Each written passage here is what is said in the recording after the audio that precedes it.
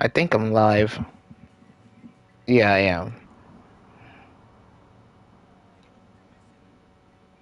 Oh, what the fuck am I doing in this house, bro?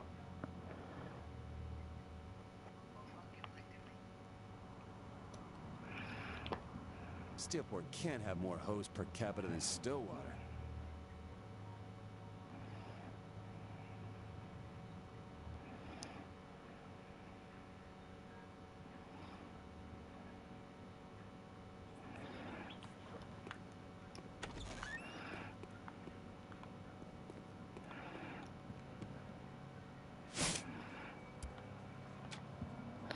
Hey.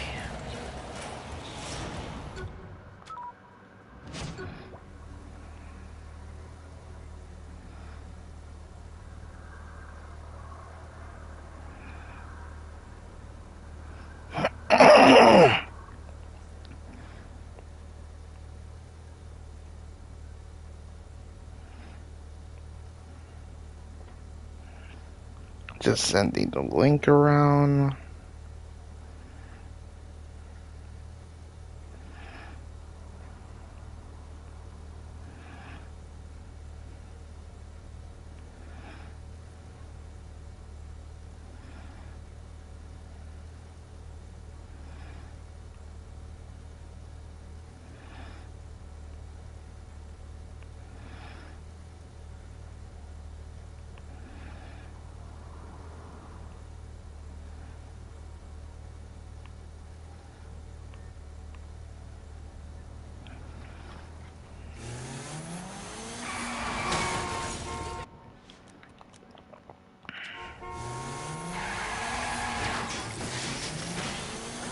Angel, what advice can you give me for my fight with Kilbane? Don't fight him. You know I have to. Let me do it. Angel, I've been living with a shame for years. Give me the chance to make it right. you think you can beat him? All I need is the opportunity. All right. How can I help? Before I can fight, I need to reclaim my honor. How do you do that? Meet me at the 3-count casino, and I'll show you. Time to load up and kill some fucking luchadors.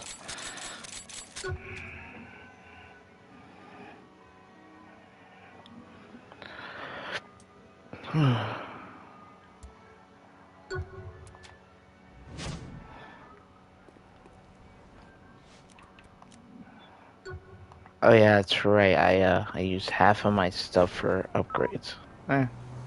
Worth it.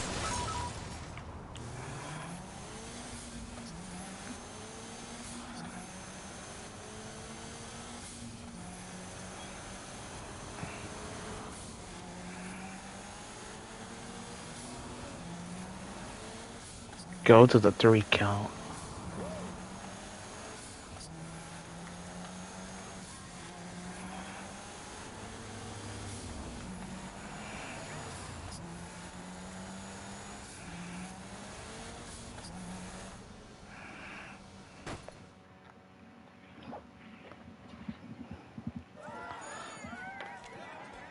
Okay, so why are we here?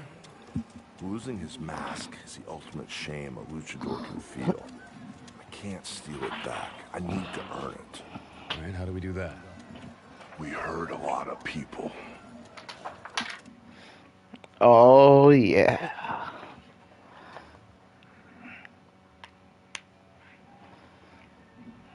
And so what's the plan here? We tear this place apart until someone who knows where my mask is shows. What happened to Ernie? This is closer.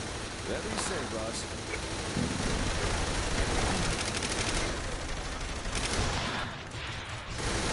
That one was for you, Johnny.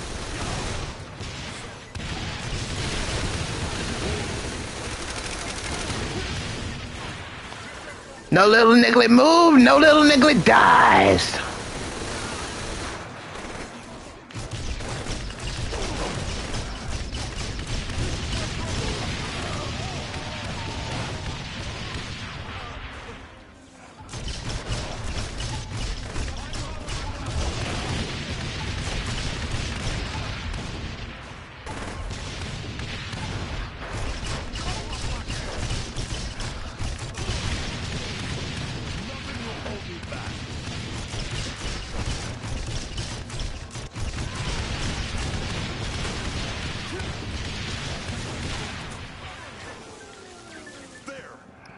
casino manager. Let's have a little chat then. Get that ass here, boy. What are you doing in my casino? Where is Killbane keeping my mask? Okay. Jeez, it's gotta be in the vault, behind the teller cages. You know too much. If you knew we kept your mask, why didn't you look for it earlier? Broke my spirit. I didn't think I was worthy enough to get it back. What changed? Meeting the Saints.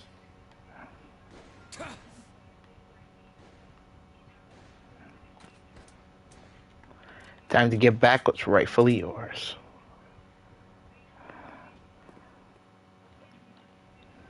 Here it is. And it's the real thing? I know every curve, every color, every mark on this mask.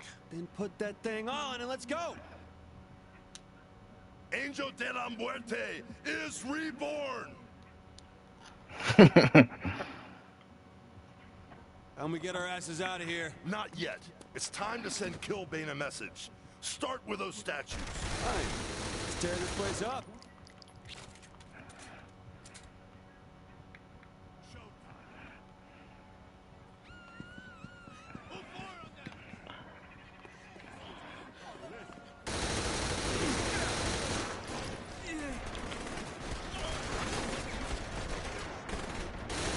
Some people just can't fight.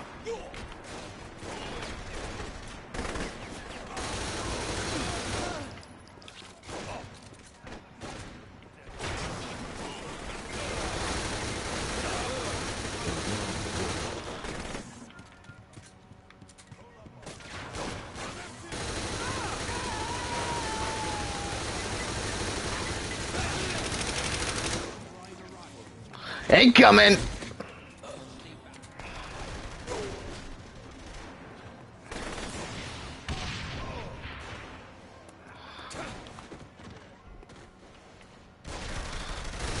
This is therapeutic.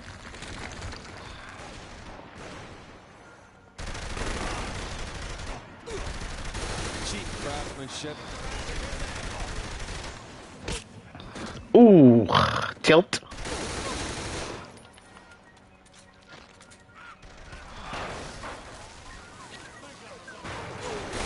Get the fuck out of here! Whoop.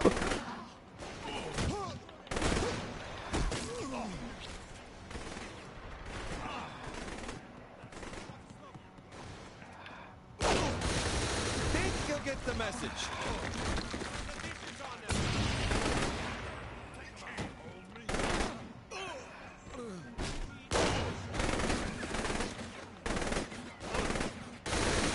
This place already looks better. Your skills improved.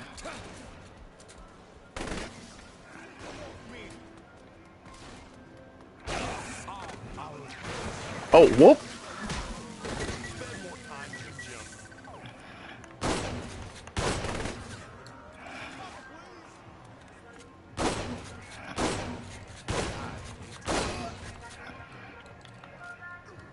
How many does he need?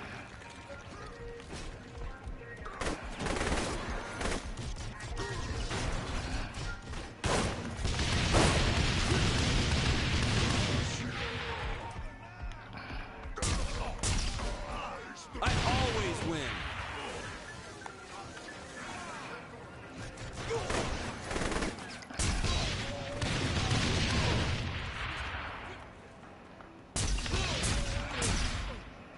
I want to look at these anyway.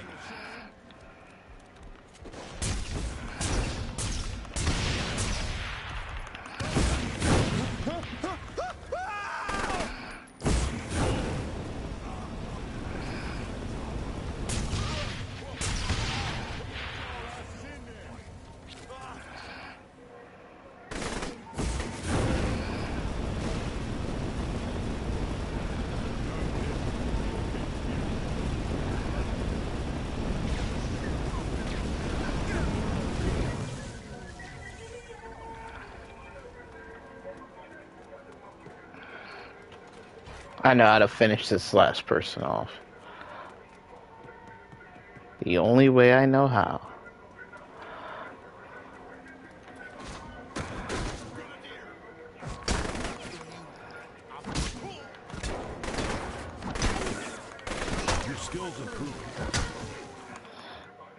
There we go.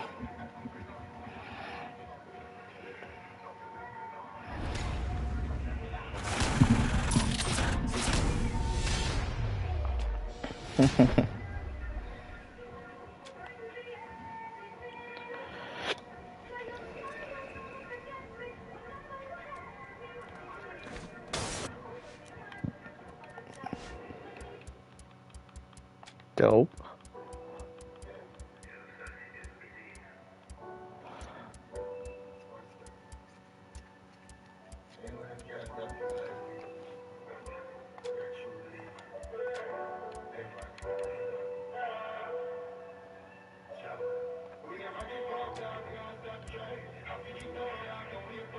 Got like people fucking blasting music outside of this room. Oh shit. Oh, I don't even gotta go anywhere. Tonight's been a great night, and it's not slowing up, Bobby. An incredible night, Zach. And now it's time for the main event. I can't wait. Let's do it. There he is, Bobby. Eddie Killbane Pryor, the walking apocalypse himself. You can't help but wonder how the Stillwater Butcher can compete. I'll tell you, Zach, this psycho is a complete whack job.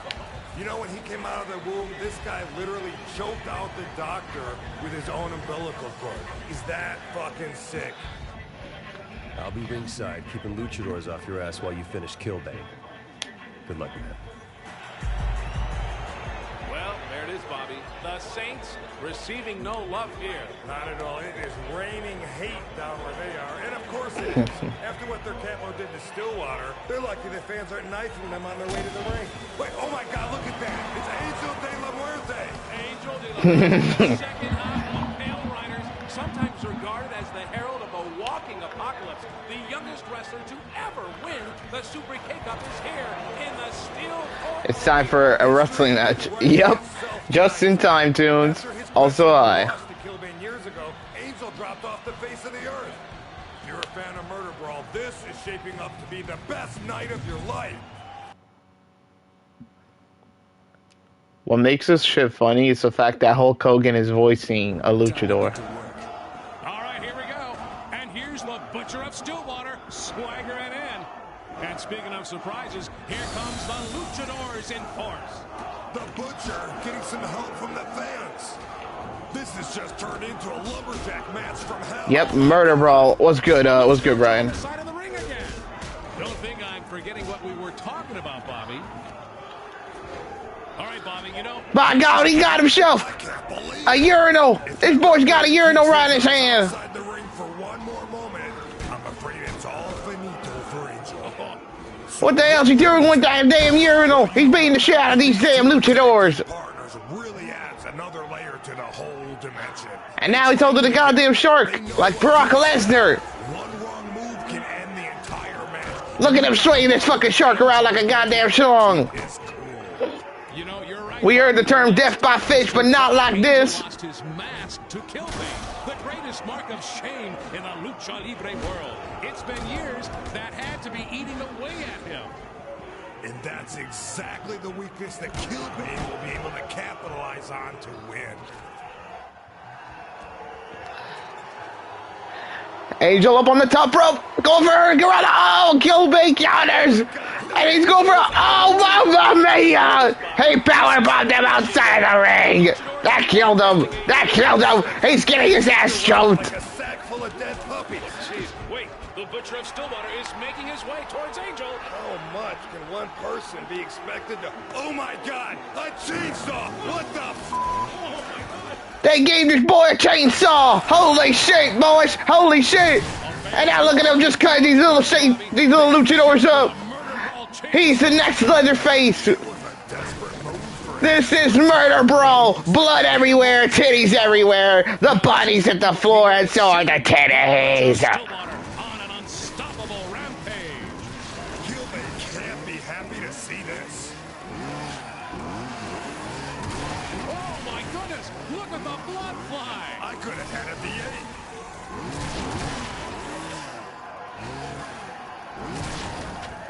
It's gotta be getting slick on that floor. Hey, I gotta get my grab. Angel, Can you fight? I think I broke my leg. Get in there and kick that bastard's ass. I can hold off these jobbers. Well, it looks like people... And now he makes the tag to the Demon King, who looks to go up against the walking apocalypse, Killbane. Classic Saints tactics. Use someone to weaken up the opponent, then swoop on in for the kill. I already beat your champion. Now, kneel before the walking apocalypse! I am gonna rip that mask off your fucking face! When I'm through with you, you'll be begging for me to kill you! This is it, folks. Two giants in the field of destruction facing off for our entertainment. Does it get any... Oh, now look at this. Killbane's got him up. Mamma mia, the choke slam to the Demon King, and he's down. In the ring. Let's all remember how the Stillwater Butcher got the name.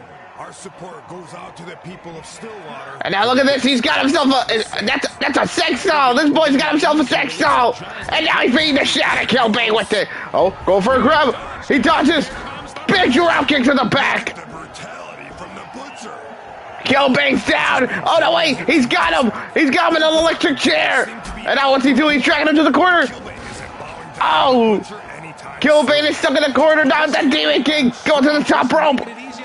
1, 2, 3, 4, 5, 6, 7, 8, 9, 10. Oh, he almost went for 11. That's a perfect 10 punch. And out goes Killbane. And Killbane goes sailing out of the ring.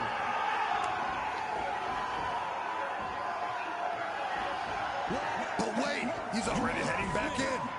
Looks like the Stillwater Butcher isn't getting a moment's rest tonight. That's right, Zach. There are no free rides against the walking apocalypse. You betcha. And now he's got a... that looks like a kendo stick tiki pole. And now he's using it against Killbane. Try to go for a grab again. A big miss. Drop kick to the back yet again. Happy with that one, Zach. He's got him back in that electric chair. And now just wailing the shit on Killbane right here. Once again pushes him into that corner. Oh, he blocks off the punch. What's Killbane gonna do? Oh, wait, no. Oh! Kick in the dick! But there ain't no rules! And now he's got him in a tree of woe! He's got him in the tree of woe! From the distance! Oh, a drop kick to the face! All's fair in love and MurderBrawl. Oh, no, wait! Clothesline outside of the ring! The size of this man just got clothesline out the fuck of his ring! And now, wait a second, look at this. Here comes some interference from some luchadors. Crew on this one, Zach. And now the Demon King is going ham on these luchas. Just stomping the fuck on them. You won't even realize how insignificant you are. Another kill switch. Unbelievable! Another reversal! This is incredible. The kill This looks like it's game over for Killbane. And now the Demon King's got him. Just wailing punches and punches on the top of his forehead in this electric chair position. And now he's got him. Now just ramming his shoulder into the corner.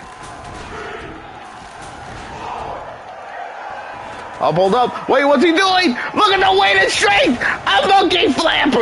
Oh, no, wait. Wait, he's not done. He's going into the top rope. Look at the distance. Can he even make that jump? A flying elbow. Oh, yeah. Now he's got him in a rear naked chokehold. Close up? Wait. I'll give you the secret of the apocalypse. Just leave me my mask.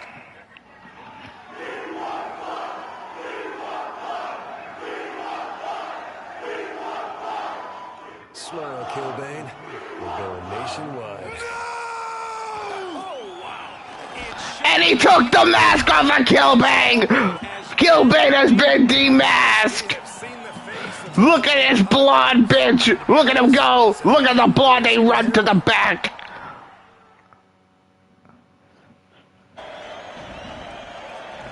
And what a victory for the Sealport Demon King Butcher and Angel de la Muerte.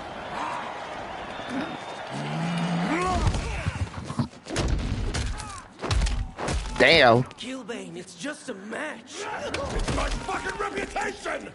This is my city. I am its Caesar!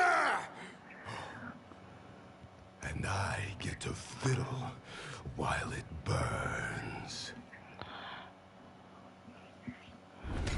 Oh yeah, we're getting close to the like final missions.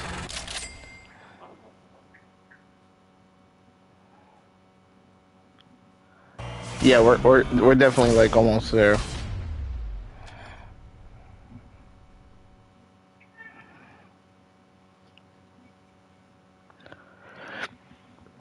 Nah, doing this right now, it is kind of giving me ideas of wanting to do a Murder Brawl style pay-per-view for ADW, maybe. Alright. He wants a rematch. The only form of rematch is complete all city takeover gameplay for an entire HUD automatically.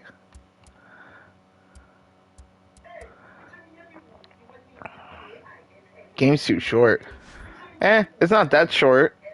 You just gotta do like a lot of these fucking side missions and shit. Alright, now it comes down to this. This is it, 3-way.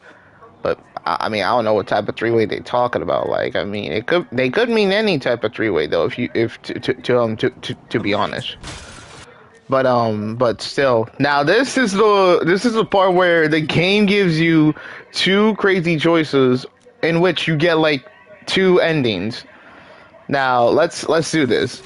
I'm gonna play this mission, and I'm gonna pick the ending that I know is the right one. Yep. You're playing chess again, aren't you? Yeah. Damn it, Pierce. Hey, come to the crib. We got something important to talk about. Ugh.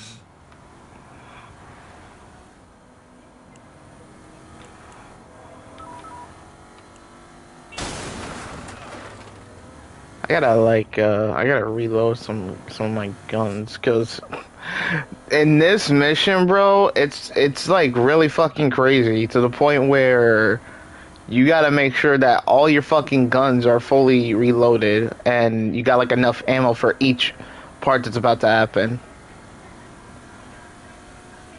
By the way, the background music y'all probably are hearing is not from me at all.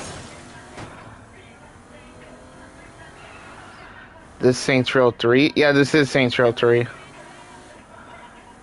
Oh shit, I don't think I'm gonna make it. Never mind.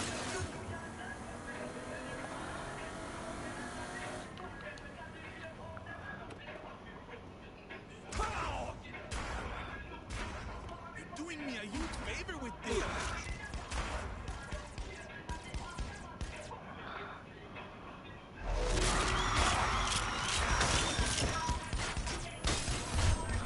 Fucking sensitive ass bitches. So they finally fixed where the game don't crash after a mission. No, this is the remastered Saints Row. This is remastered Saints Row. The Saints Row that you're talking about is the original one. This is the remastered version where they, updated a few graphics here and there. So what's And up? yeah. Heard back from Legally. Studio wants you to do a screen test for Gangsters in Space. Oh, fuck that. We're done being corporate whores. So who's winning? What's that? Uh-oh. Shit!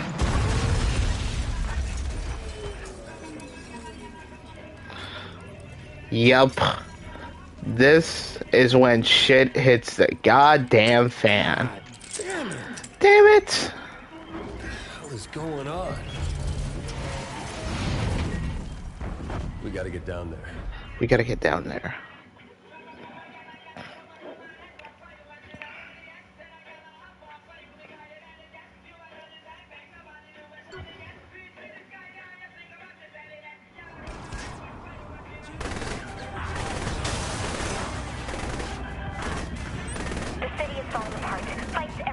We have to put some of these assholes down before they destroy the place. I'll keep my ear on the police band.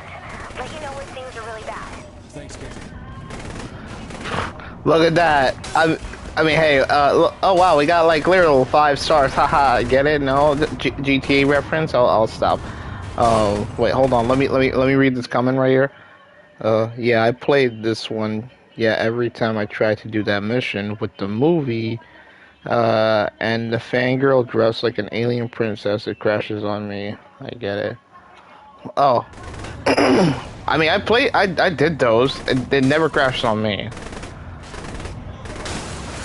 Oh, fucking bitch!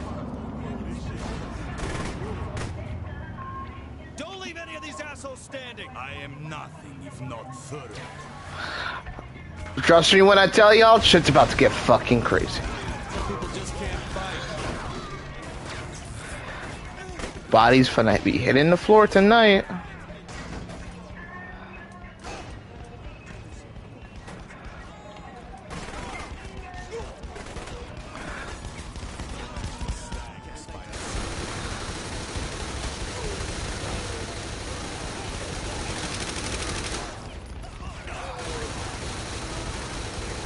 I'm not gonna lie, I feel like Stag's weapons with their fucking laser guns are like way too OP.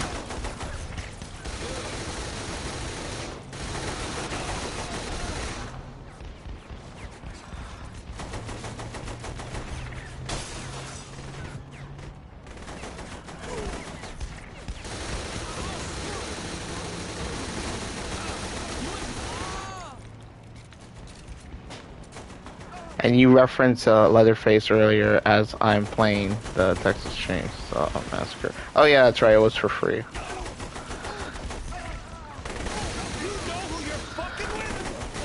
Hope you like pineapple!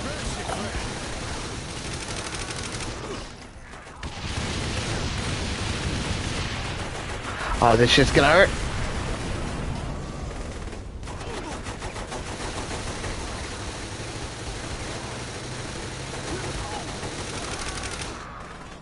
You know what? After doing that fucking MurderBrawl mission, it is giving me ideas of wanting to do my own. I mean, I know there's actually there is an actual, I believe, yeah, there's a Fed that actually does a MurderBrawl style pay-per-view. But yeah, I don't mind dipping my hands into it and making it much more interesting. Oh shit!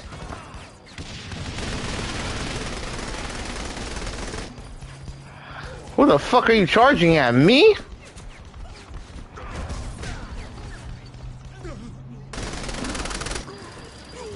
Fuck!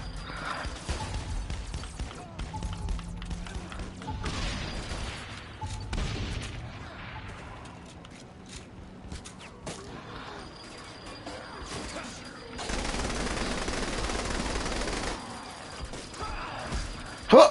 Finish him! Baba Bowie.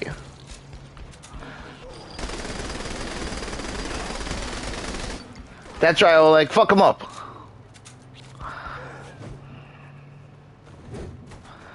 Damn.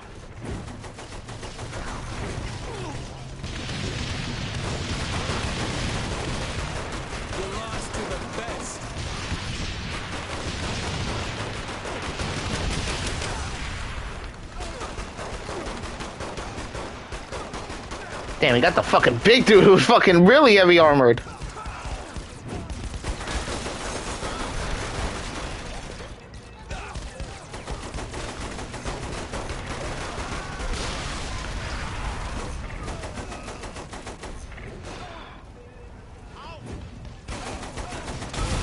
Fuck! I gotcha.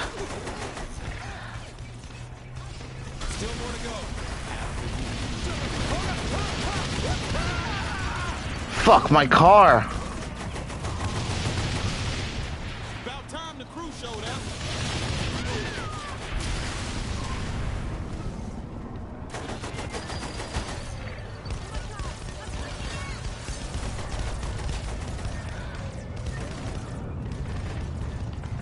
There we go.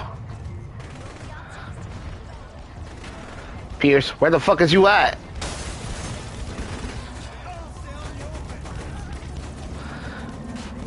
Hurry up, bro.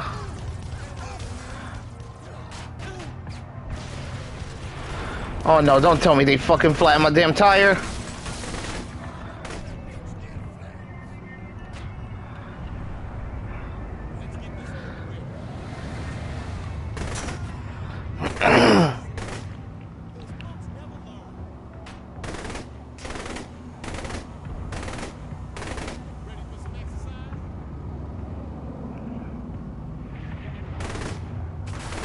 Oh no, this is gonna hurt.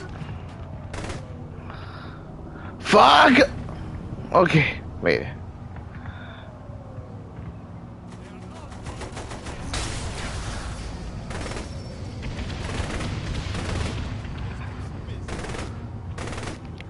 Great, we're on the zombie island.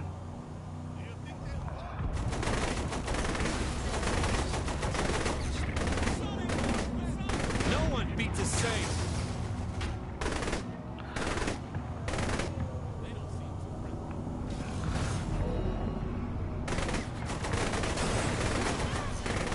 I need to find a fucking friendly fire. You okay over there? Never better. More than I can say for Stag.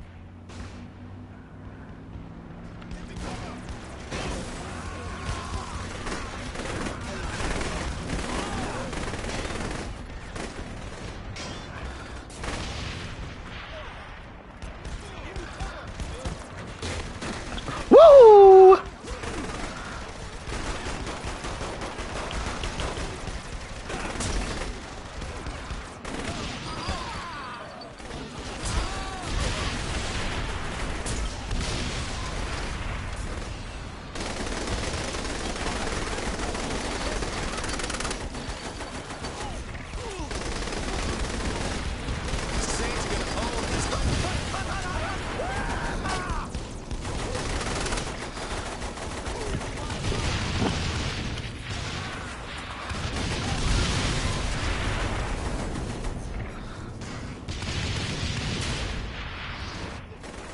Wait, hold on. Is the stream going still?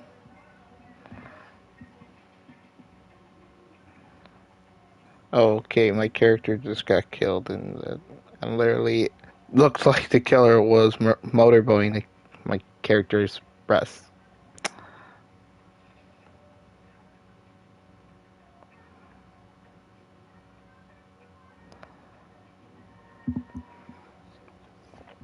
Okay, yeah, the stream is still going. Hold on, y'all. Hold on. Let me just fix it a bit.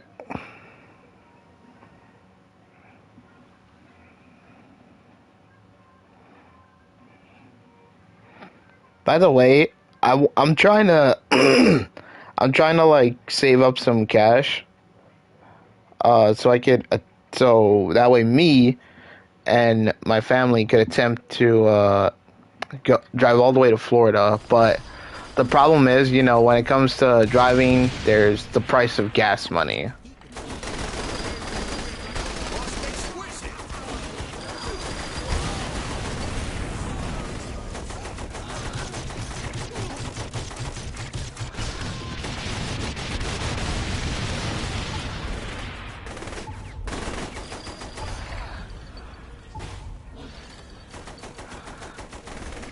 So that's why I went in every stream I'm gonna be doing. I hope that maybe y'all could kind of like donate like not that much, but y'all could literally donate to up to $1 in every stream if y'all want to.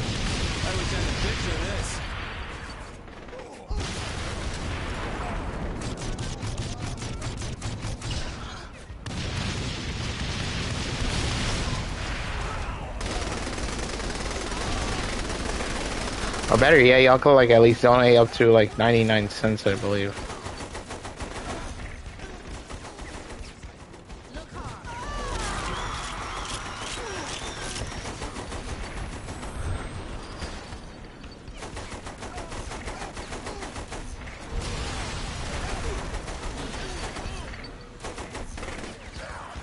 Don't think so!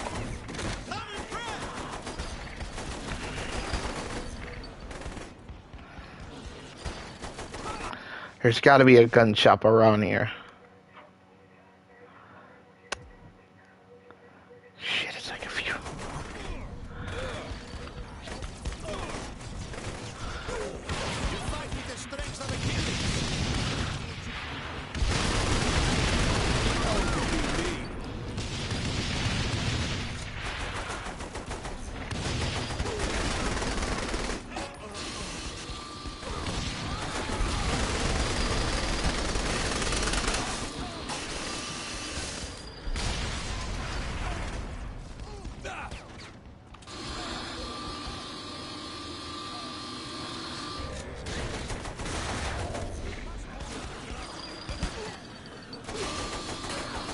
I gotcha.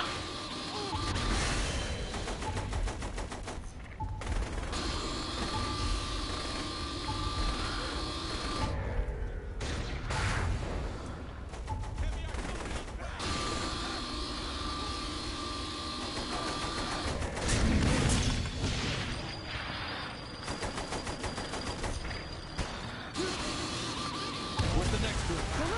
That's on Kenzie. We're seeing a huge concentration of stag and luchadors at the armory. We're on it.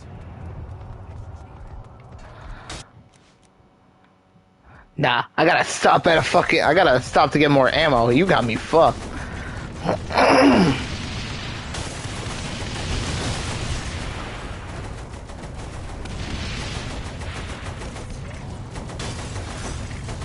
Pierce, get your ass in the car.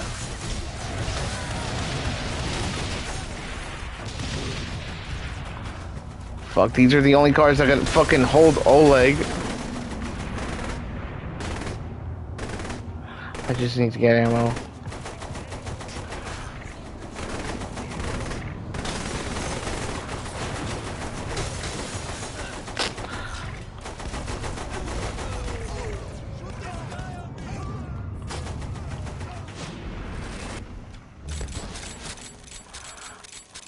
Come on, come on, come on, come on.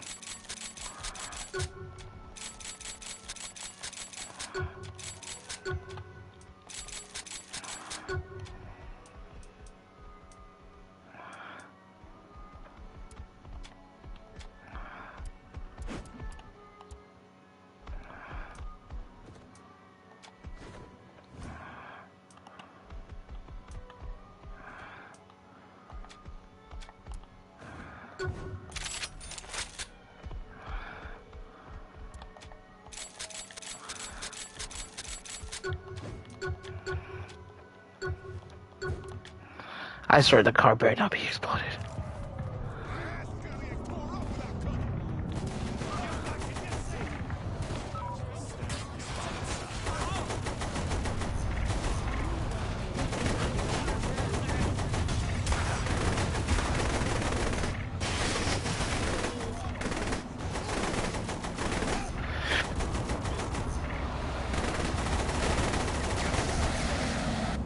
Fuck.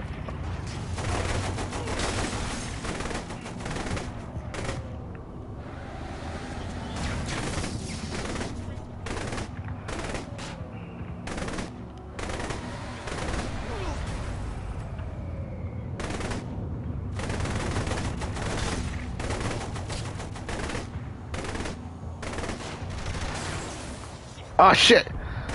I can't go down that hill, because down that hill that leads to straight water. Yeah, it does. Yep. Damn, this armory's far away.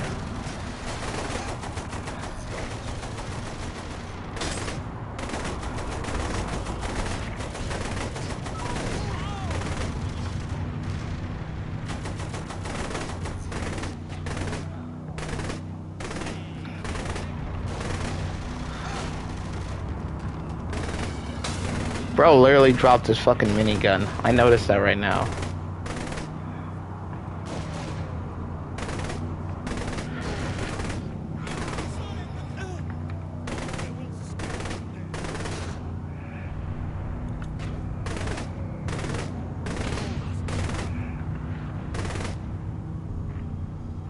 I forgot what button is it that lets you take a look at the back.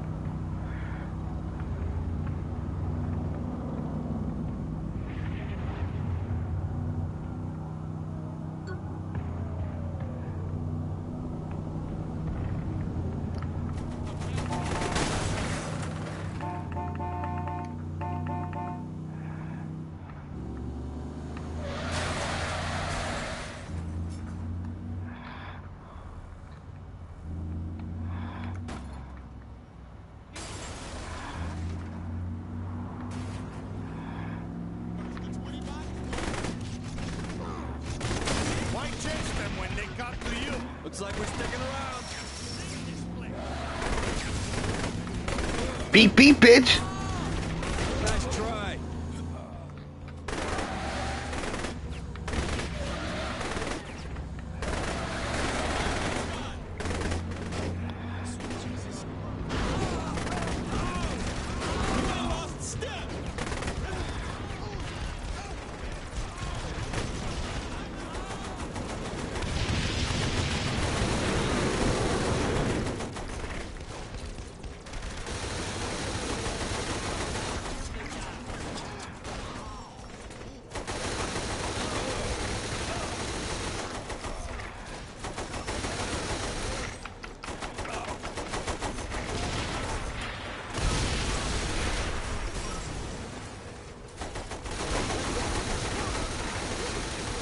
Damn, they're literally using each other as freaking human shields.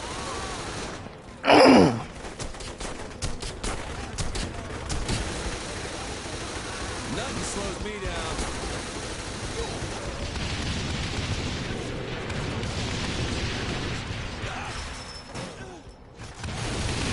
Hey, I was thinking, who might die here? You think you want to get off the set? Bears, don't be so negative. Here's the point. Kids here, I pulled out my heart. It's rare I find an intellectual equal. Oh, bro, that's the first time I fucking died. Okay, well, hopefully this checkpoint that I got is literally when I clear the second area. Please. Okay, it's right here. Good. When they come to you. Looks like we're sticking around. Beep beep, bitch.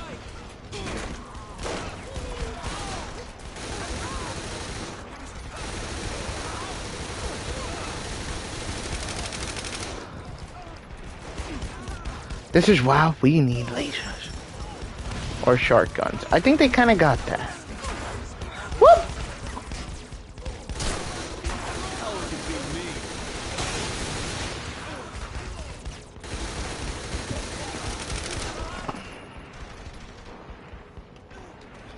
Fuck it.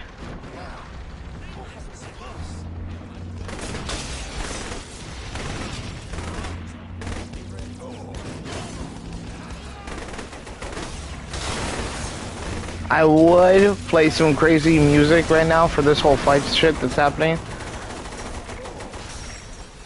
But, I'm saving that for what's about to come soon.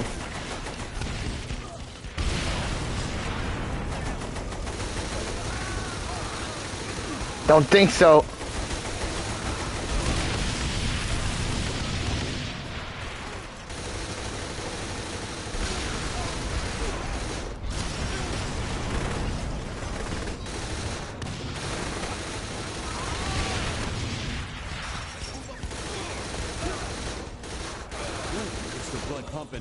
To my loins. Oh.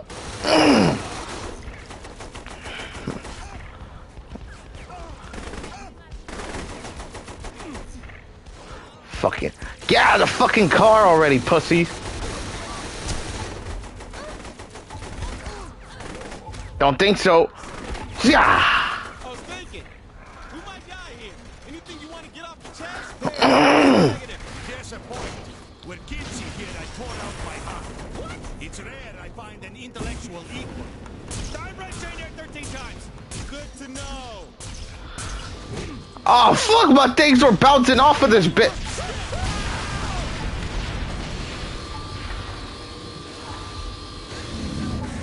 Fuck, come on, come on.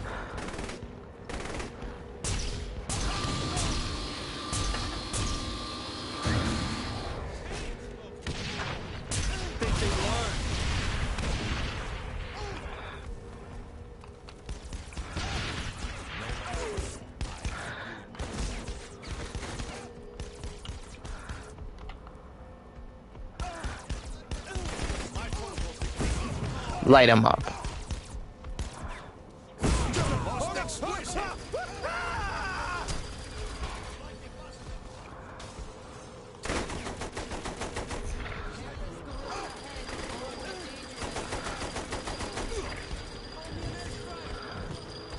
Nice guns. I got them too.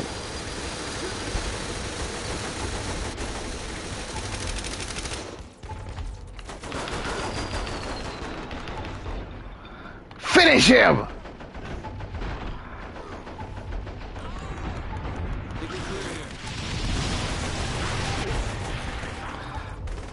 Killbane's planning on leaving Steelport. You're kidding me. Uh-oh, here we go, y'all. He's at the airport. Wait, I can't pause. I can't pause. No, I can't let him win. We can't let him win. Angel, just hold on until I get there. Hello, Saint. Yeah, I get it. You're gonna arrest us. Big fucking deal. I don't want to arrest you. It won't solve anything. People need to wake up and see the threat that scum like you are to innocent people. Once you blow up the Magarac Island, the whole world will see your true colors. Don't mean to disappoint you, bitch, but the Saints aren't about domestic terrorism. Well, see how many people believe that when Shandi and Viola are found in the wreckage. Oh shit. Here we go, y'all. This is a crazy choice. Wait, hold up, hold up.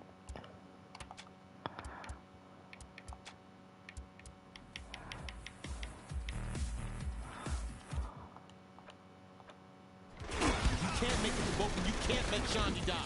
Fuck you. He ain't worth losing our girl. Killbane is why you are here. Don't let everything Shonda and Viola have fought for be for nothing.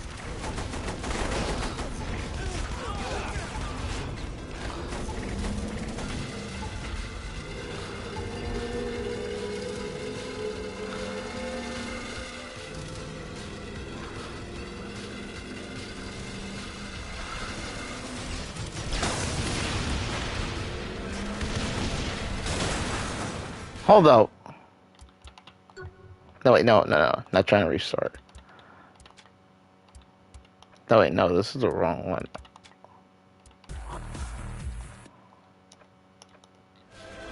There we go.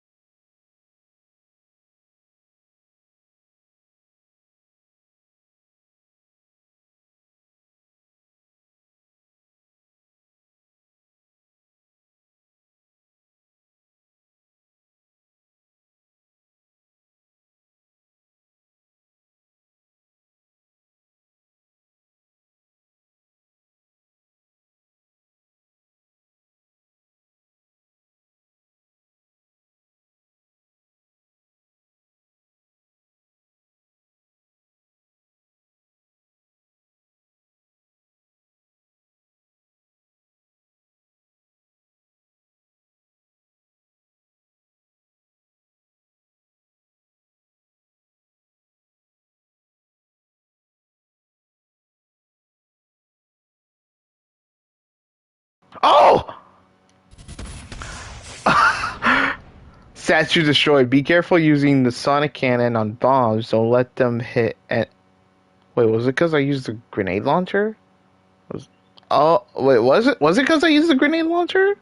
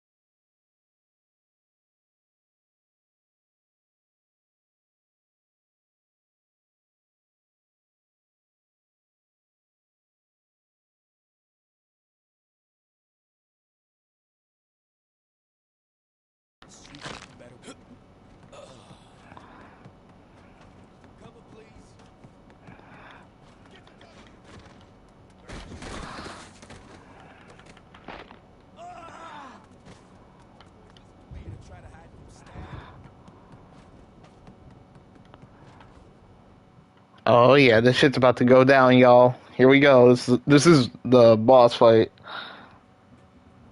Boss! I'm surprised you came. I don't lead my crew to die. Really? Lynn, Carlos, Aisha, Johnny. All you do is let your friends die. Bitch, I'm gonna fuck you up. Those grenades should buy you time. I hate to be let down.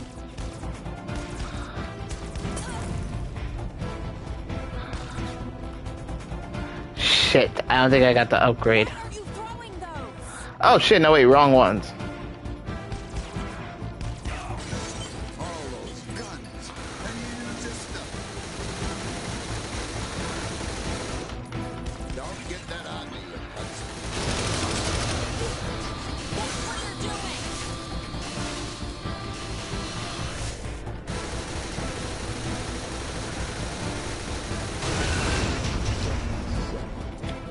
What the hell was that for? Fear the schlong! You lost to the best. Oh shit.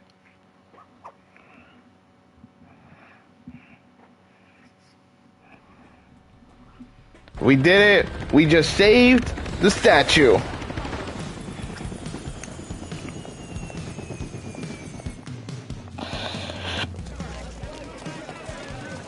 Let's go home.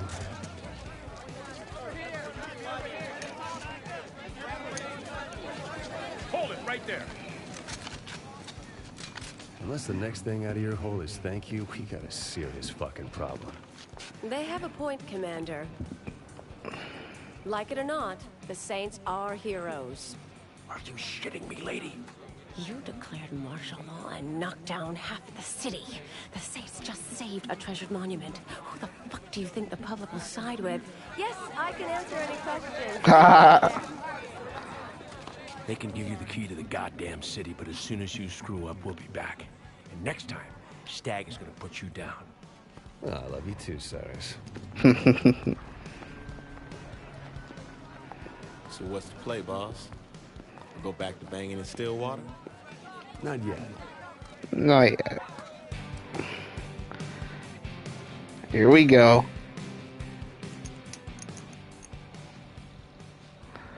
Surface of Mars. All right, people. When we started tracking down this son of a bitch, we said we'd follow him to the ends of the earth. We did. Killbane is readying his army for an all-out attack. We will stop him here. Our planet needs us. Let's not let her down. Hoorah! Hoorah! Yeah, here's where shit's gonna get a little bit confusing. Cornell, talk to me. Looks like the gate is protected by a security network tied to 3 terminals. Disable each one in order, and you should have no problem. Let's hope that's true. I sent you their locations, Commander. Come back safe. I love you. I know.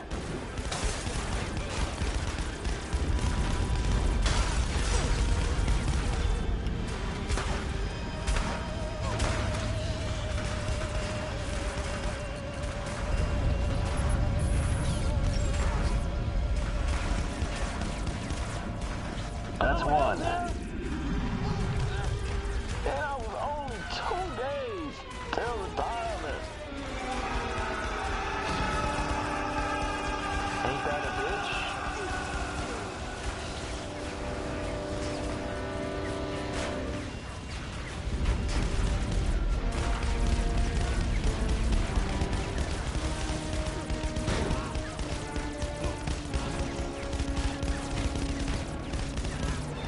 Give him hell, Commander.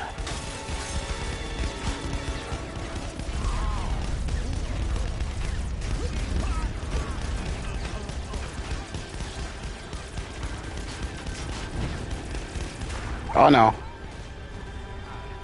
We knew the risks when we signed up.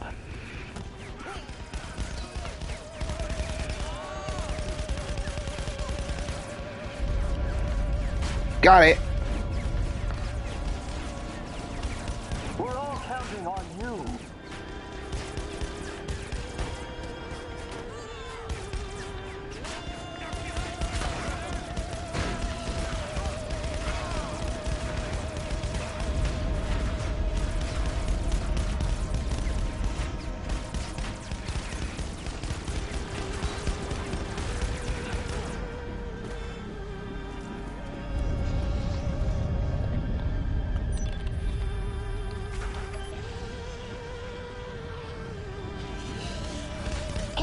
terminal is disabled.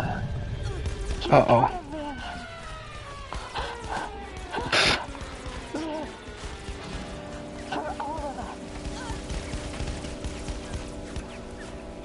You were the best of us.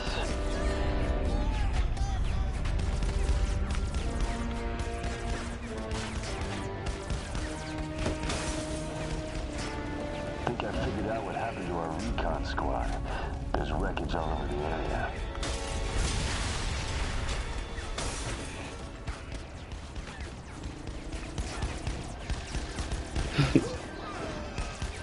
Yeah, Shaundi died.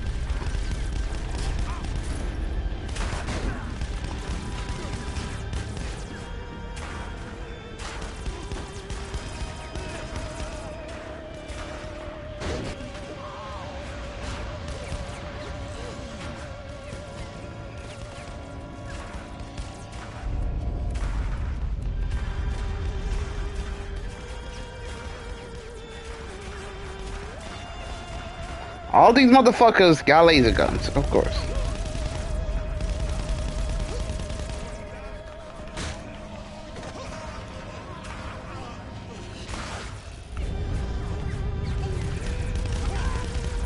You got fucking space luchadors and shit.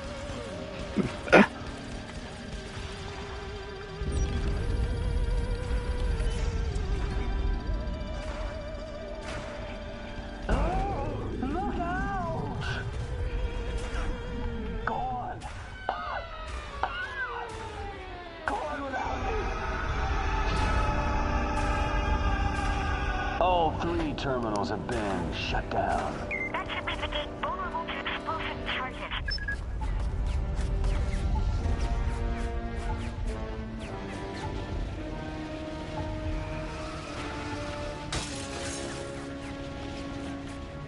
Where's Mr. Toots when you need... Hold on.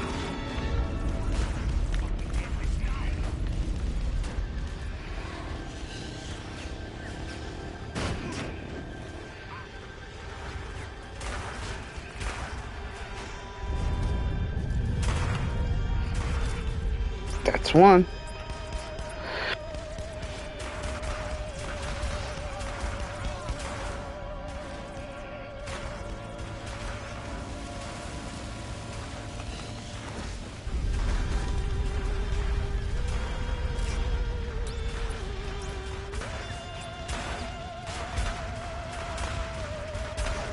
Let's hope this works. Oh shit! I'll explain the weapon later. Oh, okay.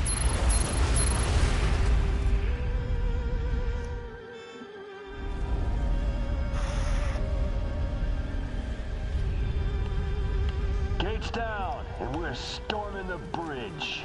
Once inside, you're on your own. Good luck, my love. Y'all could automatically... Y'all could just piece together that Kinsey is supposedly the quote-unquote love interest of the boss. Not in the main canon story, but in this movie.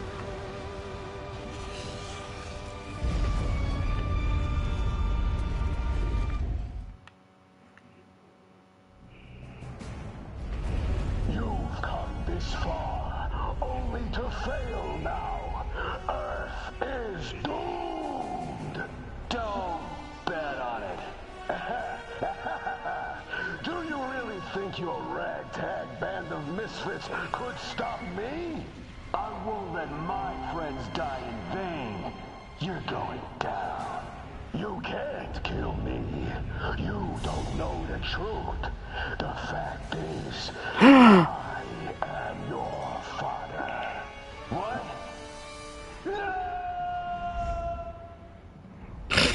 You can't win! This suit is impervious to everything, save for conveniently placed lava crystals.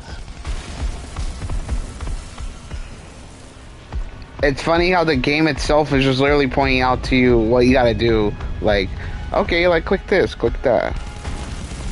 How does it feel to know you will die on Mars? You tell me.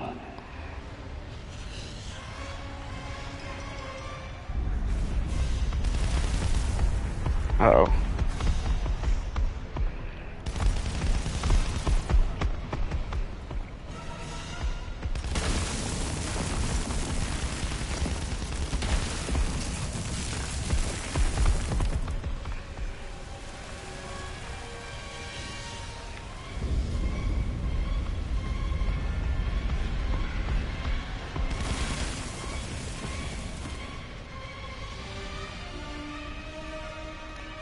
Time to finish this. Ugh. Ugh. You don't need that.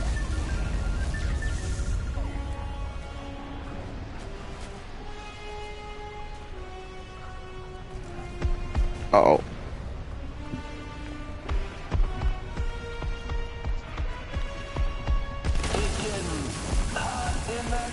You think this will stop me? I'll enjoy watching you burn.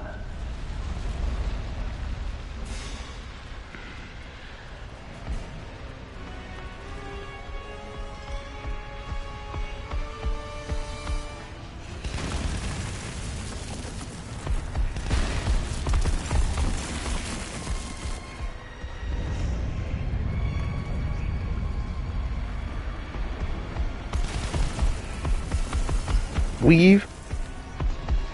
Weave.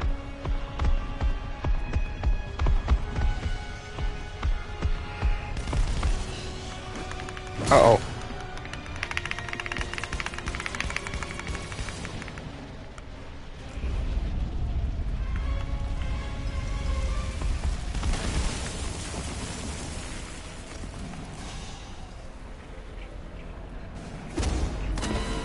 Got him.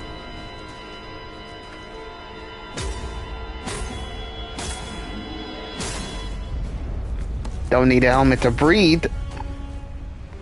Take in the nice air of Mars.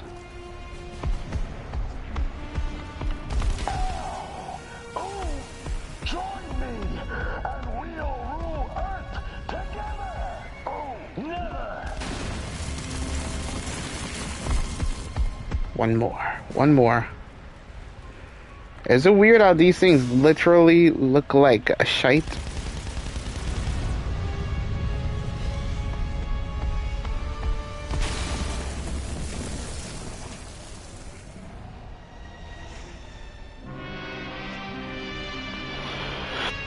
Bonk!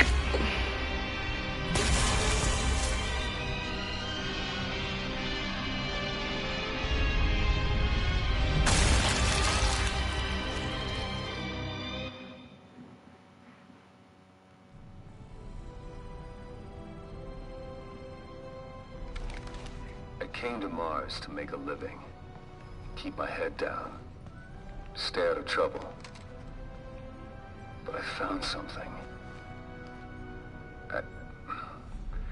But I found something that... Damn it. Vine! Cut! Sorry,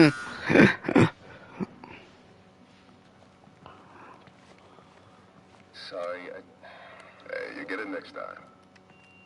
Everybody back.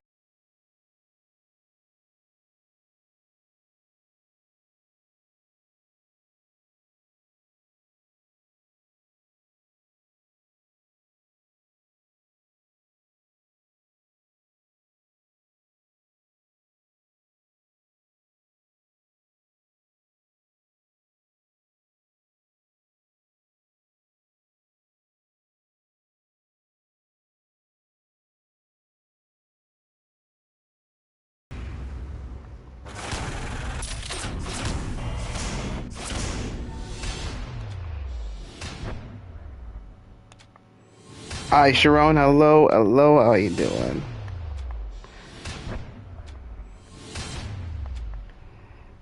Yeah, that's it.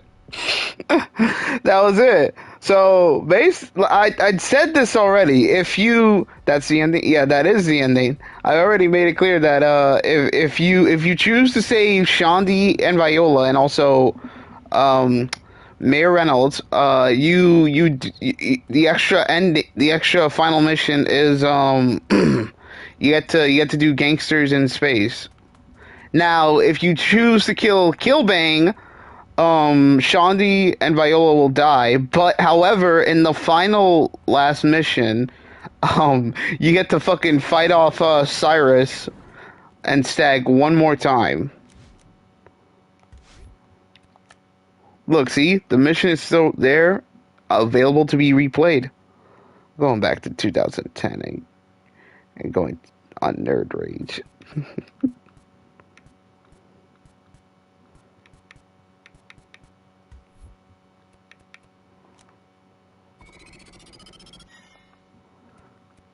Now, before we replay this mission again, it's time we, well, like, do this.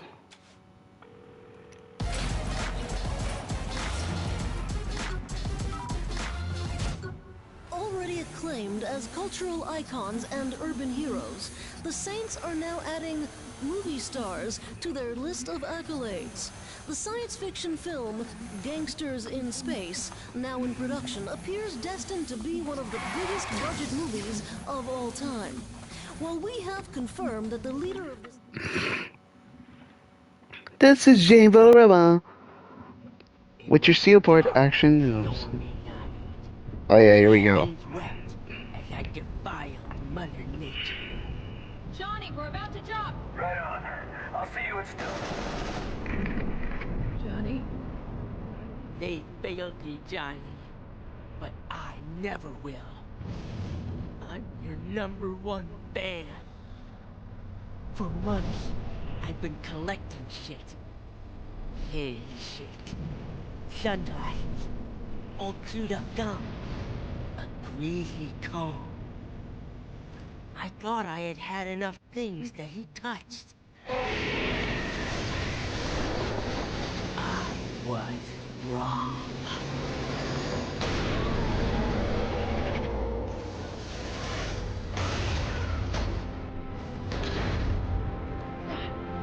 Johnny? Aisha. Hold up. You cloned Gat? Yeah. Alright, so where is... I'm getting to that part. Let's go.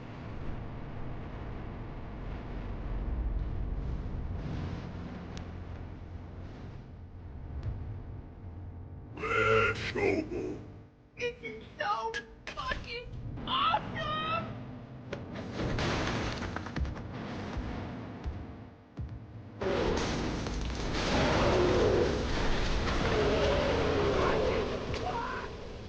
Wait, where are you guys going? We are going to find our friend. Yeah, let's do this. Sit the fuck down, Jimmy. Leave this to the professionals. Can you at least give me an autograph?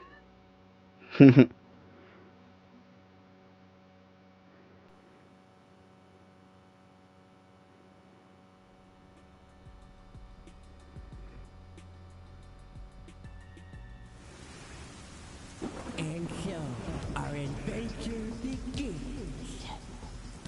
You have any idea where to start? If it's really Johnny, he'll want a gun. We're heading to friendly fire. Everything this town has to offer, and that would be his first stop. It was mine when I got here. Yeah, but you knew we had to take on the Syndicate. A clone of Gat ain't gonna know that. Look, Jimmy, he still thinks he's out to avenge Aisha. Shit, good point. Would have thought maybe Gat would have been at Planet Saints. Guess not. Doubt he's here. A pissed off clone of Johnny will be causing more problems. Try the next one. Indeed, their friend had not been to the purveyor of weapons close by. But perhaps the next merchant would prove more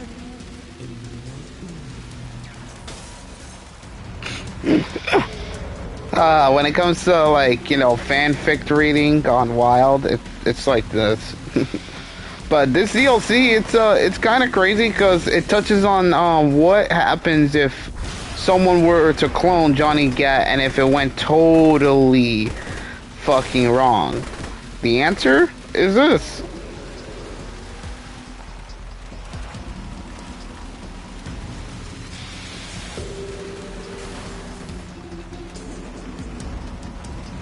Morning Star? Think they're after Johnny too? I don't know. We better check it out. foot soldiers of the notorious Morning Star Gang rain down a hail of bullets. Oh yeah, in some missions you might get infinite bullets.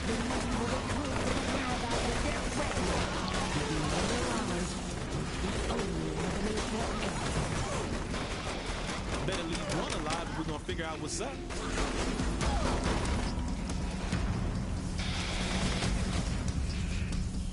Where you think you going, bitch? What the hell do you want? Tell me what the Morning Star was doing here, and I might let you live. As long as you don't give me to that brute. He attacked some of our guys nearby, so we were tracking him down. Now, can I go? You better find Gap before these guys do. The Saints realized they had no idea where to continue the search.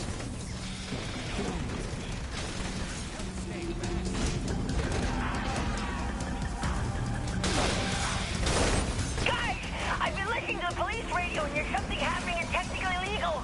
They say it involves some big monster. I'll bet. Sneak this to us, will you, kid? Looks like you may have gone to the strip club. Shit, that sounds like Johnny. Go to technically legal. But in this DLC, it is the first ever teaser of, you know, like what's to come when Saints Row 4 like came. You'll see what I mean. You'll see.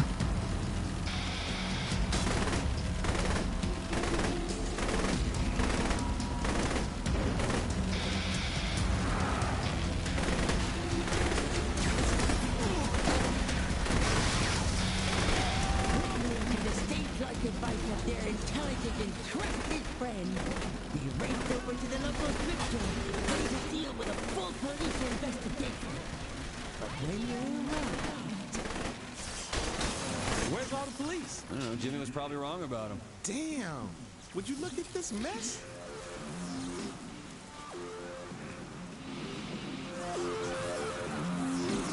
I already called the police. Look at what you Saints did. Listen, you better start talking. What happened here? Jesus! That big guy came in screaming his name and something about stripper poles and then started trashing the place. People panicked and he ran off. Nice.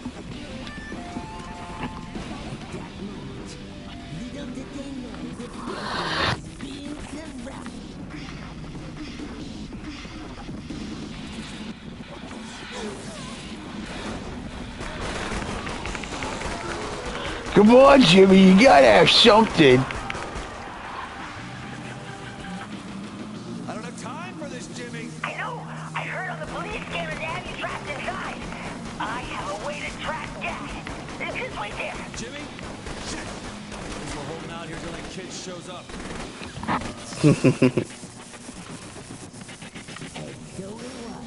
The Saints began their stand as technical legal, determined to stay alive long enough to be saved from the police by their daring ally. They opened fire on the hordes of enemies bearing down. Danger was extreme, but they found the courage to endure. Never once.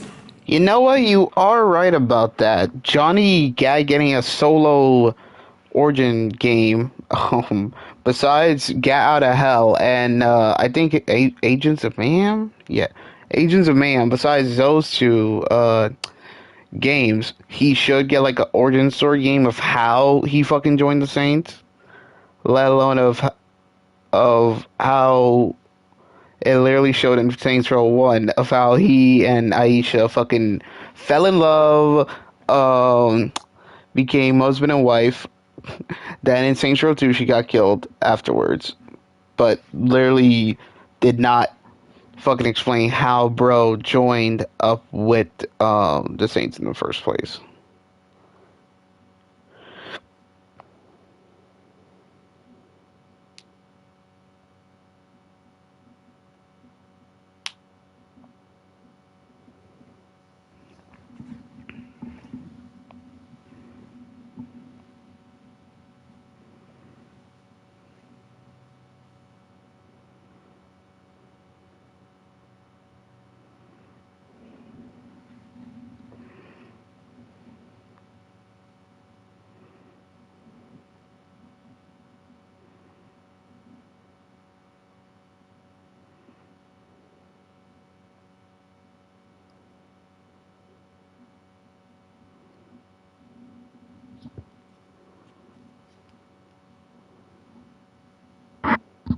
Or whoever owns Saints Row right now. Yeah, that's right.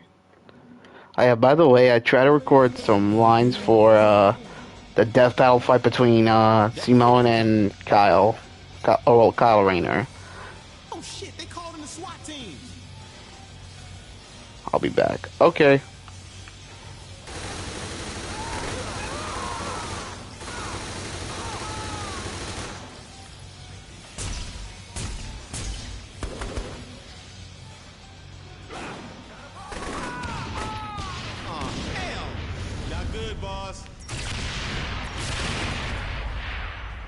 Move in on the target. Oh, fuck.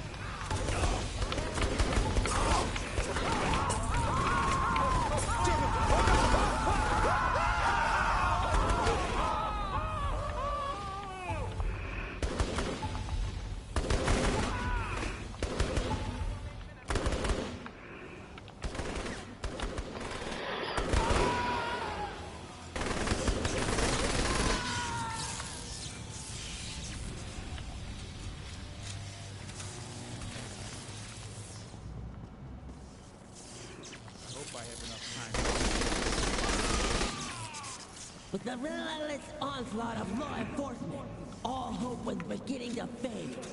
But then, as the darkness down, a light shone through the gun smoke, and hope was restored. The hero of the day arrived, unafraid and ready for action.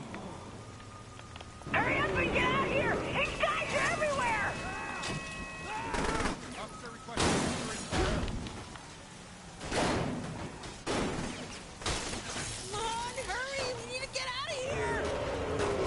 Fuck's sake, bro was driving literally past me. You couldn't have jacked something better than this? This is my mom's car. I hope you know it's very reliable. That explains so much. I can try to set up my device here. Just keep us safe, alright? Everyone has just in time to change the things from certain death. And three set out on a chase to the metropolis of Steelport. As their clone friend. Amazed by the device built for such a purpose. Asked for an explanation on how it works. So you see, it's the DNA from the GAT clone programmed into this bioscanner. I can look for traces of... I don't care how it works, just that it does. He's faster than I had anticipated.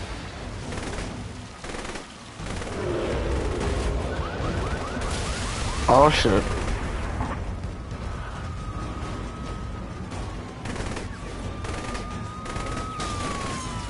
Damn it! This would be a lot easier without a Steelport PD on our asses.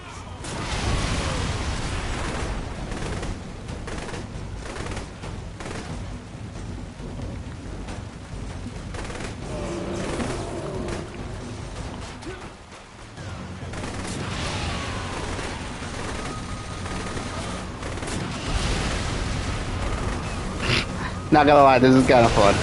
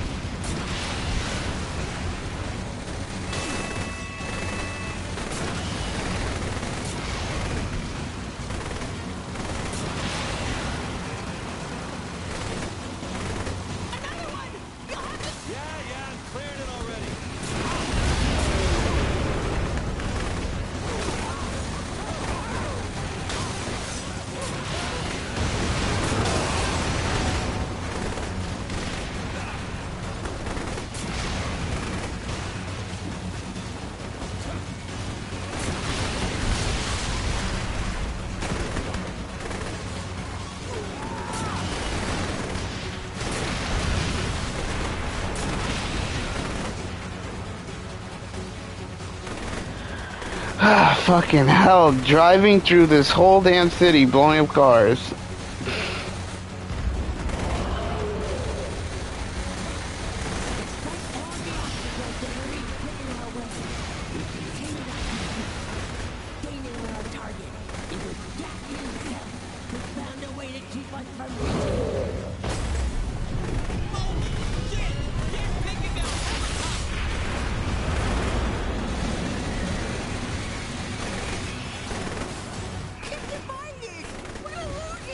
That was a waste of time. So what? I have a backup plan. Come on, man, that's, fucking hell. Hurry up and get out of here! These guys are everywhere! Mom, hurry! We need to get out of here! You couldn't have jacked something better than this? This is my mom's car! You know it's very reliable. That explains so much. I can track down on my device here. Just keep us safe, all right? Having arrived just in time to save the thing.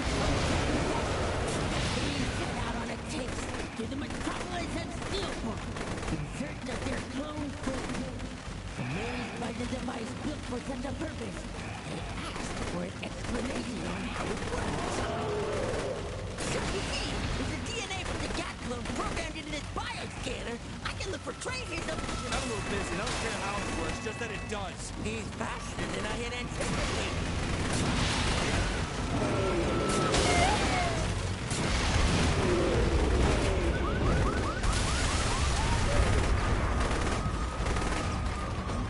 This bro moves fucking fast as shit. Damn it! This would be a lot easier without Steelport PD on our ass.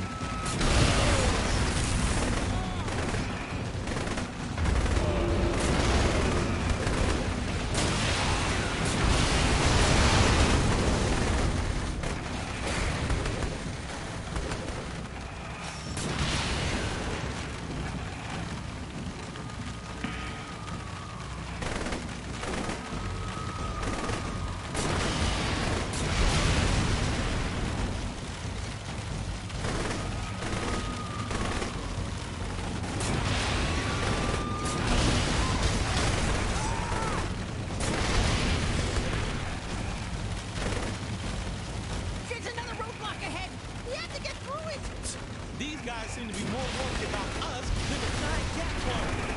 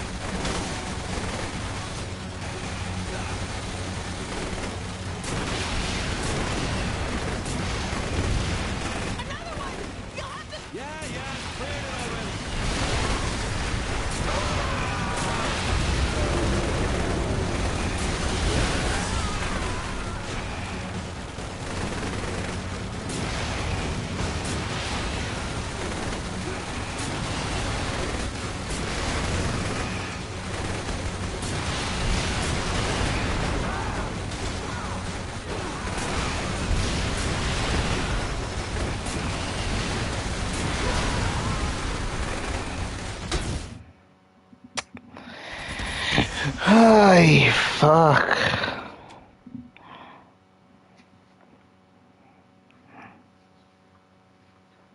I mean, I technically already finished the game.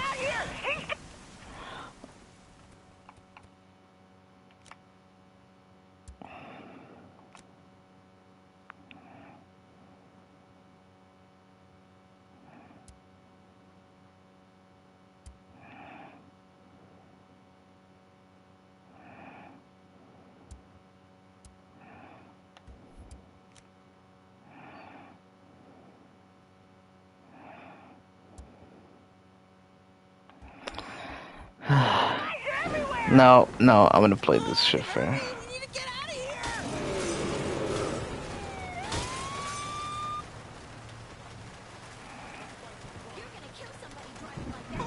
You couldn't have jacked something better than this? This is my mom's car. Honestly, no, it's very reliable. That explains so much. I can track down on my device here. Just keep us safe, all right? Having arrived just in time to save the city. The three set out to the metropolis of Steelport in search of their clone twin. Amazed by the device built for such a purpose, they asked for an explanation on how it works. So you see, with the DNA from the Gat clone programmed into this bioscanner, I can look for traces of... Trouble says I don't care how it works, just that it does. He's faster than I had anticipated.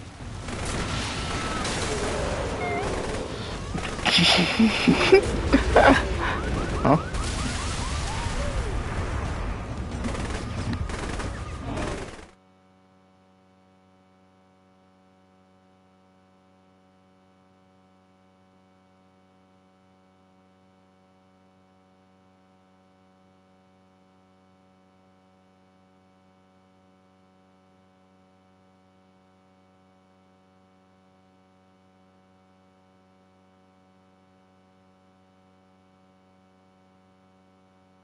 Well, I will say that you missed that I failed like twice in a row. Oh, I'm currently stuck on this fucking road chasing scene, which is long as hell, by the way. Yeah, that's it. Also, I got a partridge and a pear tree, and it's not even Christmas. I forgot how long this. I mean, it's a DLC, but bro, the mission in this shit is long. This area in particular. You gotta like fucking protect this car, right? And you gotta follow the fucking Gat clone while you're doing it. I do want to use the cheat codes, but nah, I'm not gonna do it. I'm gonna play this shit completely fair, and that's it.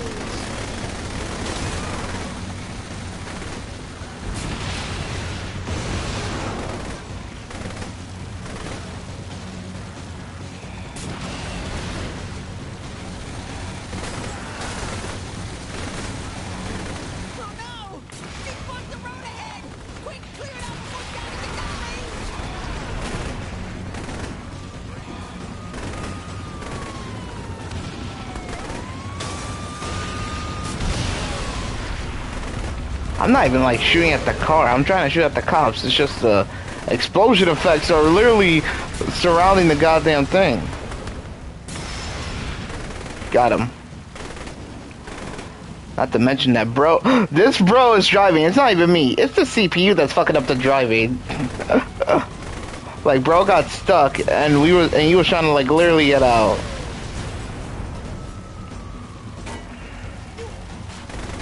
More sense than YouTube rules. More sensitive than YouTube. Yeah, very sensitive than YouTube rules.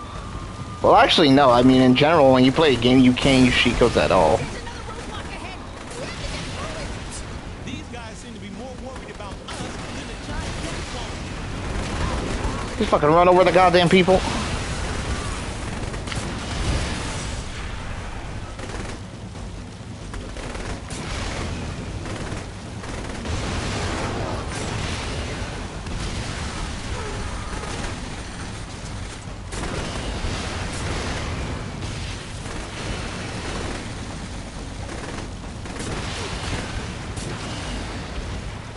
I mean, I'm not gonna lie, we were like halfway there, but that was when the car literally fucking exploded, and I did not even mean to blow it up at all.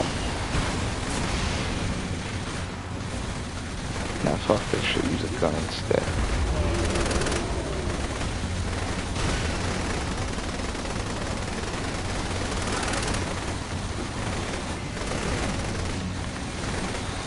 Here, shoot out the driver.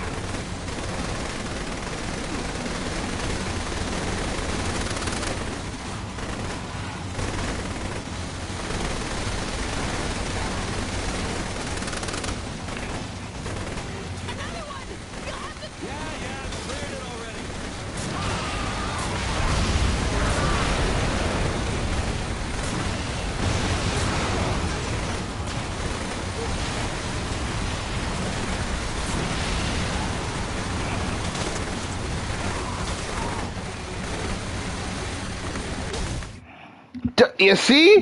You see? You see? You see? It got up close and it fucking blew up. Oh my god. I mean, I could also upgrade too, but each of them, like, I need to, like... Hold on, wait, let me... Okay, hang on.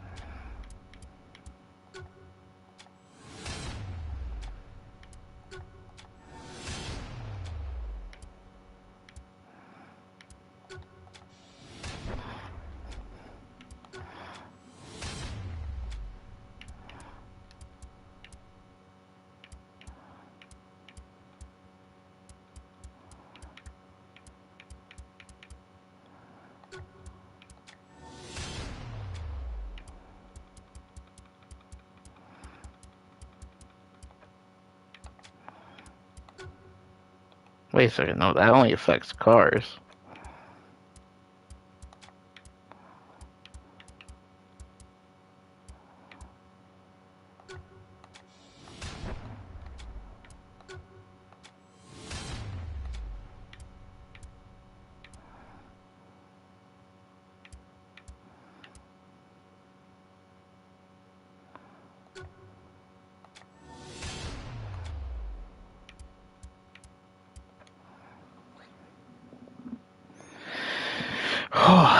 Spend like at least a shit ton of cash on this shit. These guys are everywhere!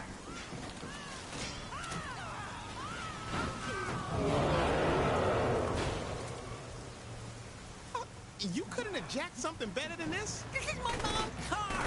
I happen to know it's very reliable. That explains so much. I can track down my spikes here. Just keep us safe, all right? Save the things from certain death. The three sit out on a chase to the metropolis and steel plant in search of their known doom. Raised by a device built for such a purpose. Damn. They asked for an explanation on how it works. These fucking...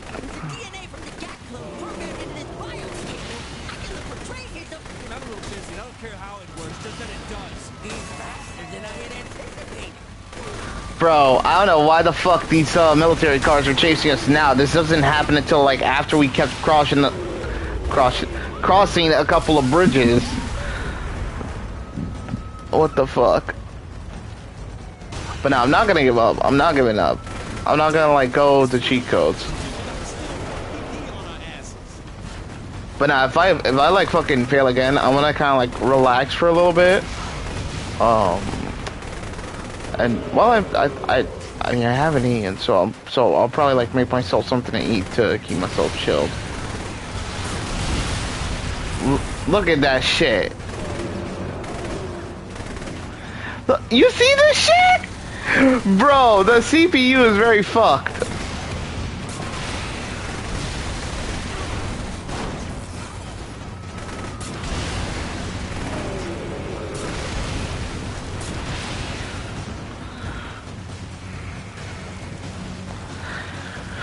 Alright, there's gonna be a barricade. No cars are coming. Wish we had a tank. You telling me I wish this dude literally jacked up a tank.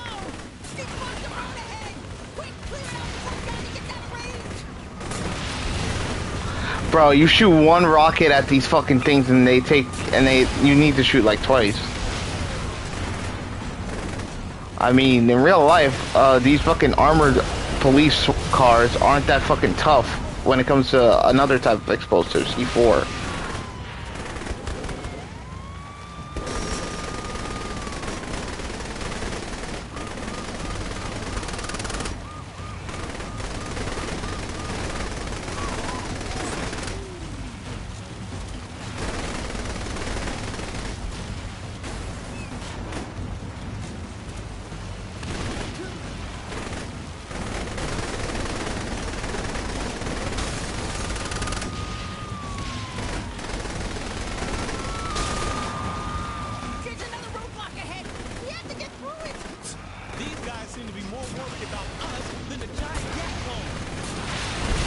Bro, it took like 2 shots to shoot that fucking barricade down.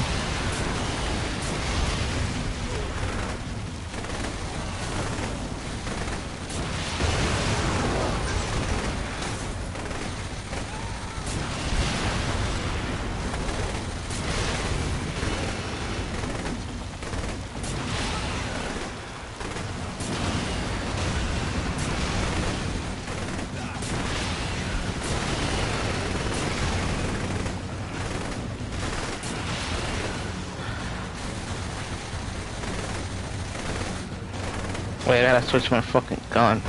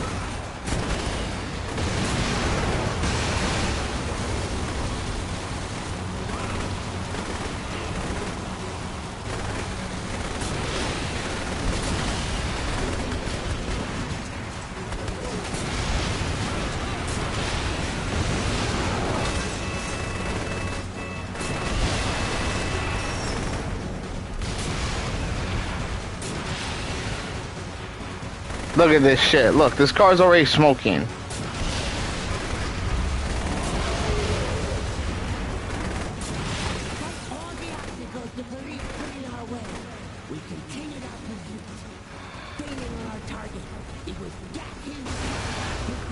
Ah,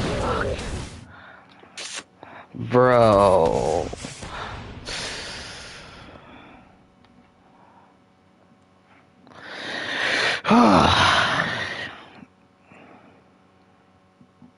I mean, there kind of are checkpoints. The only downside is, I don't think it applies for fucking driving and shit. I mean, if I was fucking driving, then it would be much more quicker.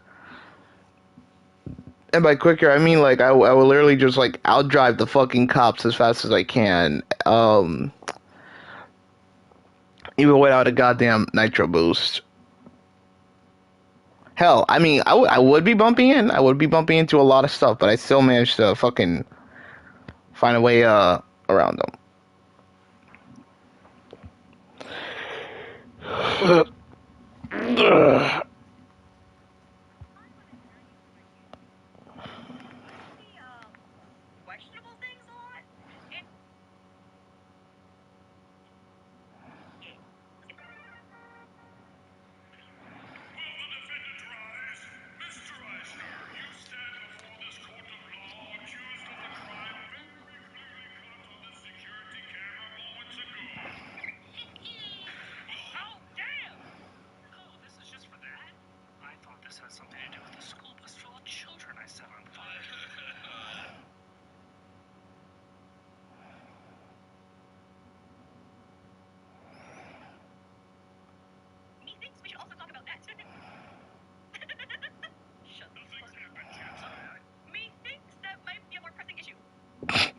All right, I'm gonna like kind of like relax for a little bit. Objection! I just this NXT. It's kind of funny. I just have a whole thing. God damn! Mr. Edwards even bothered showing up other than to make a mockery of this courtroom. Now that's just out of order. Wrong.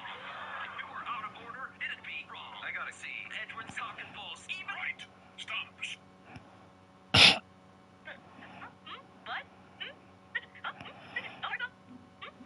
Why the fuck when it's reaction. When people do their fucking reaction, they always tend to pause it.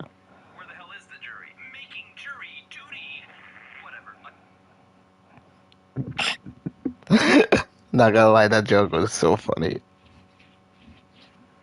I'm university educated. Is this what it's... I'd like to call my first witness to the stand, Miss Gail Tornado. Yeah, I noticed that the whoopee cushion I use in my routines is missing. I've got a bad case of Lucy fever, and I want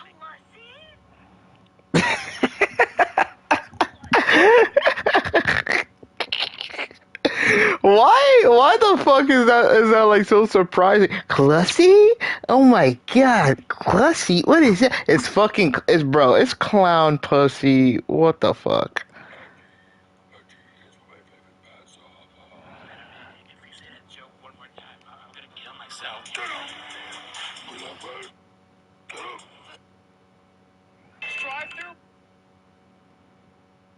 Drive-through has the coldest item. Starting with McDonald's. Can I get the coldest item?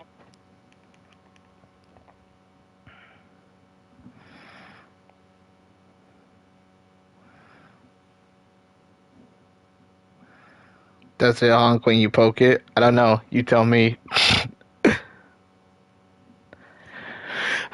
Yeah, last night I was looking at this comic. Or someone explained the story of the comic. Let me see if I could pull it up. So this comic series was called Stray Dogs. Now, props to the people behind it though, because this was like by I believe Image Comics. Yeah, it was by Image Comics. Wait, let me see the first cover.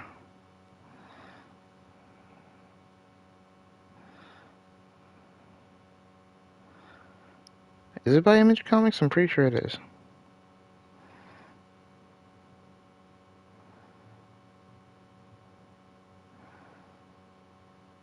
The freaking logo looks blurry. I'm trying to see. Oh, damn, I gotta add right away. Hold on, I'm trying to see if this comic that I'm talking about is posted by Image Comics. Wait, let me see. Oh, well, it kind of. It has the word Image, so maybe it is by Image Comics. But anyway, so this story, Stray Dogs, it tells the story of well, obviously, dogs, but here's a twist. Y'all remember that one comic that I played on my stream called Beneath the Trees Where Nobody Sees? That comic where it was supposed to be all cute and friendly and cuddly? No. It's not. That's I believe that's Feral, which I will also talk about like in a bit. But anyway, so yeah, Stray Dogs. When I saw this video by the same person who covered the whole Beneath the Trees Where Nobody Sees, the style of it gave off a lot of vibe. Like it gave off vibe from fucking All Dogs Go to Heaven, mostly because the art style literally looks like the style from that. Also, if you splice in a little bit of some of that Disney artistry, you can make it pretend like it's all Disney, but still, but focusing on the main story of this comic. So apparently, this is a story of a group of dogs, like finding out some clues and hidden secrets among their quote unquote master. Yes, that's who this character is in this comic referred to as the master. It's not in a sexual way, not in a kinky way, none of that, but that's what it's referred to. Anyways, they try to find clues and hidden secrets in their master's house until they find out the truth of what he's really been doing, which is fucking dark as shit. And when I looked at this comic, bro, I would say this makes the fucking list among dark comics ever. Cause sure, it talks about the, oh, it was good, Devontae. It talks about the master who's killing a ton of women. It talks about him killing like a ton of women. But no, it not just that, he takes it a step further. Bro straight up kills fucking dogs too. Like, goddamn.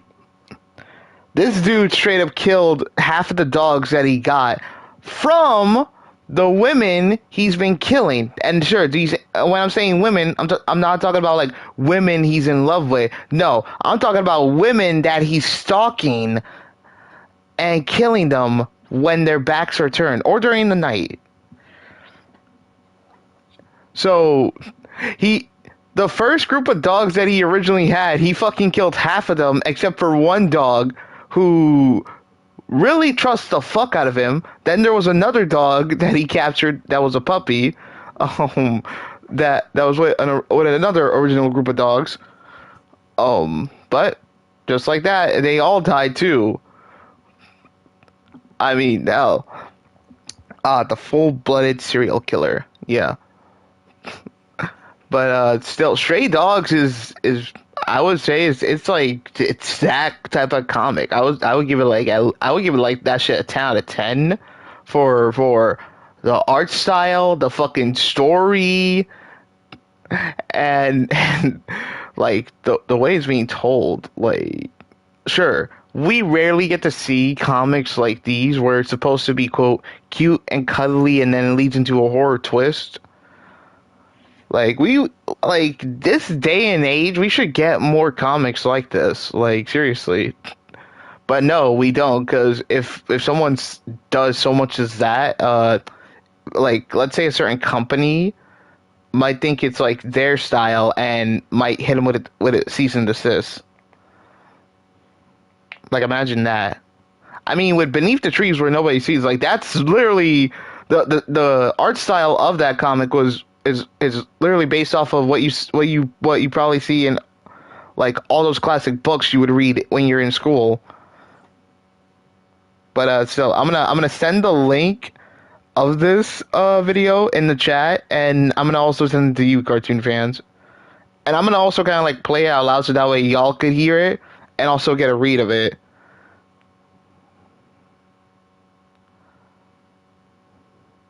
Now with this comic series, it did add a 2-issue comic I was thinking of was Dynamite's spin-off series Cross Rover Red Charlie.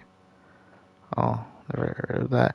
But with Stray Dogs, it kind of like had a prequel sequel type of comic story, but in that like prequel sequel, it basically just dove in more onto the stories of each of the dogs, and what has happened. Now, sure, in some of the stories, it's gonna connect to the like what happened in the story later on, but still. Anyways, with that being said, sit down, grab a drink, hell, and if y'all got y'all pet with you, be sure to cherish the fuck out of them, like really do, because it's time to watch and hear the story of Stray Dogs. Also, by the way, the video I'm going to be playing is not literally owned by me. It's literally from the YouTuber Grief. That's their channel name. It's literally called Grief. Grief. Yeah, that's how it's spelled. It's literally the same dude who covered the previous comic that I played when I was playing fucking what was it? High on Life. Yeah. So here we go. Chapter 1. Good girl. In a veterinary clinic, a woman in a red scarf scarf sits with her little yellow papillon named Sophie. They see the vet, and Sophie is clearly scared and shaking. Her owner is worried she's going to hate her after she gets this shot, but the vet assures her that first, it isn't possible for a dog to hate their owner, and second, their memory doesn't really work that well. They typically won't remember things that happened even a week ago. Sophie looks up into the bright light above as the vet says, "Don't worry, she won't remember a thing." This is some ominous foreshadowing of the horrors to come. Next, we see a house out in the country by a busy road. Inside are almost a dozen dogs who get excited when a van pulls into the driveway. Their master enters with a surprise, a new dog to join the family, a papillon named Sophie. The master leaves the little dog to get acquainted with the others, who aggressively sniff her. A German shepherd enters the room, telling them all to be cool, and recognizes the little dog's uncomfort. He introduces himself as Rusty, and for a moment he wonders if he's met Sophie before, as she seems familiar. But the moment passes, and he assures her that she doesn't need to be scared. Rusty then introduces the rest of the dogs to Sophie. Victor the Dalmatian, Gucci the Chinese Crested, Henry the Poodle, other Henry the White Bull Terrier, Aldo a Mutt, Roxanne the Black Alaskan Malamute, Killer the Pug, Imogene a Tibetan Mastiff, and the oldest dog of the bunch, Earl, a Hound. They're all drawn in that charming Don Bluth style, which deceptively drops your guard before you realize what this comic is really about. Rusty, along with the other dogs, takes a tour through the house. They mostly hang out in what they call the sunroom, that has a ton of windows and soft cushions. Then there's the living room, kitchen, where the master eats, and of course the backyard, where they can play and use the bathroom. Roxanne asks Sophie if she had a backyard before, and Sophie says she can't remember. Upstairs, Rusty points out the master's private room, which is locked. They believe this is probably where he keeps his treats. And finally, the bedroom, where the dogs all sleep with the master. A little overwhelmed by all of this, Sophie accidentally wets herself. Gucci scolds her, and the dogs all wander away, leaving Sophie alone to cry. Rusty comforts her once again, saying it's not bad here, and that every dog here Okay, I didn't notice that the first time. away like her previous owner did. She crawls under a piece of furniture and falls asleep until the master shows up and gives her some food. He also sees that she's cold and wraps a red scarf around her. The sight and smell of the scarf instantly brings back a horrible memory. Her owner in the red scarf being attacked and choked by a man. She approaches the other dogs and tells them what she remembered. That their master broke into her lady's house, and when she came... Now, wait, I'm gonna pause it right there. With hearing this story, what almost kind of threw me off and confused me was how he kept mentioning like memories and rememberings, like, you know, the original pet owners. Like, that almost threw me off, but thank God he explained the whole situation, which made sense. So, in other words, some of these dogs don't literally remember their own original pet owners. But let's say if they see a certain object that reminds them of their pet owners, then, you know, the memory kind of like clicks in it a bit for only like a few seconds. Only a few seconds. Also, I didn't notice that like in the one scene where she literally pissed herself. I didn't notice that. I just like listened to it, and that was it. So maybe that kind of like brushed off of my mind. All the other dogs just call Sophie crazy. Rusty tries to defend her, saying she's just confused, but Earl gets pretty heated, saying this is all ridiculous. If the master was a killer, he'd be able to smell it, and right now, all he can smell is bullshit. What a line. The other dogs agree, since Earl has been here the longest, and walk away. Rusty tries to be nice, but clearly doesn't believe her either. Before they can argue about it more, the master summons all of them to his room to go to sleep. So Sophie's forced to curl up in the room of the man she thinks killed her lady. As she lays down to sleep, the memory comes back once more. In the morning, Rusty tells her that he wants to help her. If the master did something like that, it doesn't hurt looking into it, and if he is a killer, then he'll get everyone out of here. Sophie looks at him puzzled and asks, "What killer? What are you talking about?" And that concludes Chapter 1. A great setup, and it only gets more unsettling from here on in. Anyway, let's move into Chapter 2, Stay. Rusty tries to remind Sophie about her accusation, but she can't remember anything before she arrived here. The master gets up and lets the dogs out of the room, then stares at some photos. Rusty grabs the red scarf and brings it to Sophie, which finally triggers the memory of her owner being strangled. She asks Rusty more about the master's private room and decides that they should search it for clues. The master takes Aldo out for a drive while the other dogs look out the window in envy. Meanwhile, Sophie and Rusty continue to talk about the private room. room. Rusty says it's no use, the door's always locked, but Sophie tries to push it open anyway, and to their surprise, it does open up. I guess he forgot to lock it this time. The two dogs enter, and Rusty warns Sophie that if they're caught in here, they're gonna be in serious trouble. They look around the room to find a creepy sight. The room is filled with women's clothing, and there are a few weird items in the room, like bolt cutters, duct tape, handcuffs, and rope, and what looks to be several driver's licenses on the desk. Yeah, this isn't adding up well. Sophie mentions the bad feeling in the room, and Rusty says he really wants to believe her, but the master's so good to them, it's hard to believe he could be a killer. The two are suddenly hit with a jump scare. A coyote stands wide-eyed with its teeth out in the corner, but it turns out to be taxidermied. Rusty points out the master is a hunter and tries to make it clear that this coyote is not a dog. Sophie starts digging through boxes, not even knowing what she might be looking for. Apparently, the master arrived home in the meantime, and he comes in pissed off. Sophie's hidden in the box, but Rusty gets a kick to the ribs and is sent out. Yeah, he really takes good care of you, Rusty. It seems the man has some business in the room, and as he locks the door, Sophie has no choice but to run and hide in the closet. The master sits at his desk, and it seems like he's working out some sort of script, trying out a series of introductions involving the dogs. It's like he's acting out a situation where he uses one of the dogs to meet someone at the park. It's pretty creepy and a big clue as to what this guy is up to. Sophie retreats further into the closet and unfortunately bumps into some boxes that come crashing down. The master opens the closet, and the side of his feed triggers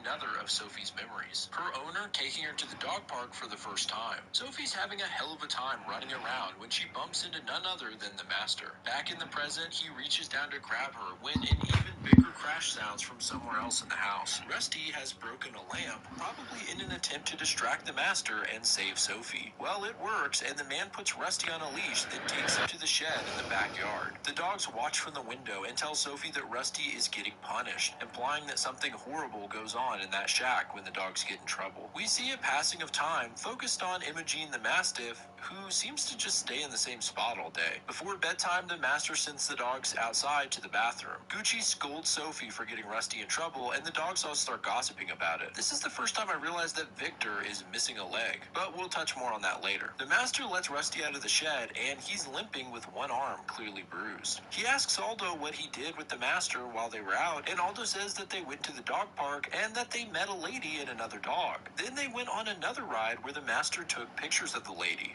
Right. Sophie then pulls out a photo of a woman that she took from the closet and asks Aldo if it's the same one they followed. It's not, but at the side of the photo, Roxanne is visibly shook. Apparently, this is a photo of her lady. And that's how Chapter 2 wraps up. Chapter 3...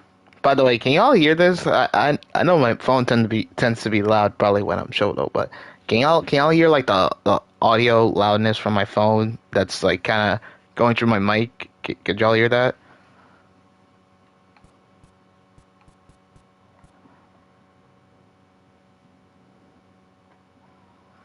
Lie down. Sophie explains to Roxanne that there were more pictures of women in the private room, not just hers, and is determined to get back inside to prove to the other dogs what's going on. Rusty's skeptical that the master is a killer and points out that all they really know is that he takes pictures of women and collects junk. Roxanne speaks up, however, and says that he did in fact kill her lady. Seeing the picture triggered a fuzzy memory of her and her owner cozy on the couch when the man entered, and she can't believe she forgot about it. That butthole hound dog Earl chimes in, saying she didn't forget because it didn't happen, and Rusty tells him to keep moving. Sophie speculates that maybe they all had previous owners and that they forgot them. She tries to think of a way to keep the memories, and Rusty is once again playing defense for the master, causing her to finally snap at him. Just then, the master arrives home and the dogs rush in for food. Roxanne stays outside after smelling something strange, and Rusty and Sophie join her. They find an opening under the porch and follow Roxanne underneath. Victor the Dalmatian is curious what they're doing and joins in as well. At the far end of the crawl space is a disturbing sight. 3 small mounds of dirt, as if something was recently buried here. Roxanne freaks out and starts rapidly digging on one of the spots, while Rusty tries to convince her that they need to go inside before the master realizes, but it's too late. The man finds the open hatch under the porch and shines a flashlight inside. Luckily, the bunch of dogs hid in an empty grave.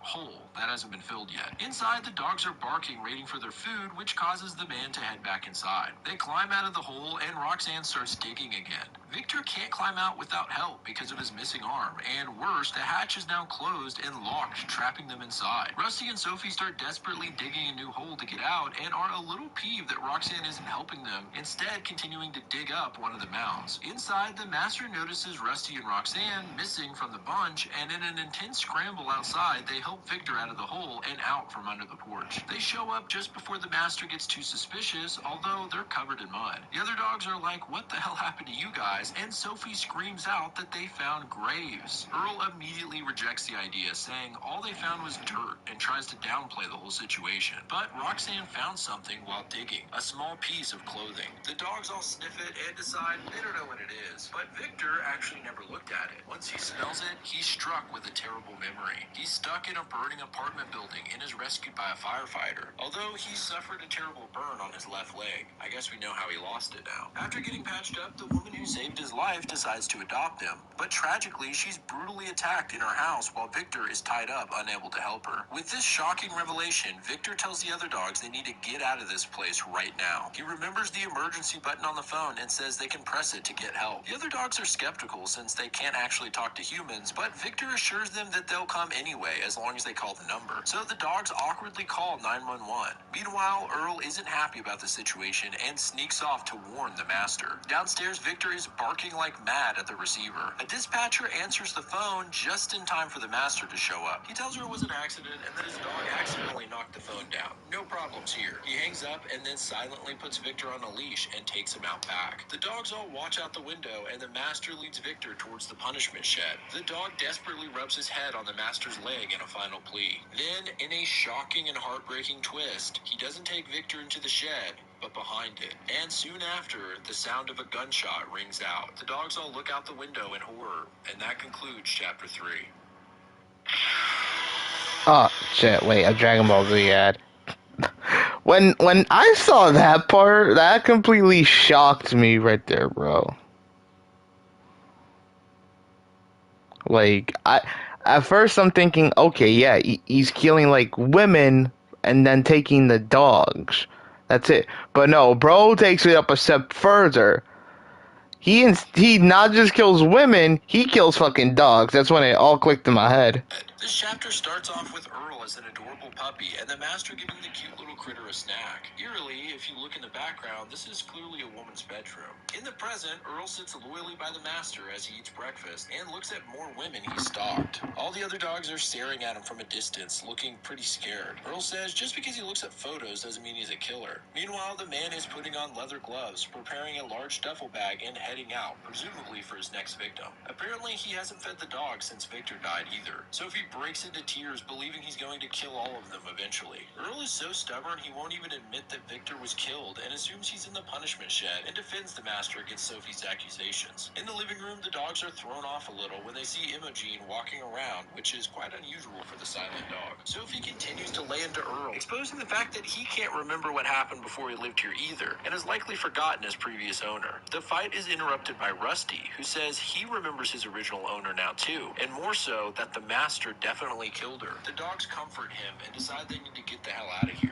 Earl warns them that they better not try to run, and Sophie snaps back at him saying, "Or what, you'll rat us out like you did Victor?" The other dogs are shocked at this realization, and for the first time, Earl seems less confident and guilty. The dogs head out to investigate behind the shed, and do find a patch of dirt that smells like Victor. Earl watches from inside, and as he walks in the hall, he gets a strong push from Imogene when she walks by. Outside, the dogs smell more of Victor's scent coming from inside the shed itself. Maybe Earl was right. He's actually just locked inside. Luckily, the Master left it unlocked, and Sophie enters, despite the fear and warnings from the others. She enters, and the dogs watch in concern from outside. Then, Sophie comes out in tears and panic, telling them all to run. Whatever she's seen in there must be unspeakable. She says they need to leave immediately, but the other dogs are curious about what the hell she saw and entered the shed. Inside, Victor's skin is hanging from hooks on the ceiling, along with several other dog dogs' faces. It's a complete horror show. There's a workbench with several bloody teeth and what appear to be eyeballs, as well as a bloody axe on the floor. The dogs all run like hell, attempting to break through the fence and then resort to digging. But unfortunately, it goes deep into the ground. Inside, Earl's curiosity gets the best of him, and he walks into the master's private room. He sniffs around and encounters the stuffed coyote. The other dogs try to get out of the front door, but of course it's locked. And outside, the master is arriving back home. Meanwhile, Earl follows his nose to a cabinet in the private room, and upon looking inside, his memory triggers, and he finally is confronted with the truth. The memory consists of the cute puppy Earl and the master giving him snacks in a girl's room. She arrives home, and the master kills her while Earl eats up the snacks, none the wiser. He brings Earl home and introduces him to his other dogs, a completely different set. The disturbing reality is that Earl may be the oldest dog here, but he wasn't the first, and the implication is that the master has slowly killed them all off. It also tells us the sheer volume of victims he has under his belt, both human and dog. Back in the present, the master comes up behind Earl wielding a shotgun, and in the cabinet we see what triggered Earl's memory. The heads of all the past dogs, including Victor, have been cut off and mounted as trophies. And that wraps up Chapter 4. Let's move into the... Yep, that's right. This motherfucker, like, this dude, this fucking killer, like, straight up cut each of the original dogs he had, including the one that just tried to help out, like, you know, the others, and fucking mounted them inside of a fucking closet. Like, that's how dark this shit literally got. This guy is pure evil, plain and simple. Yeah. But the way he tries to, like, brush everything off and try, like, okay, like, let me just take care of these dogs. I mean, these dogs don't know nothing. I mean, they ain't gonna do a single thing. Wrong, bruh. This ain't no Disney movie, but this is a comic about dogs, and, I mean, you know, like, even dogs tend to have intelligence, too. But... yeah, and now here it is. This is the final. Yeah, it is the final chapter of this comic. Yeah, but and then it has like two freaking short prequel sequel comics called Dog Days.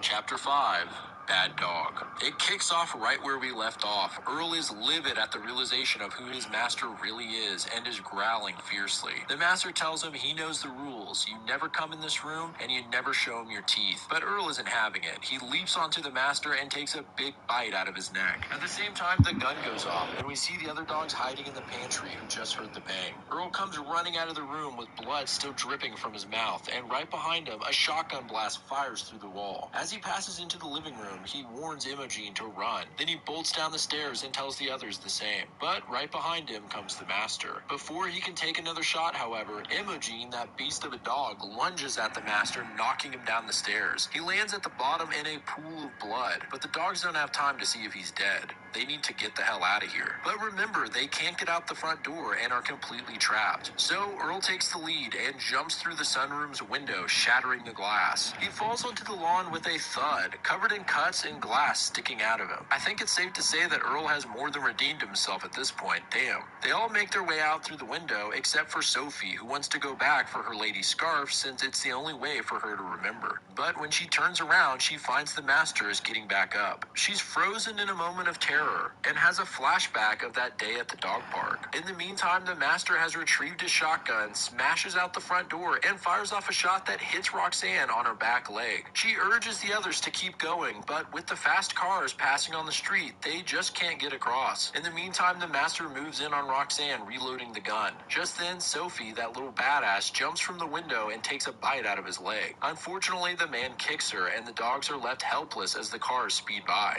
Then, in one last courageous act, Earl jumps out into the traffic to stop the cars. He gets smashed by a car, causing a pileup and leaving him crumpled on the side of the road. The dogs all surround him, and Sophie asks why he did it. In his last breath, he simply says, he remembered.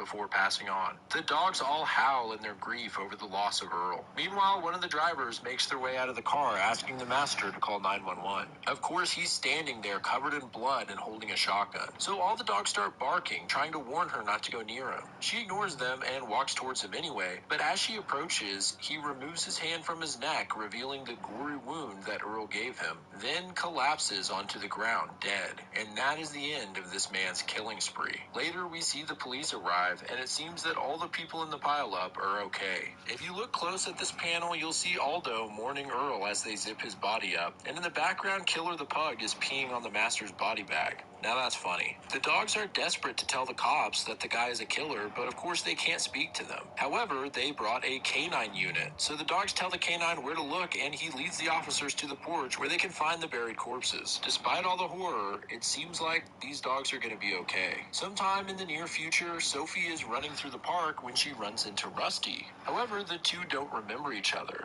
but they have fun playing while their owners talk. Through their conversation, we get the sense that they're good people. When they leave, Sophie hesitates for a moment, and her owners make a joke about Rusty, asking, "Is he your boyfriend? Do you love him?" But eventually they need to leave. However, they don't call her Sophie, they call her Trudy, and that is the end of Stray Dogs. But we can't end it there. I would be remiss if I didn't mention Stray Dogs' prequel anthology comic, Dog Days. In some ways, it's actually more disturbing than the main story because Dog Days is actually recounting all the other dogs' pasts, most of which include their owners being killed and their subsequent kidnappings. There's only 2 issues, and I'll do a quick rundown of each character.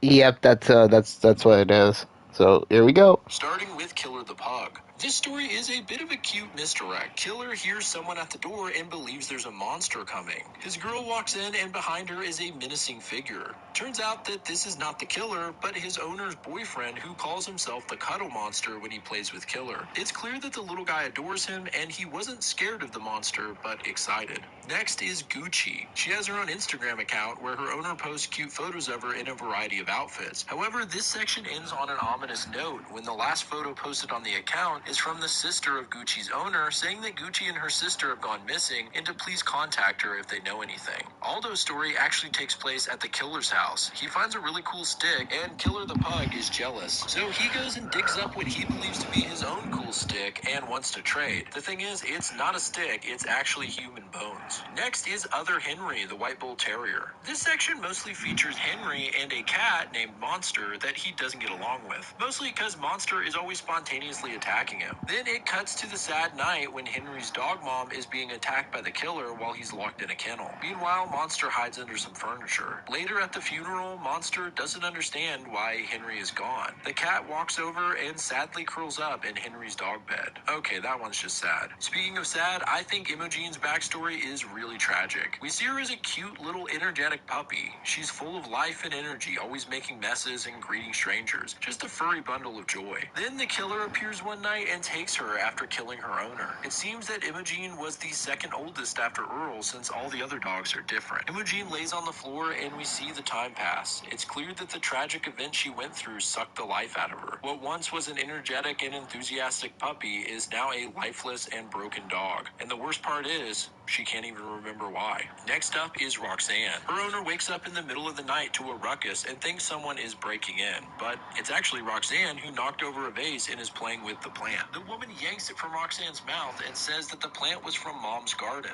and that Mom is gone now. It's unclear to me if this is implying the owner's mom died or her wife or girlfriend died. It depends on whose mom it is, but either way it's pretty sad. She takes Roxanne to the groomers for a bath the next day and on the way out is approached by the killer and Rusty. The woman can smell something fishy's going on here and rushes to her car to leave, but we already know what happens next. With the YouTube music app, you can discover remixes. Nope. No YouTube music. Fuck that shit.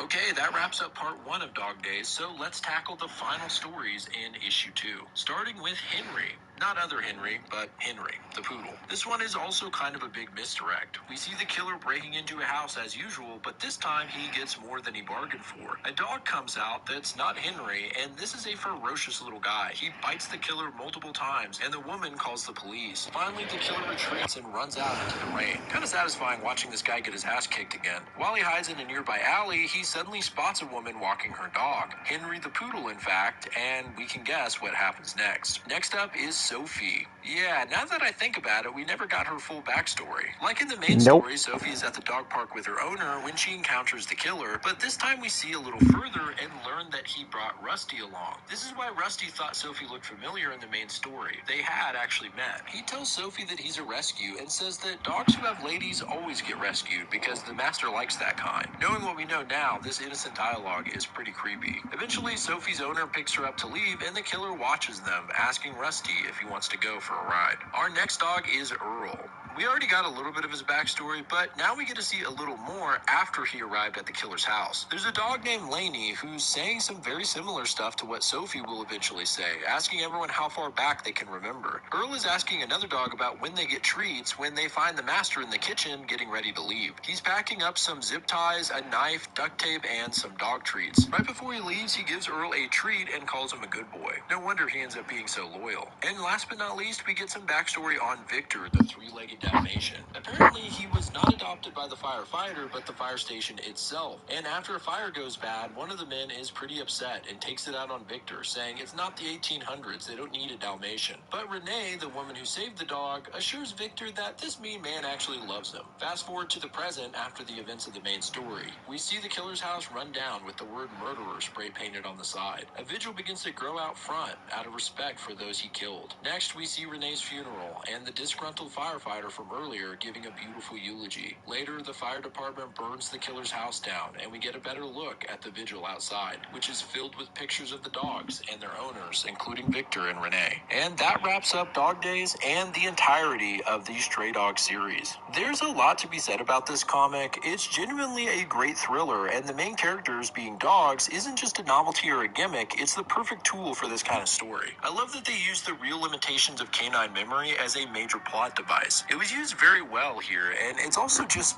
pretty sad. The fact that these dogs can't remember anything. Even the ending is a little bittersweet because, yes, Sophie has a nice new family, but she doesn't even remember her old name and forgot about Rusty as well. I should also point out that I had no idea what this comic was about when I first read it. I knew it was supposed to be disturbing, but didn't really know why. I was so naive that I actually thought that Rusty was going to be the villain somehow at first. He just comes off like the typical character in a horror movie that's nice to the final girl, but is later revealed to be the killer. That's how far off I was from the actual story, which was great because I was sucked into the slow reveal as to what was going on. It's also interesting that the targets aren't just the women, but the dogs. I noticed on a second read-through that there are no repeat dog breeds. And given that the killer mounted all the dog heads, it seems that he's actually trying to slowly collect every breed. Kind of brings into question whether the dogs are simply a side project to go along with his killings, or if they're actually his main goal. Like I said, there's a lot to talk about here, but what did you guys think? Anything interesting I missed? And did you cry when Earl sacrificed himself?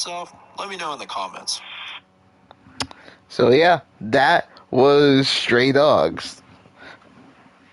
Now the other comic that you cartoon fans that you referenced, the one about dogs surviving apocalypse, that is technically that's Feral, which I saw this in the comment section. I saw this.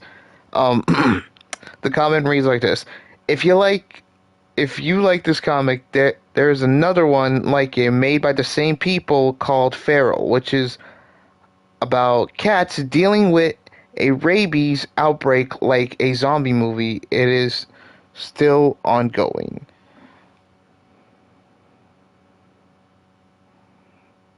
Oh, that's Dynamite's werewolf comic. Oh.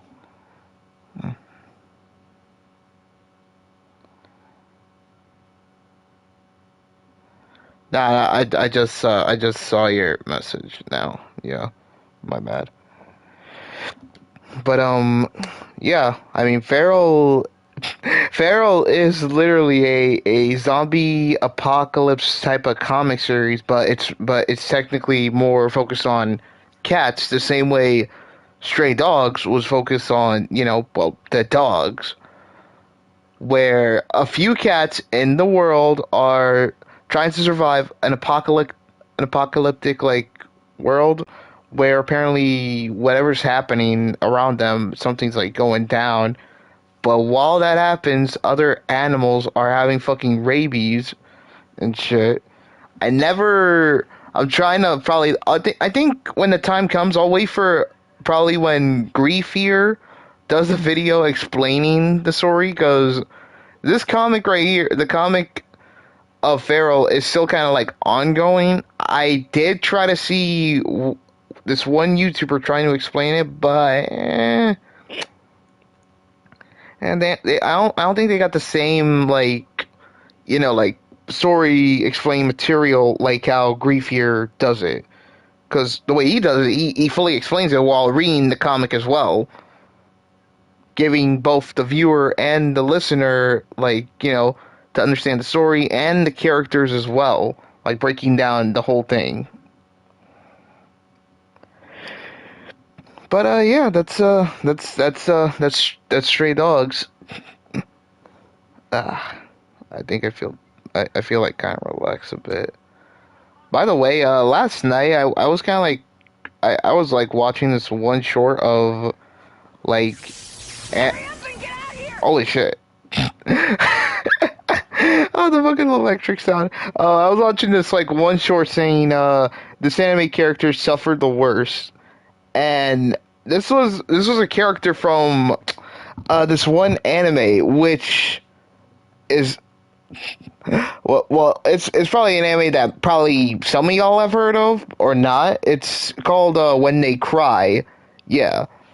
Now that anime, you've probably seen like a ton of like quote unquote kill count videos. Like without the guy who James A. Janice from Dead Meat who counts all the kills, but you've probably seen like a few kill count videos of every fucking character dying one by one, and then it tallies up all the fucking kills, like not just the main character or the protagonist, but mostly every fucking person. So yeah, but apparently this character right here has suffered the most, and this is a short video, and it is short, so I'm gonna click it right here and let it explain itself. This anime character suffered the most. I rarely ever see people talk about this character that literally went through hell in this unsuspecting story. That at first makes you think, oh hey, this is just your average slice of life comedy, with these wholesome characters welcoming a boy that just moved into town. But first, if you're new, make sure to hit subscribe. Whether you played the visual novel or watched the anime, Rika Furude from Higurashi, you have this tiny little girl here. Despite looking innocent, has been through endless loops, horrendous scenarios just to try to find a way out of deadly events over and over and over again. I would say worse than Guts from Berserk, going through torturous moments repeatedly, and I don't mean that lightly, and having to do indescribably horrible things to not just others, her closest friends, but even to herself, to the point that parts of her even lost hope, quite literally, and became this ultimate villain in a different series linked to this, Umineko, a brand new character born from all the negative parts of Rika, the fragments of her that just gave up and accepted despair. Also happens to be one of my favorite characters, especially for visual novels. Peace. This Yeah. I think if I remembered correctly, I remember like seeing a video of fucking someone like explained that the whole When They Cry series is like a fucking time loop or some shit. I don't know. But I just started to watch it, and I'm currently on episode 2. The shit has like 24 something episodes. Yeah, it has 24 something episodes in it.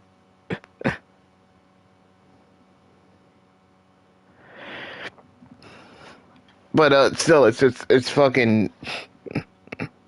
I mean, I would say the one thing you would find from When They Cry is the fight scene between the two characters. Like fucking brutally. Oh fuck!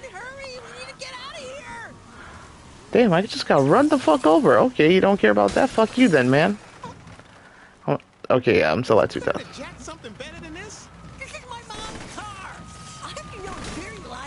That explains so much. I can track down on my device here. Just keep us safe, alright? Having arrived just in time to save the city from taking down.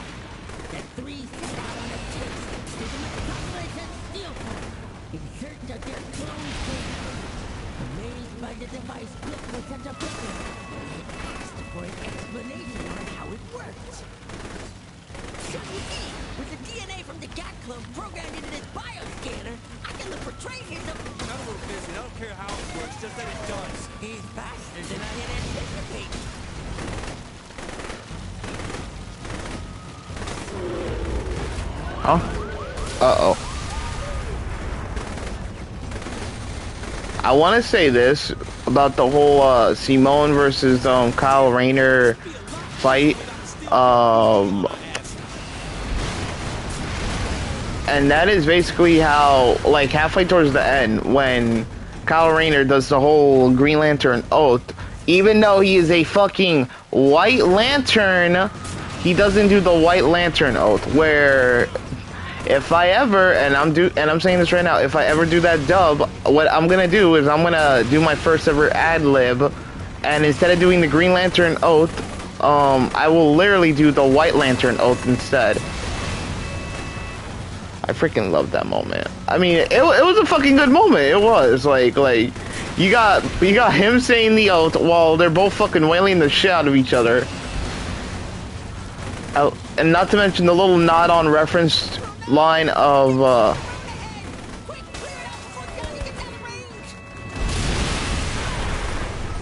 look at that shit. Y'all see that shit? Like,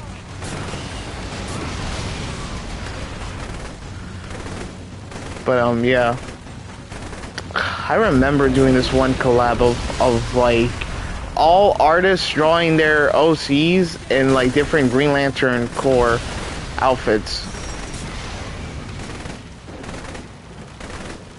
or not just Green Lantern, but like all the different Lantern Corps, from green all the way to white to black. I believe Devontae was a part of it one time. He was the Black Lantern, or in this case the Zombie Lantern, since that's what they are. Or well, that's how they're depicted to my understanding. I mean, I haven't done the research on it, but it's just like how they look.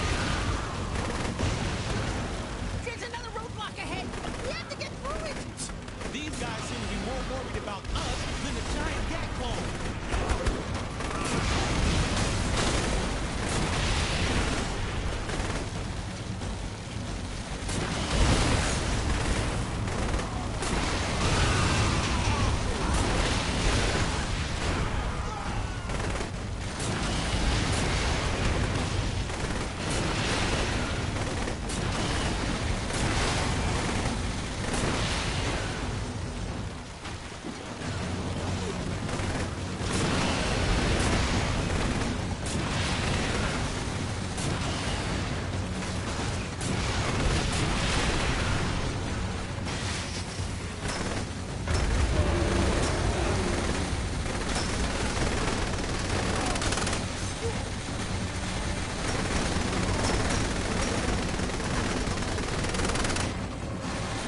Look at this shit. Look at this shit. Y'all seen this? Look. Look. Bro, we stuck.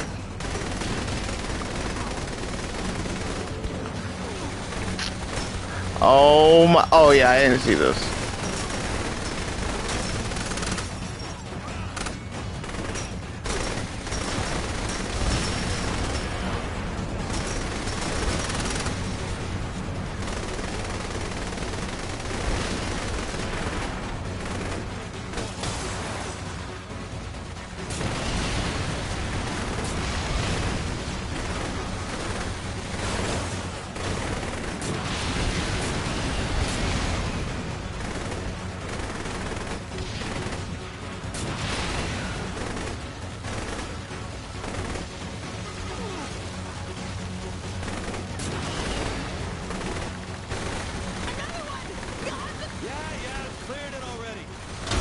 Oh, what the fuck?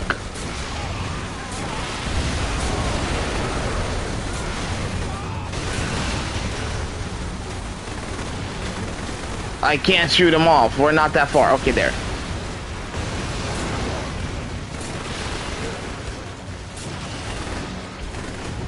God damn, that shit went flying. Look at this shit! Look at that shit! Y'all saw... tell me I'm not the only one that saw the fact that, like, literal fucking cars were surrounding us. And how the goddamn CPU got the damn car stuck. Get out of here! These guys are everywhere! We need to get out of here! You couldn't eject something bigger than this? It's a bomb car! I know it's very reliable. That explains so much. Why can't they just let me use my grenade launcher instead? I could literally, I mean, well, sure, my grenade launcher can't really, can't reach a helicopter that high, but still, though. Like, why did I have to be given a rocket launcher that's like a level 2 rocket launcher?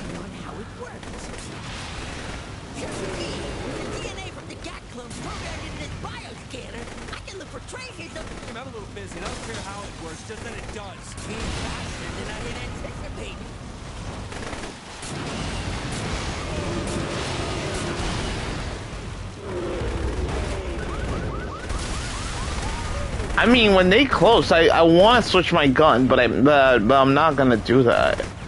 Well, I mean, I should, but it takes like time to try to fucking.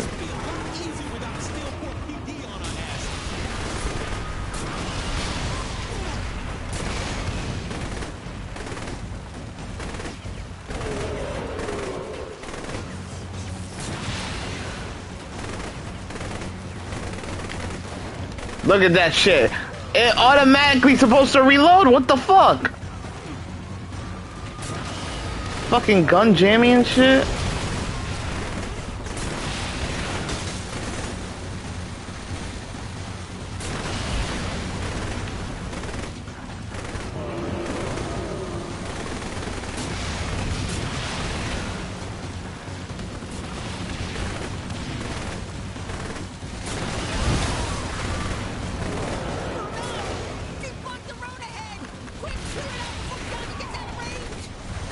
Look, I blow it up, and they still coming, and this nigga takes a sweet ass time of driving away. Come on, drive much more far away so I can blow. Nah, fuck it, I'm gonna switch my gun.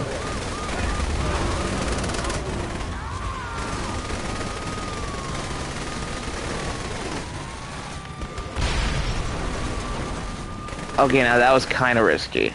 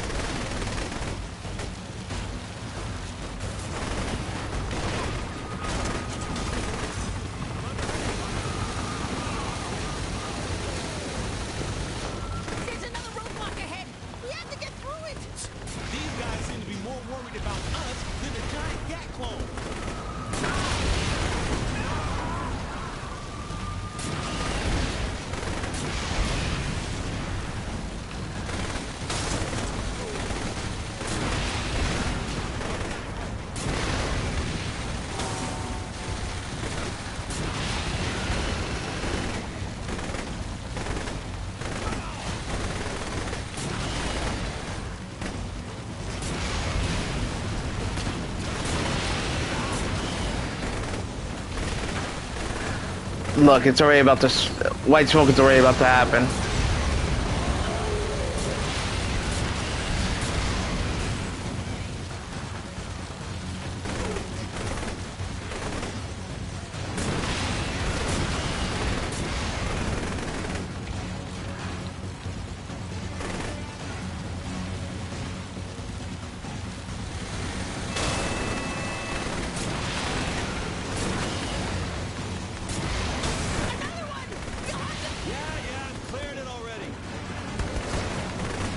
Look at this shit! I'm reloading!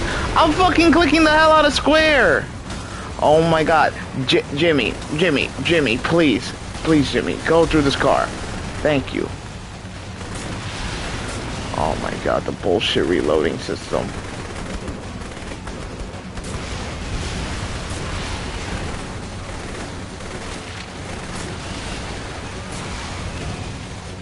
Don't get stuck, don't get stuck, don't get stuck.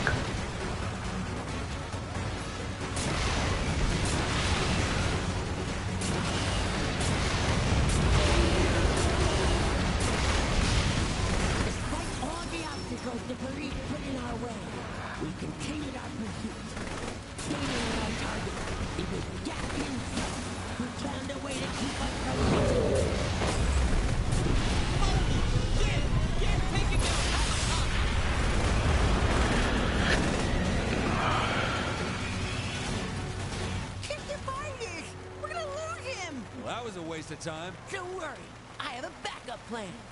Trust me. Finally. Ah, fucking hell. There we go. Weird science.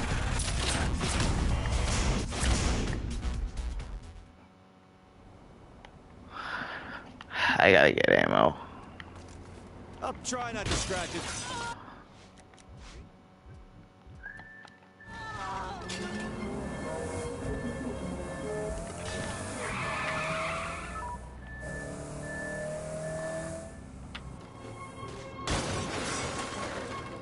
That wasn't me.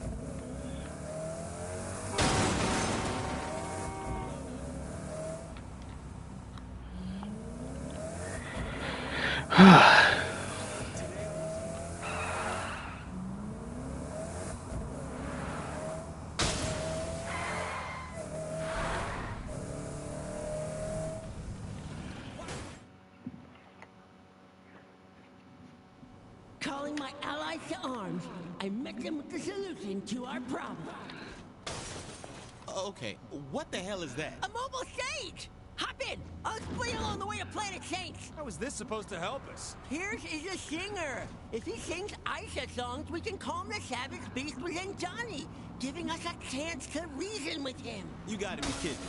And why are we going to Planet Saints? Today is Fan Appreciation Day at all those locations. Gat may turn up looking to reconnect with the Saints.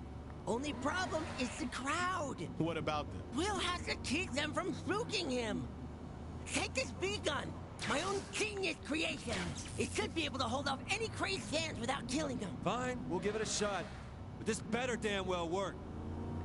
Oh yeah, This is the only, I believe, I think, yeah, I think this is the only time in the game where they give you like a weapon that's only DLC uses, or I don't know. I think you unlock it. Yeah.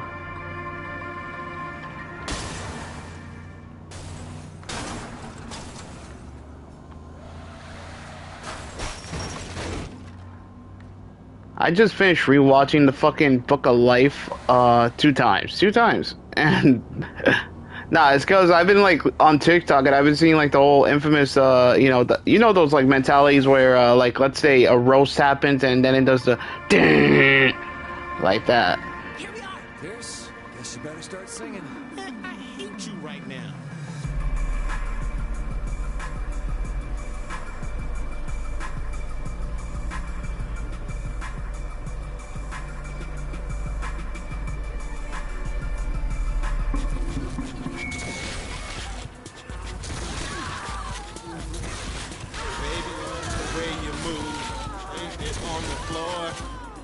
What you're doing, and I get some more wrong with having a little fun and you're pumping, like my checks did back in the day. Before I got this paper, before I got paid, you know, I had this dream, and in some way we can bounce like my checks did back in the day. Bounce like my checks did back in the day. Before I got this paper, before I got paid, you know, we make this dream of thinking in some way we can bounce like my checks did back in the day. Bounce really slowly, take it like that.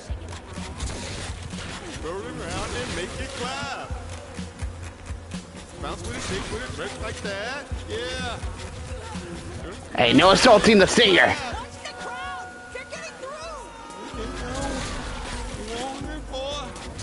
For some crackers or you're looking for some hoes, you know, from the get-go, have a good time, some good wine.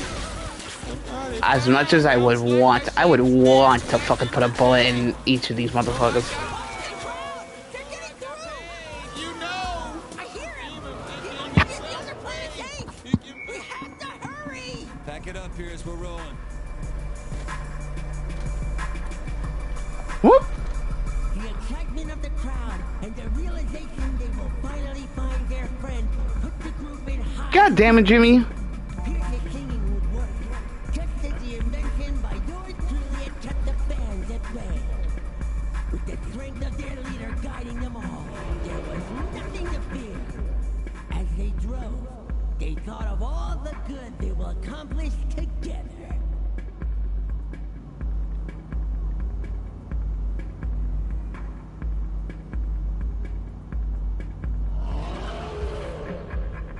Uh-oh.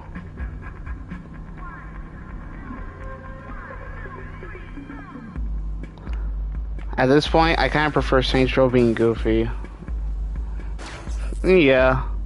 I mean, the first 2 games, it followed up on true seriousness, but when they did this 3rd one, and some of the ending, well, the ending and the DLC stuff probably threw it off just a little bit.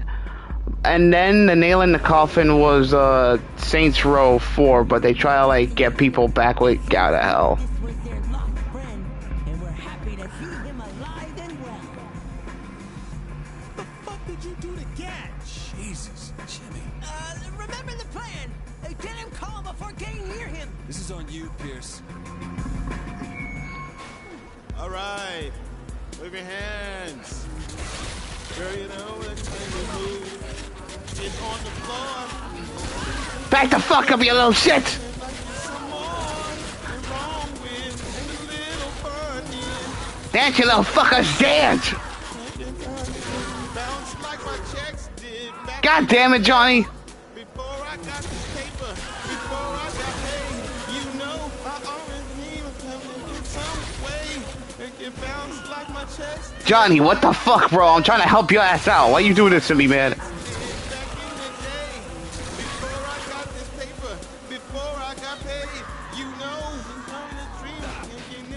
Fuck.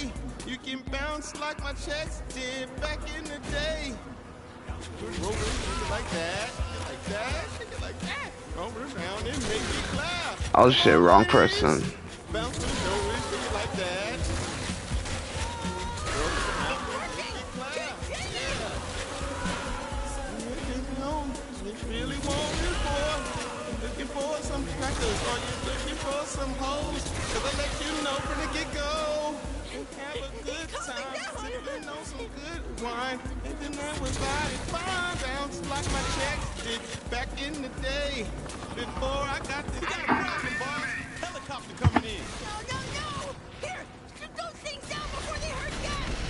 How'd you get this? You know what? Never mind.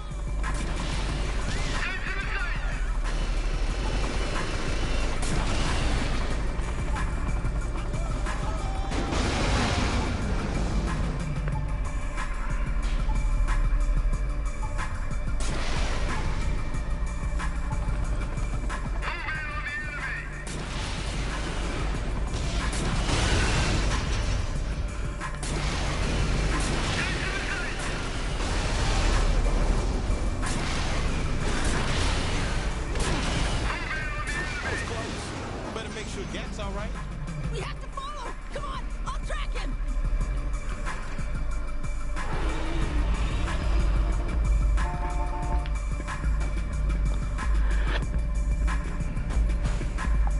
Find tag.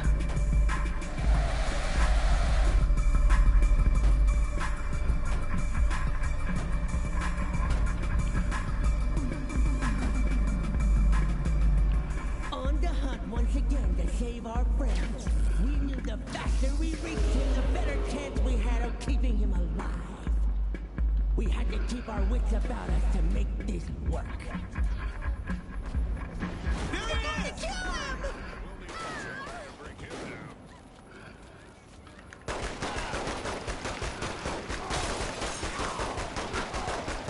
Not again! Yeah!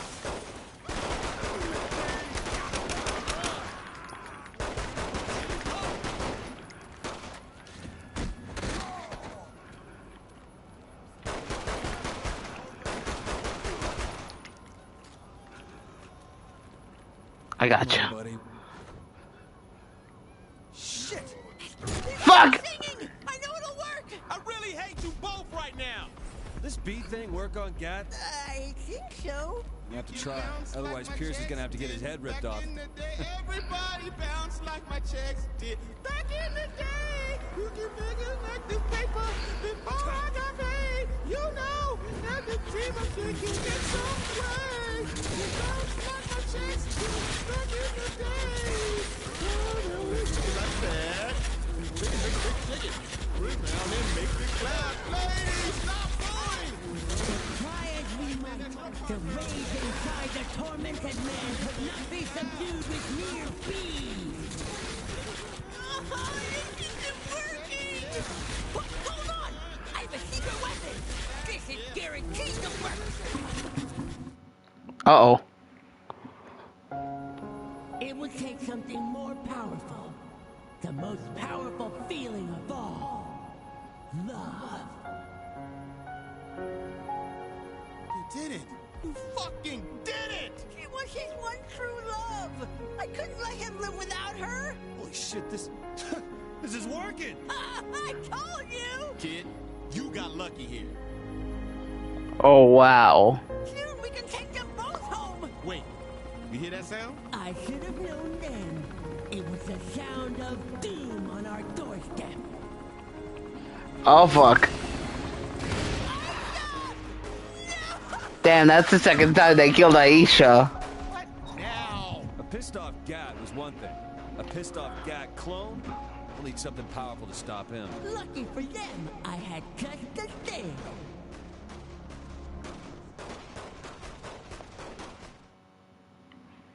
That's gameplay cutscene right there.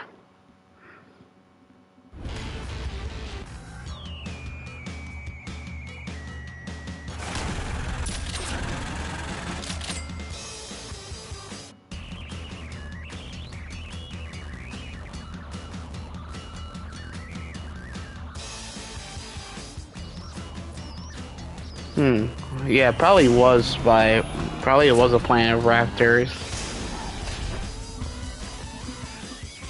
Oh yeah, you got like Aisha. You get the car, but you don't get the damn B gun.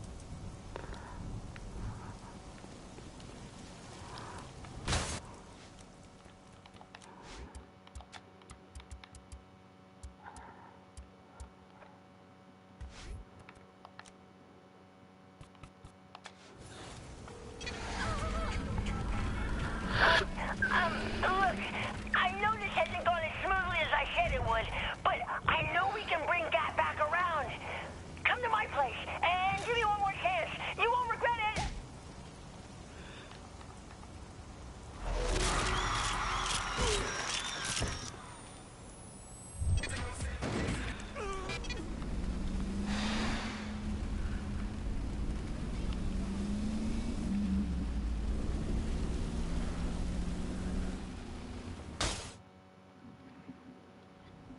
Time to power up. Uh-oh. Oh!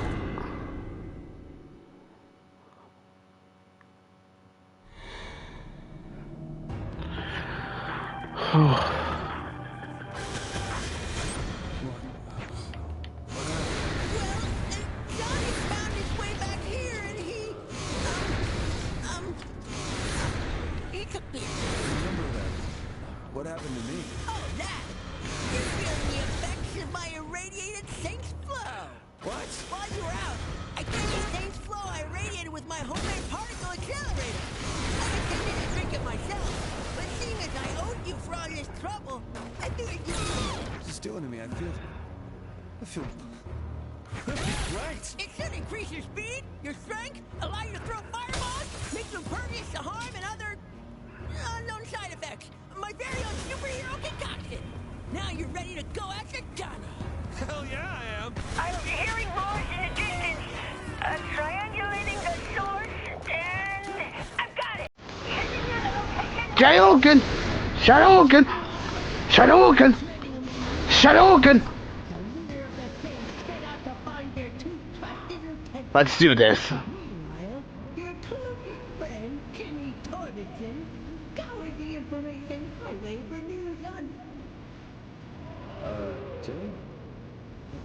What you doing, bud? What do you mean? How are you talking to me? Spouting crap about gods and mortals. What's that all about? Oh my God, you have telepathic powers! You can hear my thoughts! All the heads I could be in, I get yours. Fan-fucking-tastic. Use the damn phone to talk to me, alright?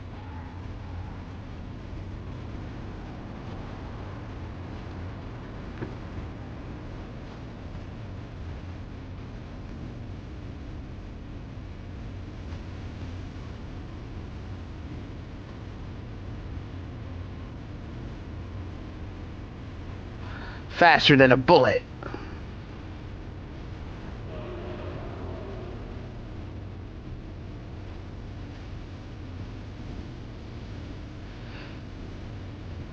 Faster than a train. Faster than Sonic, and faster than Flash.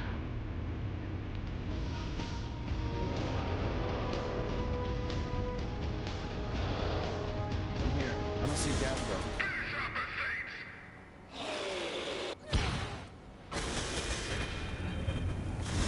Damn it! The military's all over! You're right! Can you speakers to play that roaring sound, hoping to lure the Saints out? Oh God, I'm so sorry! I should have seen this coming! Look, just fine, guys. I'm fine here.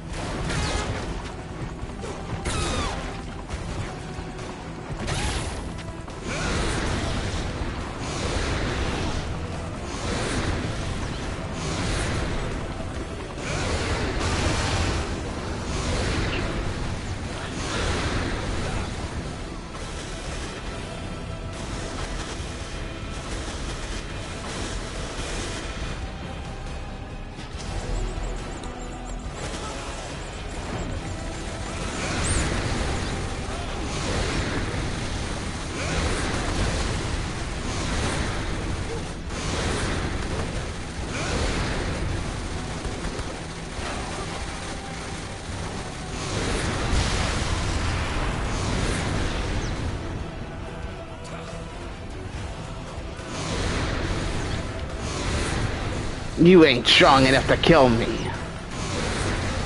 For I'm the goddamn Homelander, and I can do whatever the fuck I want.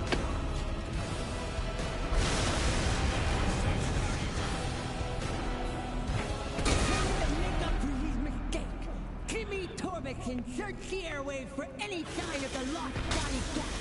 Finding... You talking about yourself in the third person now? Seriously? Oh, right. Sorry.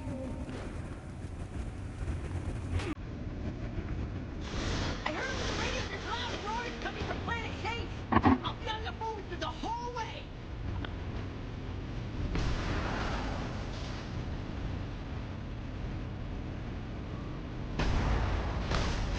Move, bitch!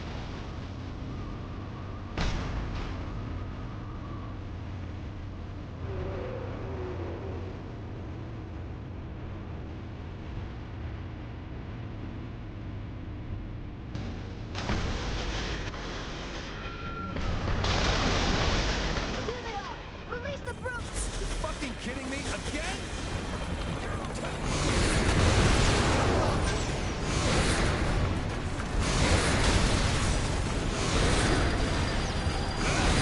Oh no! I paralyzed it down from that second Planet Shade, and I think it's another trap. Really, dude. You don't say.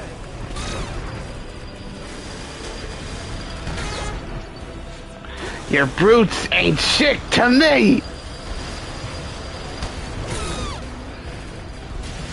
Bring them all on.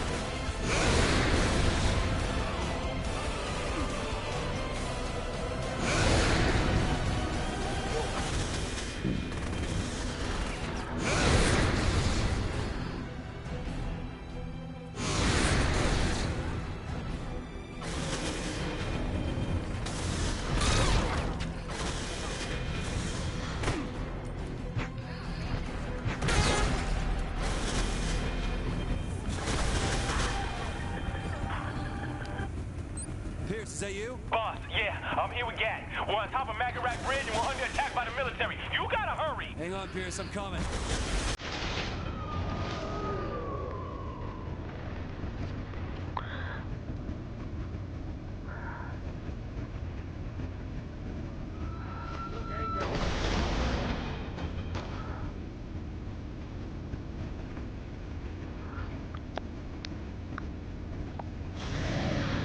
Oh fuck! Crashing out! What's happening? What's happening to me? I'm getting tired. Shane's flow must be wearing off. I thought it would last at least an hour, but you're burning through the power too fast. You'll have to stop. Dad, I'm not stopping while Johnny and Pierce are out there. Come on, gotta keep it going.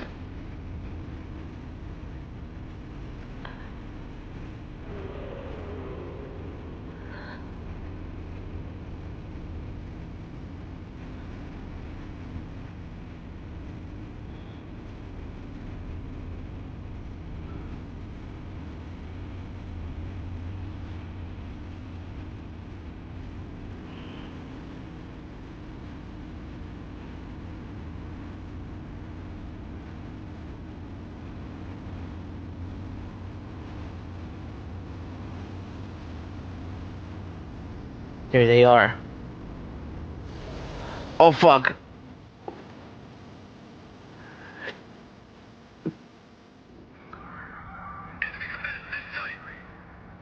Oh, this is seriously on some King Kong shit, bro.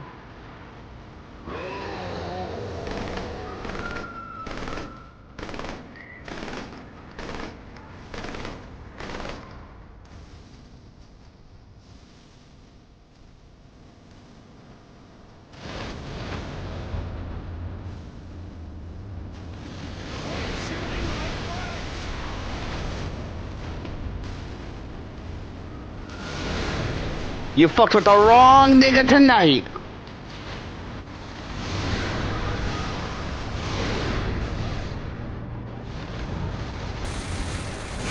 Shoryuken!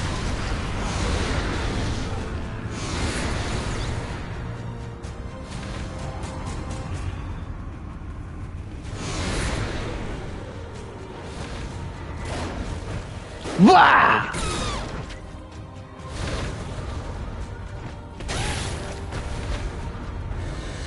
Whoa!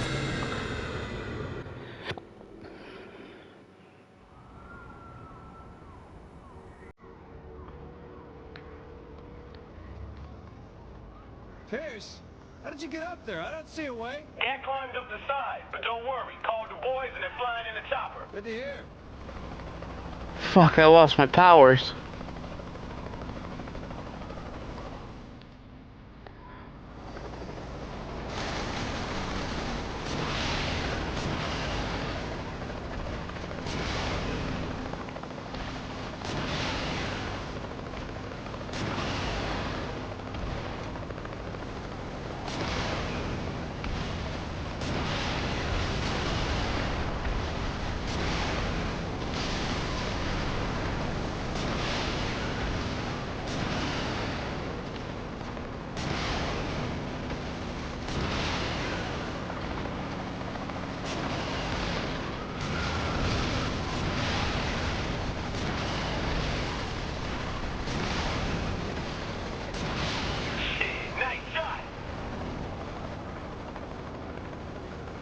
Walk in. Huh? Okay, how the fuck can I combat that?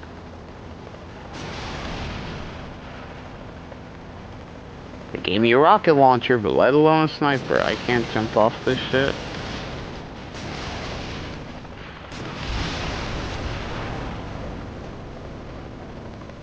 You gotta be kidding me. Finally.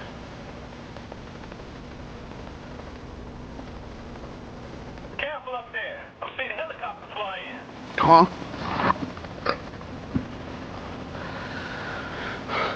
Where is it? Huh? Come on. Got it. Damn, you're good.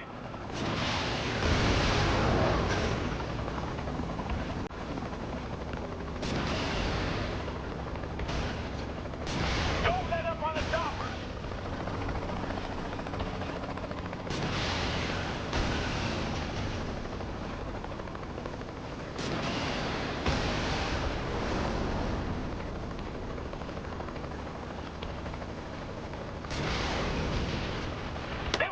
Fucking statue.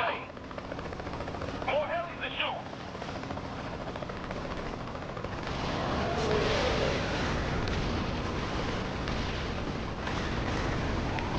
Look at this shit. Look at this.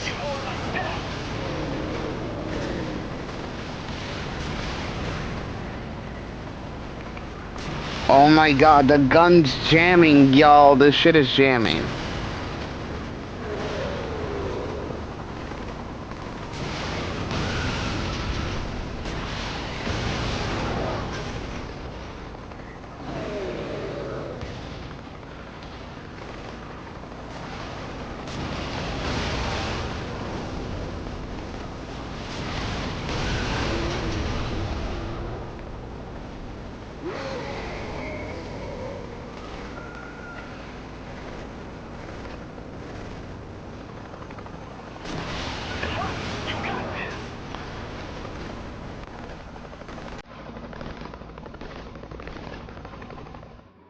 Ah, finally. It's over.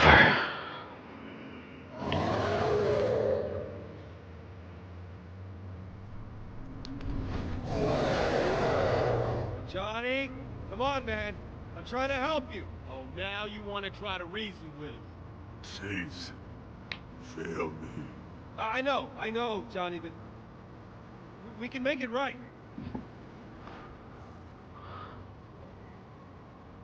Yeah, we're your friends, Johnny. Cat. Friend?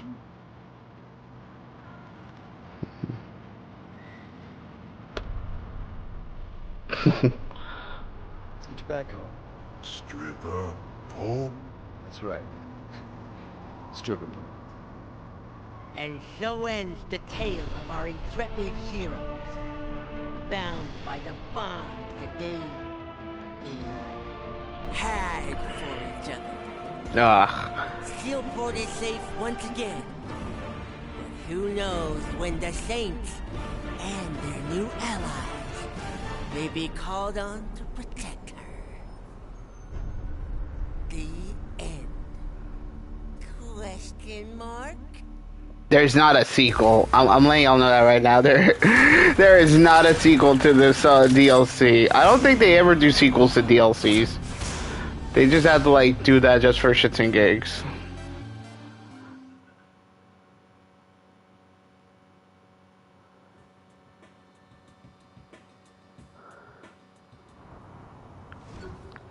All right, that's it.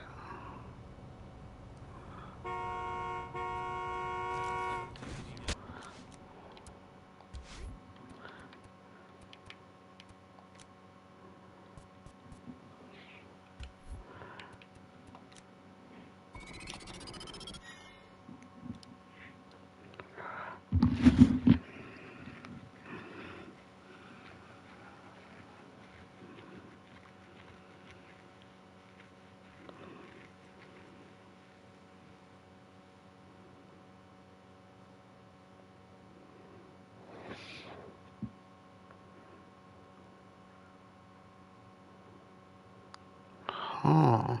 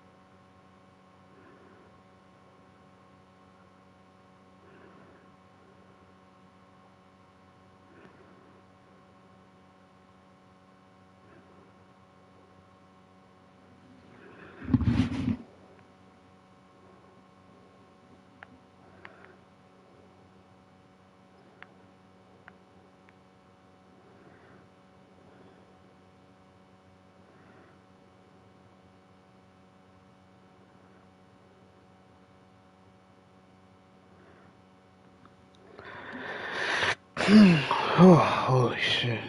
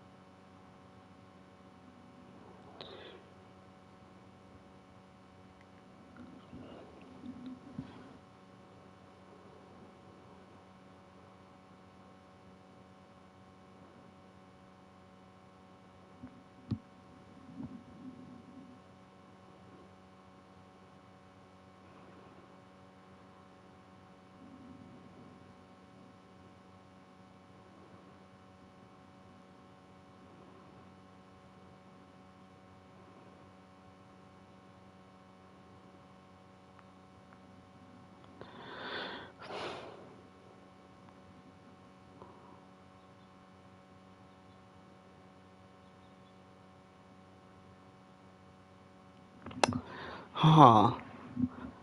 Damn. Maybe next year I could join up streaming university. Maybe.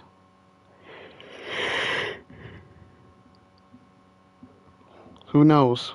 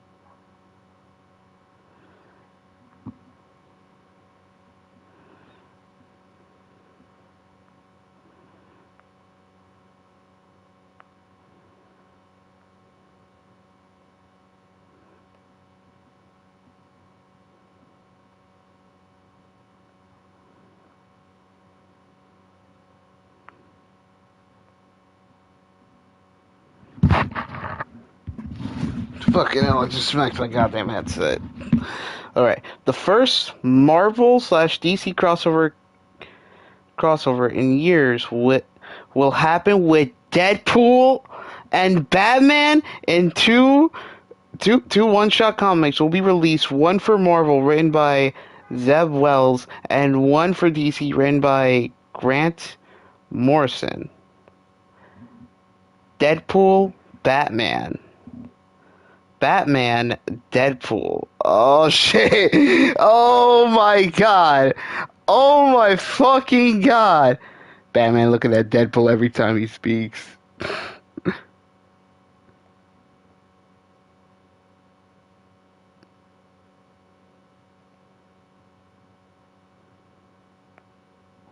Yo. Oh my. Oh my god. I mean, I never have collected a fucking comic before, man, but maybe this could be the first one. Maybe it could definitely be the first one. Like, I mean, they just said it. The first issue is going to be released by Marvel, and the second issue is going to be released by DC.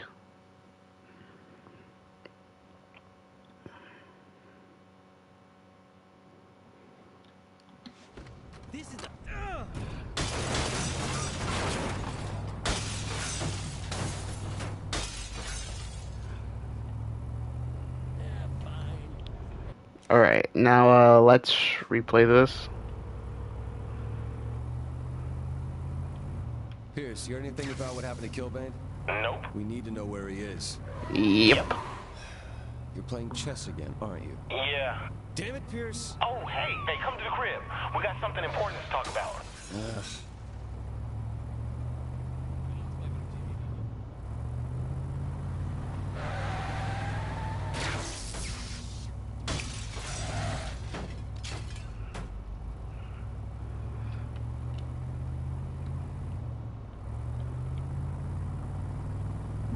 I'm not gonna lie, I would purchase that comic.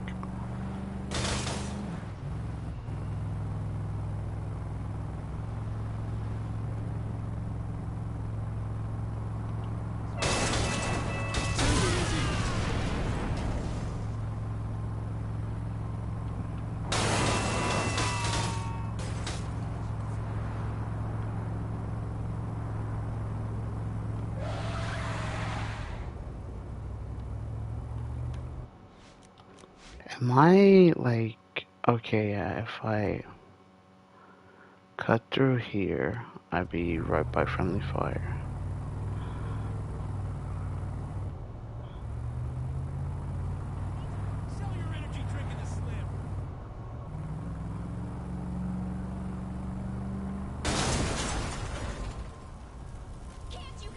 Crime always pays. God damn.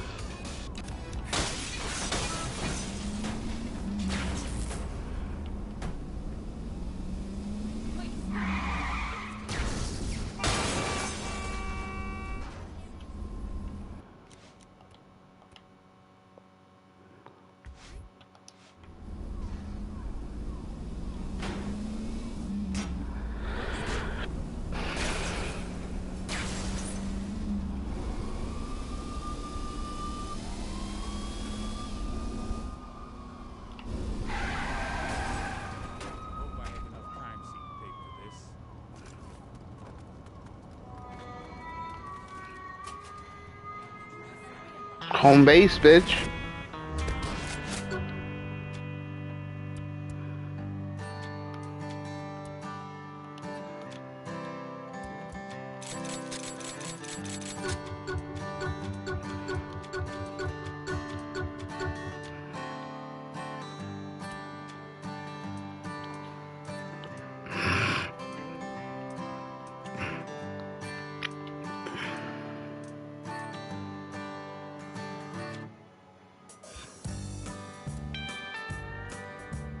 This shit says as Ultimax.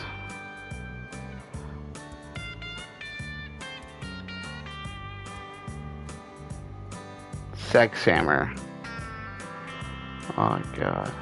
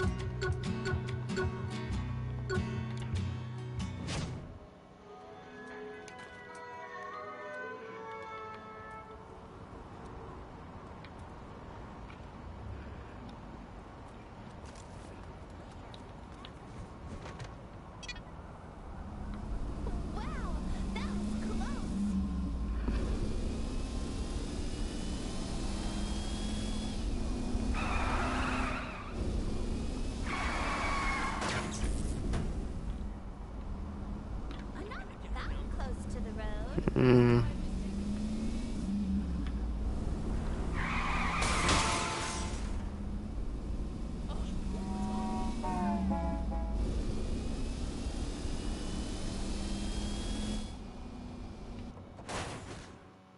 Got it.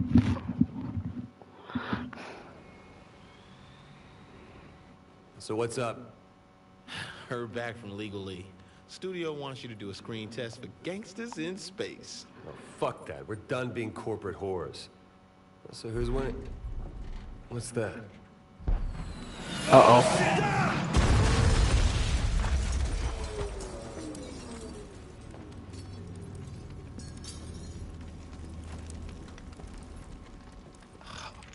God damn it! What the hell is going on? We gotta get down there.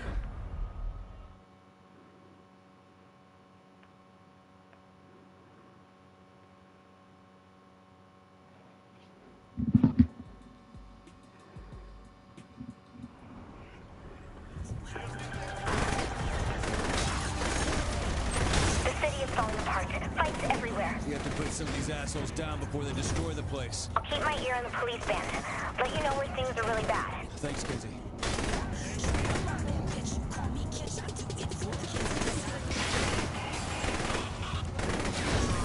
Nice try.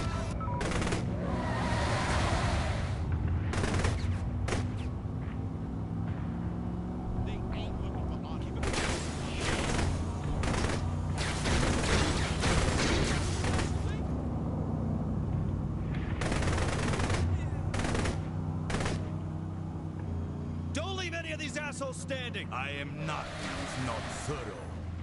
Let's do this. You gotta move. You gotta move. You gotta move. Mm-hmm. Oh my god. Yeah. You gotta move.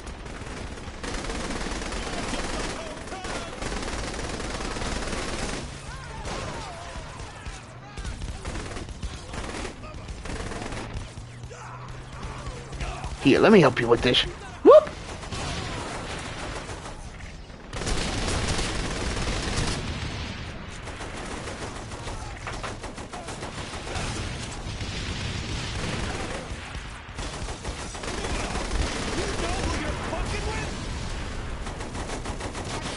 Oops, you got my pineapple.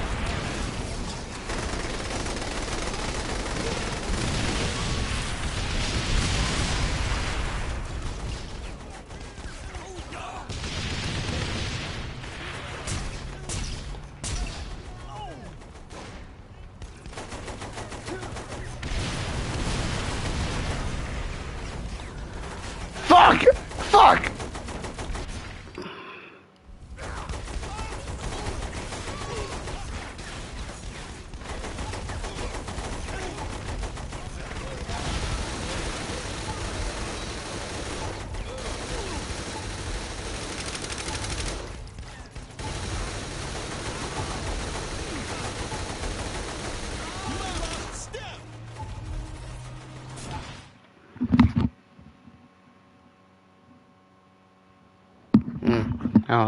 I'm like hearing shit, y'all.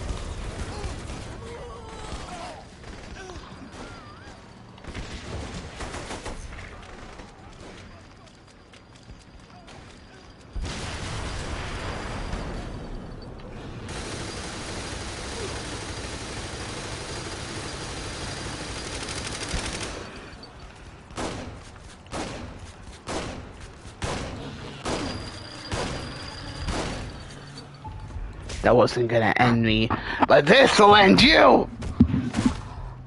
Think they learn.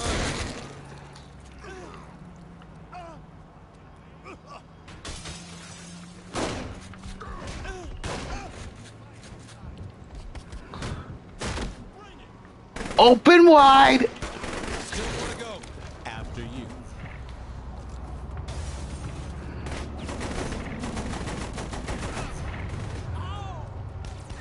About time the crew showed up.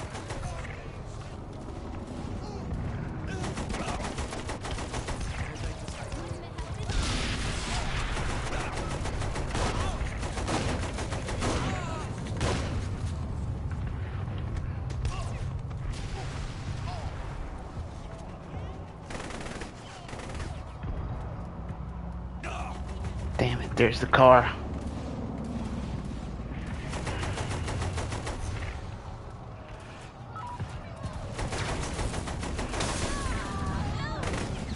Hop in, big boy.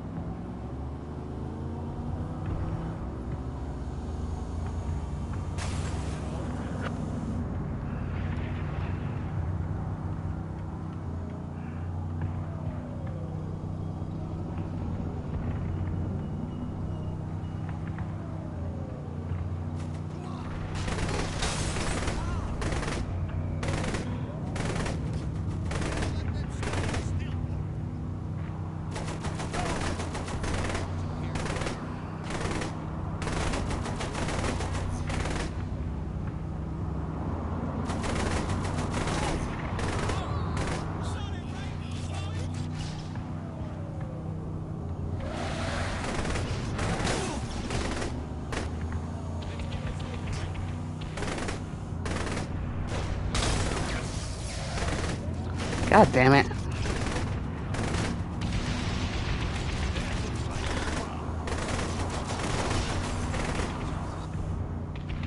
Oleg, you okay over there? Never been. More than I can say for Stan.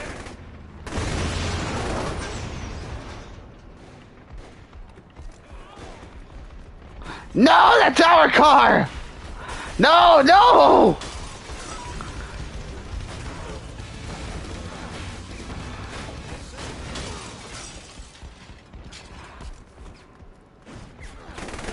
Eat that bitch! Ow!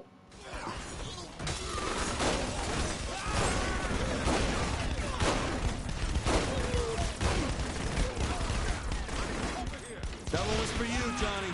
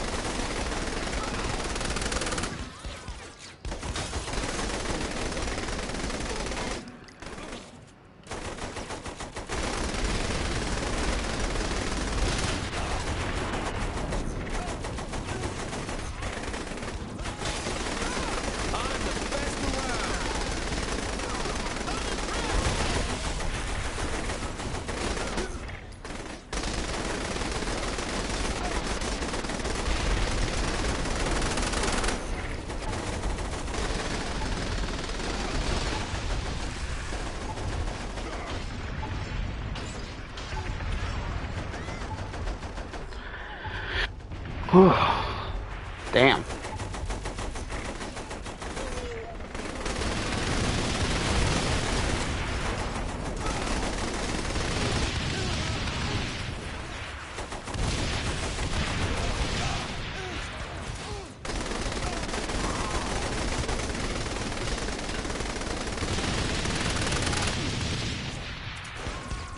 Ah, fuck this shit!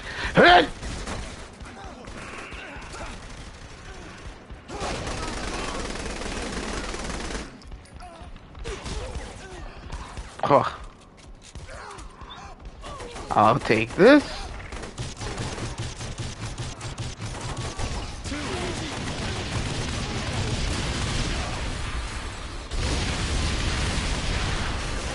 Oh.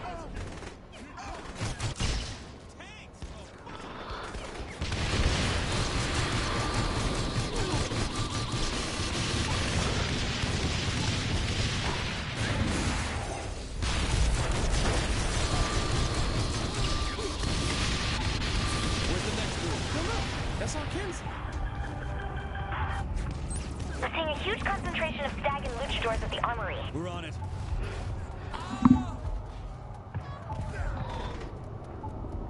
I need to get ammo now. Oi! That reminds me of the 14th century Germanic poem I discovered.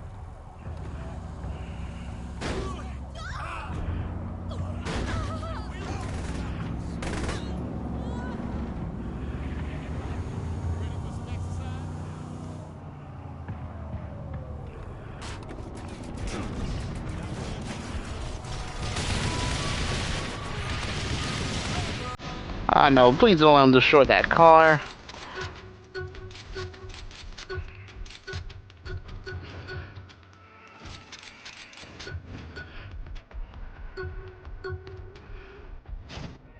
Please don't be destroyed, please. Oh, thank God.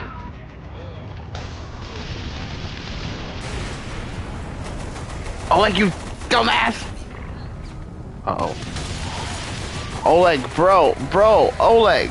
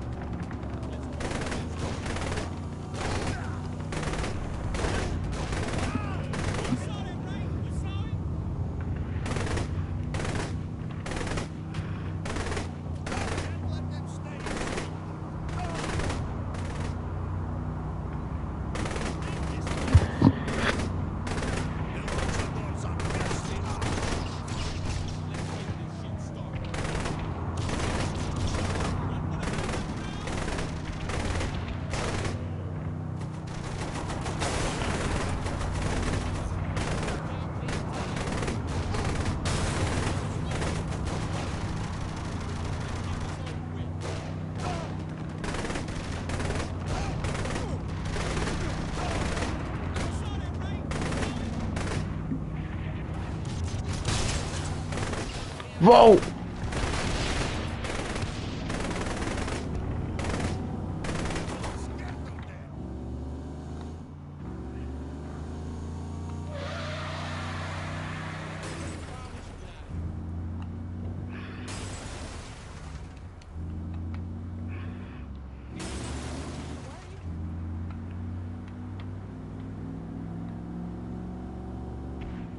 Why chase them when they come to you? Looks like we're sticking around.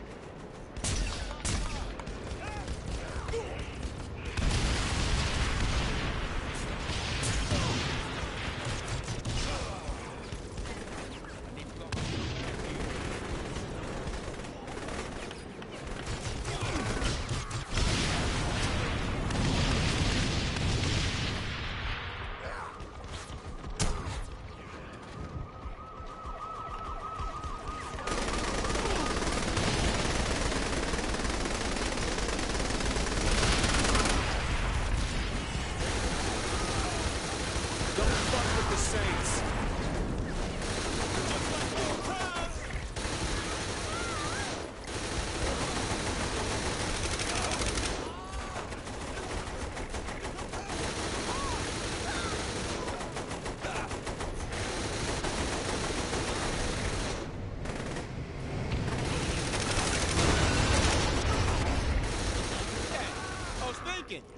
We might die here. Anything you want to get off your chest? Hey, don't be so negative. You guess a point. When Kinsey hit, I poured out my heart. It's rare I find an intellectual equal. Start from chain here 13 times. Good to know.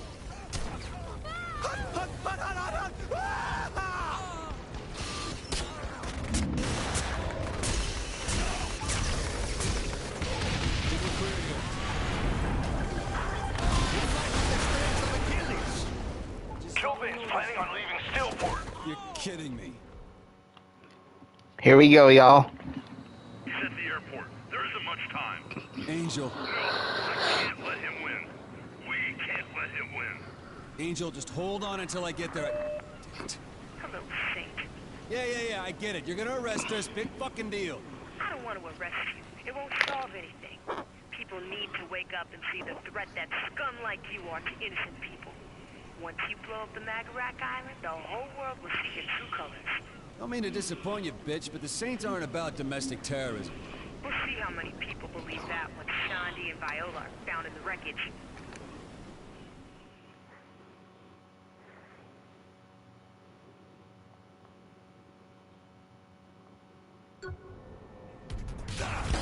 Here we go, y'all. You are here. Don't let everything Shondi and Viola have fought.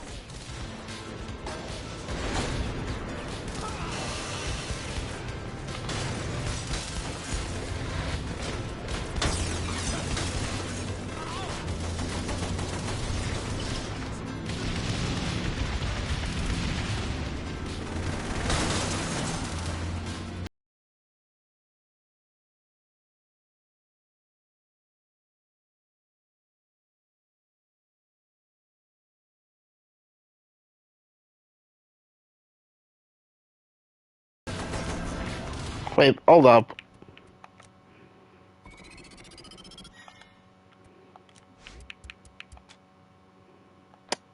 Fuck, that's $50.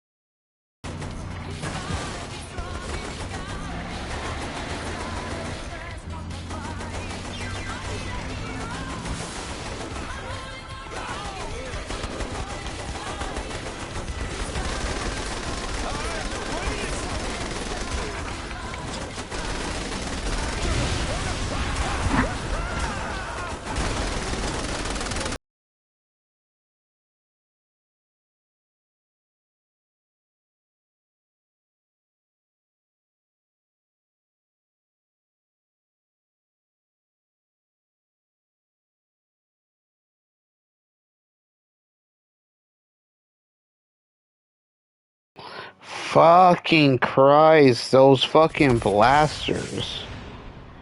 Way too OP.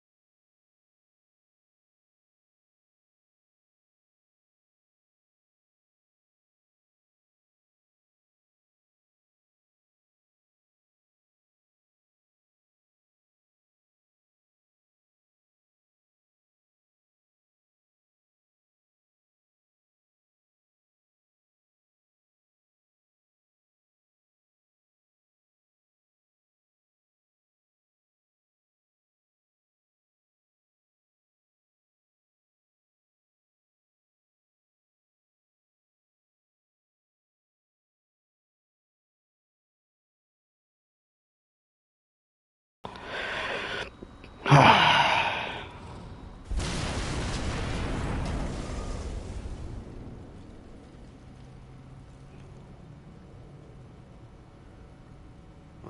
fuck me. So here we are. Two titans among men, worshipped by mere mortals for bringing them blood and fire.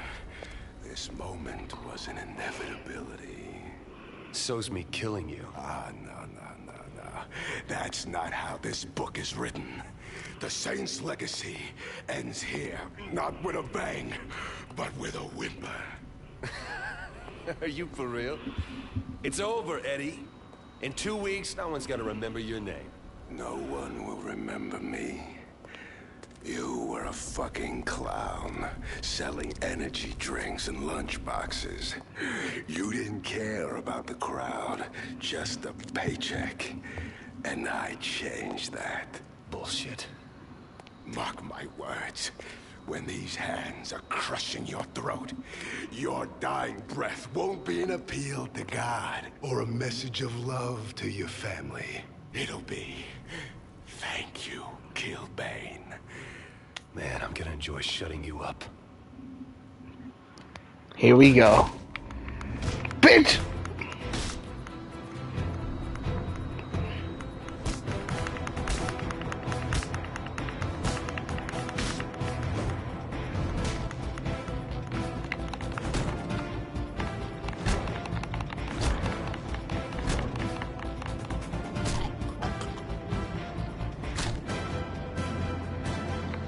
Any last words? No? I don't think so.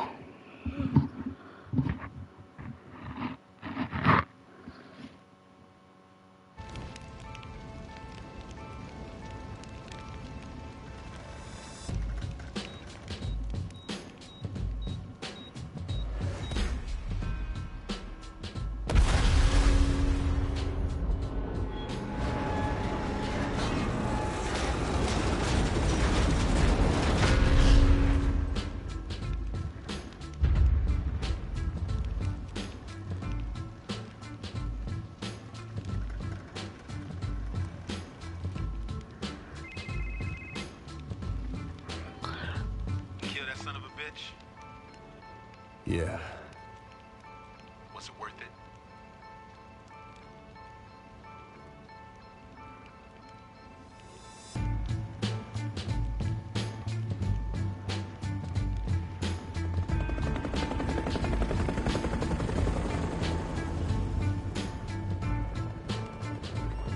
You were right, Commander. Bring in the data lists.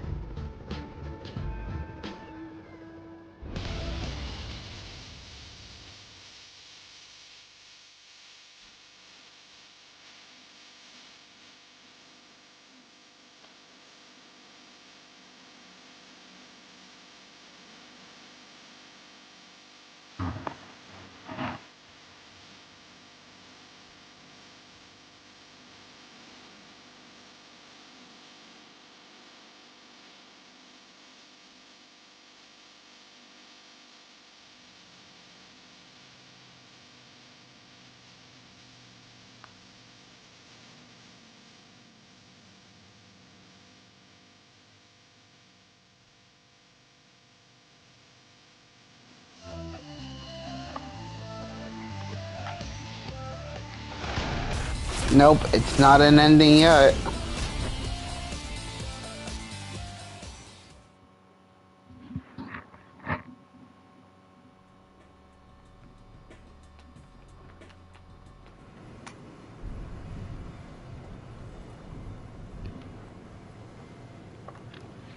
It's not an ending yet.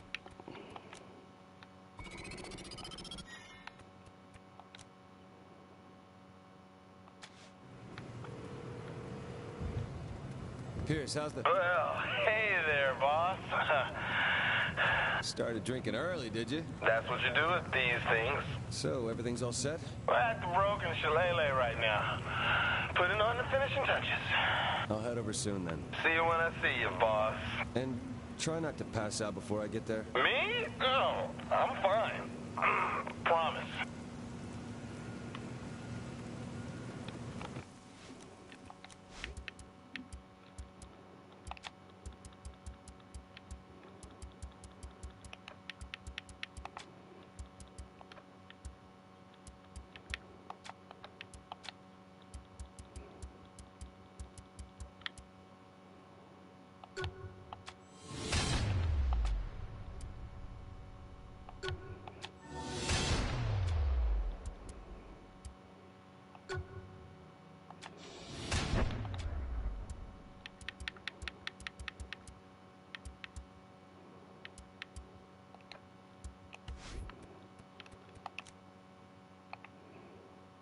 Sure thing, dog.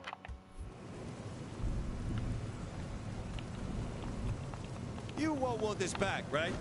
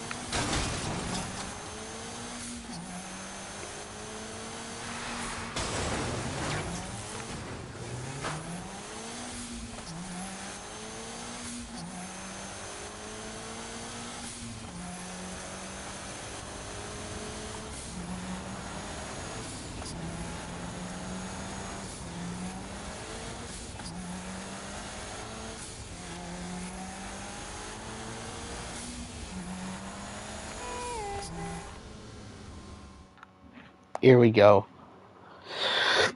This is the most saddest shit ever.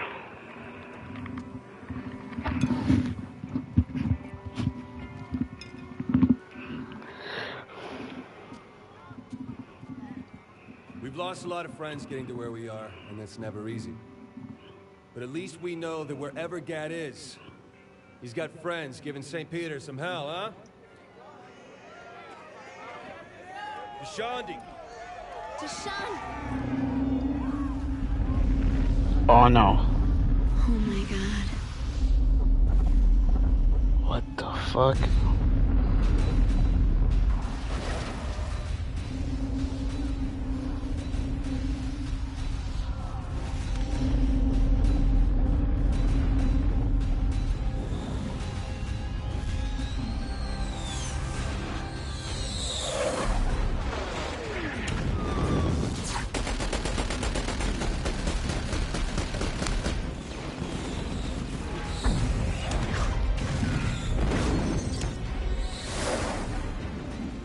Well, if they blow up every building, we're bound to be in one of them.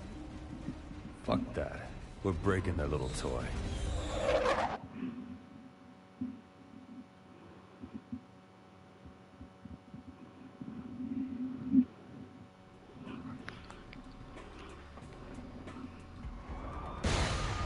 Boss, you better find a helicopter. Taking that thing out is all on you.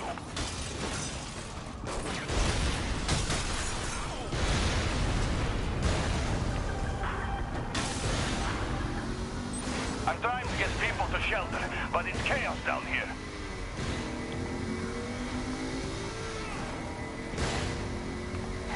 I can't get into any of the systems on that airship. I'll keep trying, but no promises.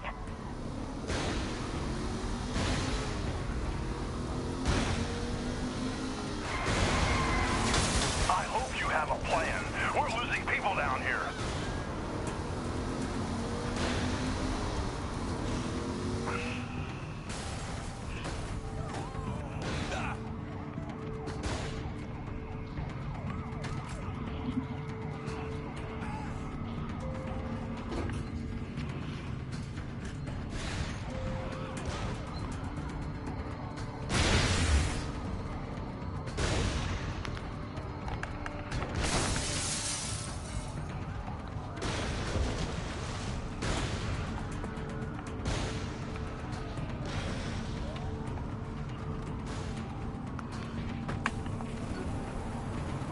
There we go.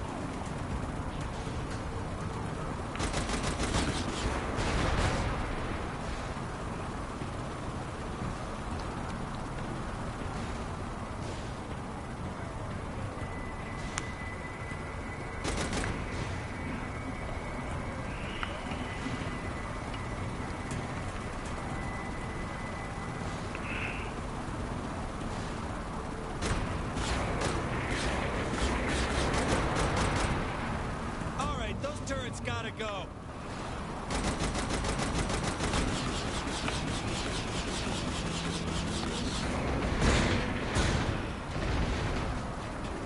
That's one side. The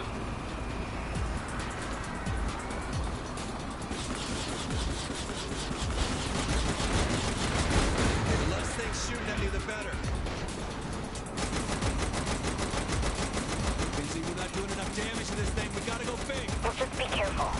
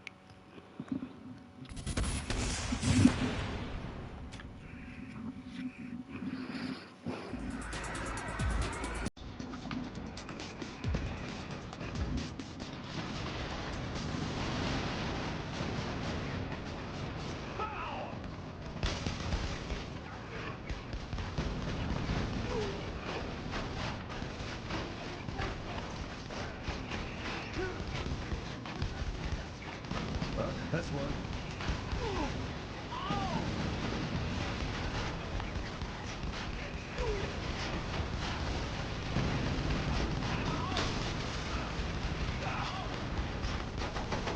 You lost, you're the best.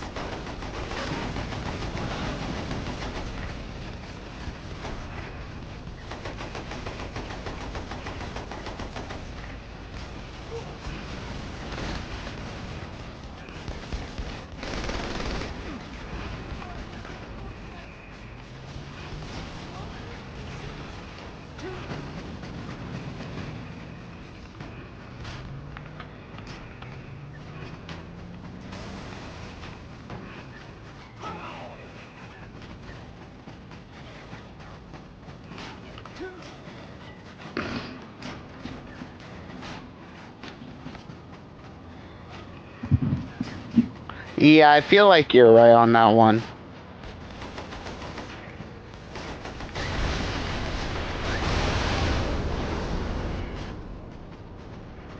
I feel like he could have made a return in this part.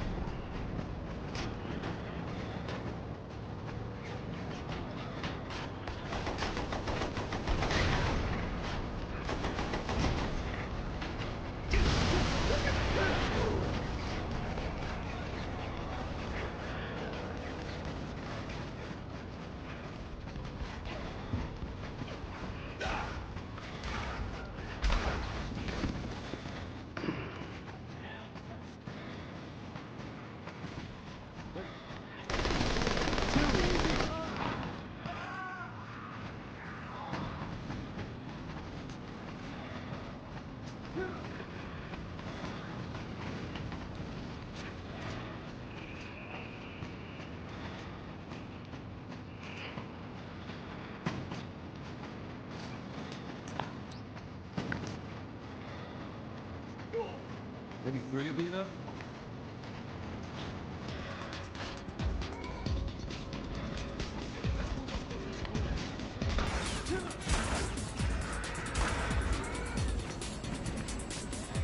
Holy fucking shit!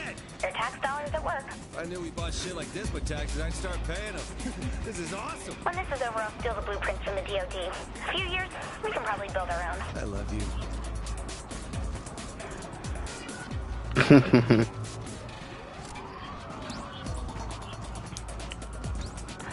And that was on that day. And 'twas on that day that the boss has admitted his love feelings for Kinsey.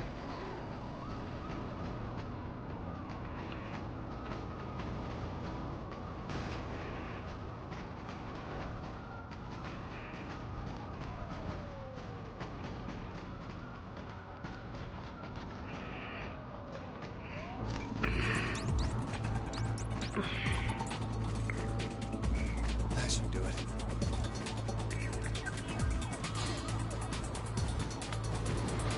The people's iron blow is on you and your state.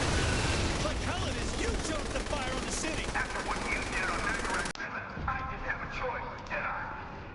Are you kidding me? Your crazy bitch Takeove did that. You can't lie your way out of this. I'm putting you down. We still have enough weapons out here. You'll never leave the Daedalus alive.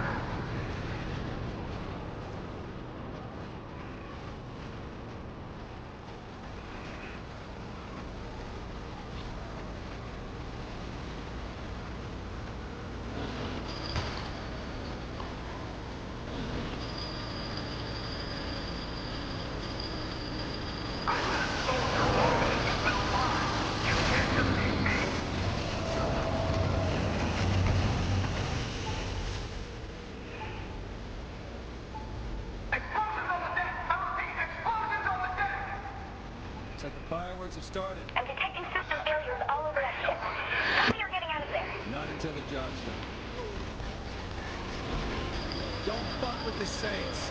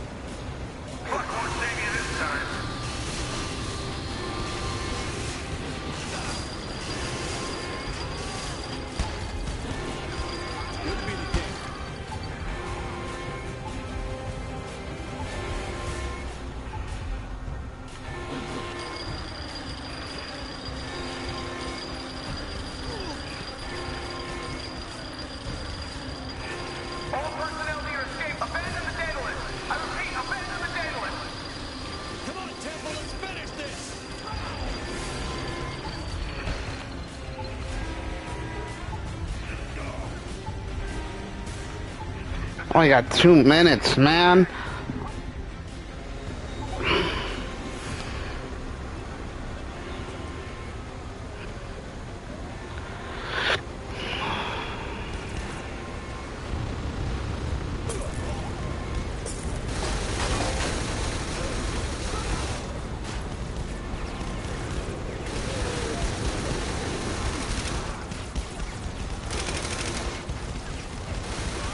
I've been a soldier longer than you've been alive.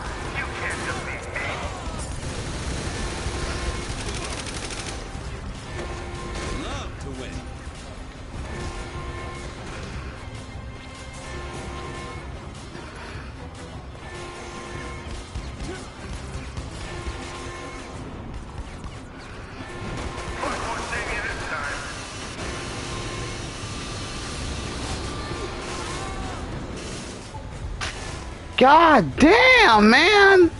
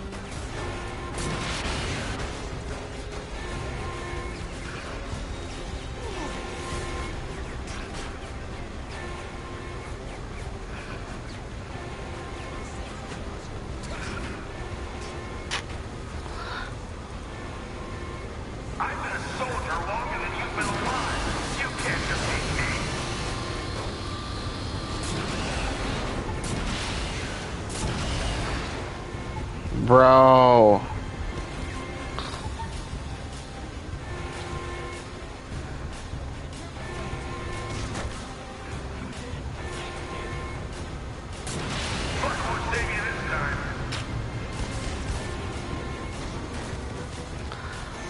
Ah, for fuck's sake!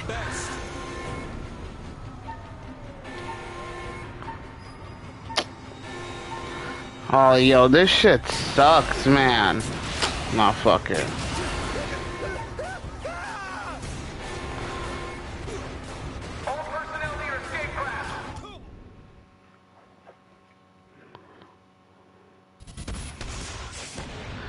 For fuck's sake, man. If it wasn't for the fact that you got like a lot of people showing up. Then how you want to play it, Cyrus? The people dying below is on you and your sins. Like hell it is. You chose to fire on the city. After what you did on Nagarak Island, I didn't have a choice, did I? Are you kidding me? Your crazy bitch attack dog did that. You can't lie your way out of this. I'm putting you down. Well, at least I'll have enough weapons out You'll here. never leave the Daedalus alive.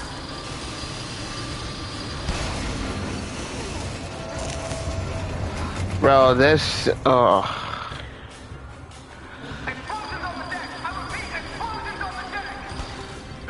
Fireworks are starting. I'm detecting system failures all over that ship. Tell me you're getting out of there. Not until the job's done. Think they learn.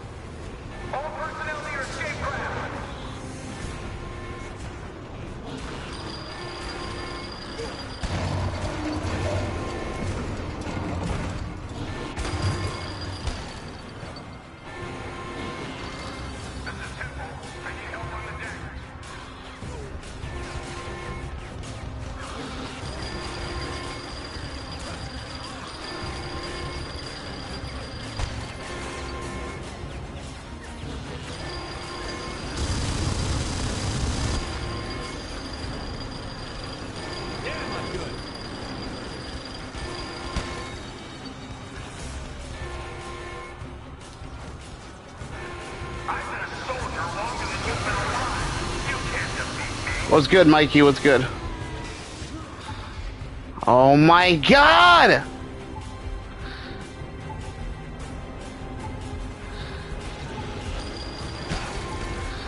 Oh, I'm gonna die again.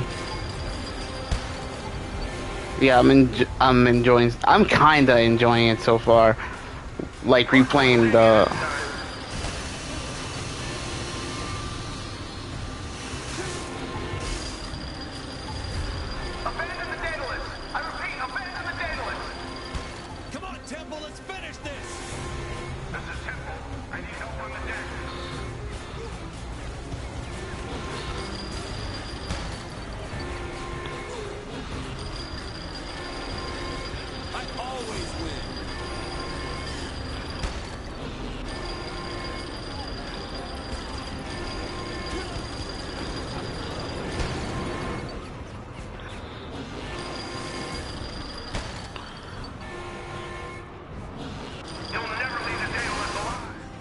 Finally.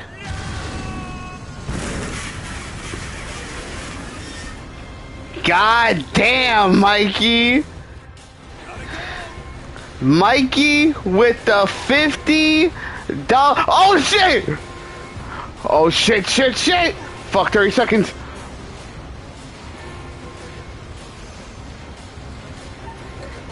Oh shit, shit, shit. Fuck it. Who the fuck parks a goddamn jet underneath the thing? Fucking boost.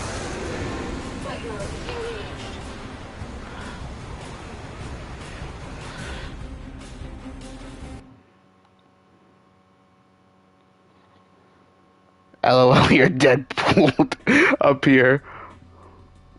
But yo, thank you, Mikey, for the fucking $50 donation, bro. I appreciate. I love you, man. I love you so much. Thank you. Thank you so much. I appreciate that. We're going on a field trip. Even in a place that is no stranger to violence, today's assault on the city stands as the blackest time in Steelport's sordid history.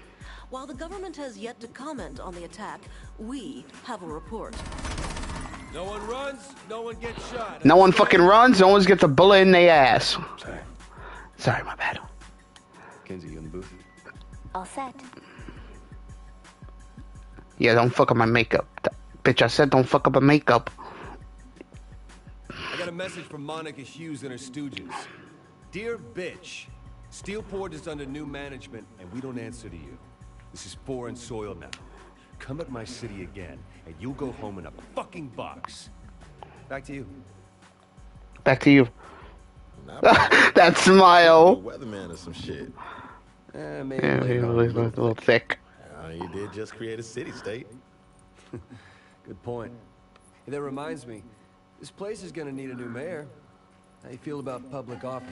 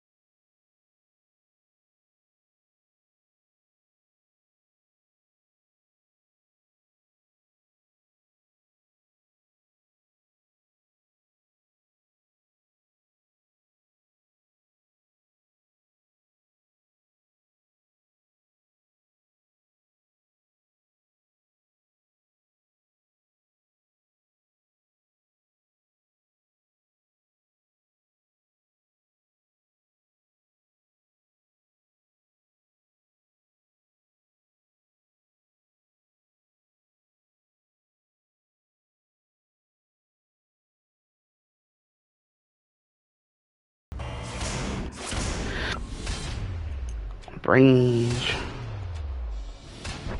I mean, you get the same rewards you do. Okay, you get the SAG armor. Forgot that. You get Cyrus's personal ship.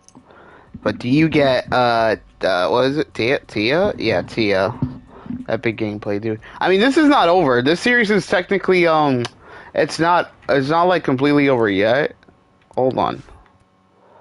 The reason I'm saying it like that is because there's still these 2 DLCs left. There's still these 2. We've been streaming for like 4 hours.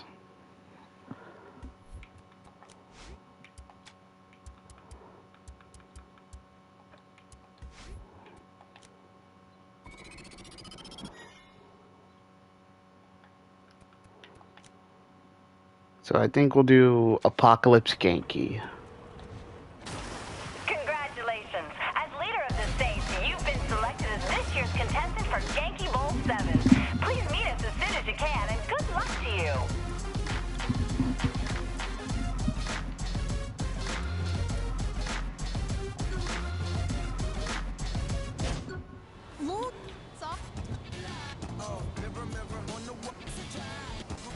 Classic 102.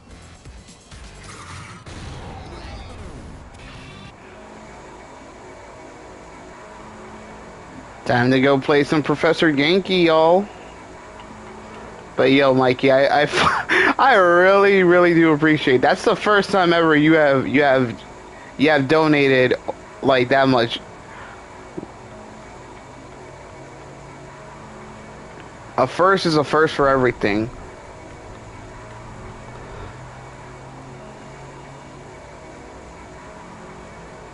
Hopefully when August 20 comes, hopefully when that warning is removed, I get to, I'll re-upload that short, but I'll kind of like make it fully, in the words of one of my idols, man, I'll show a baby, PG for YouTube.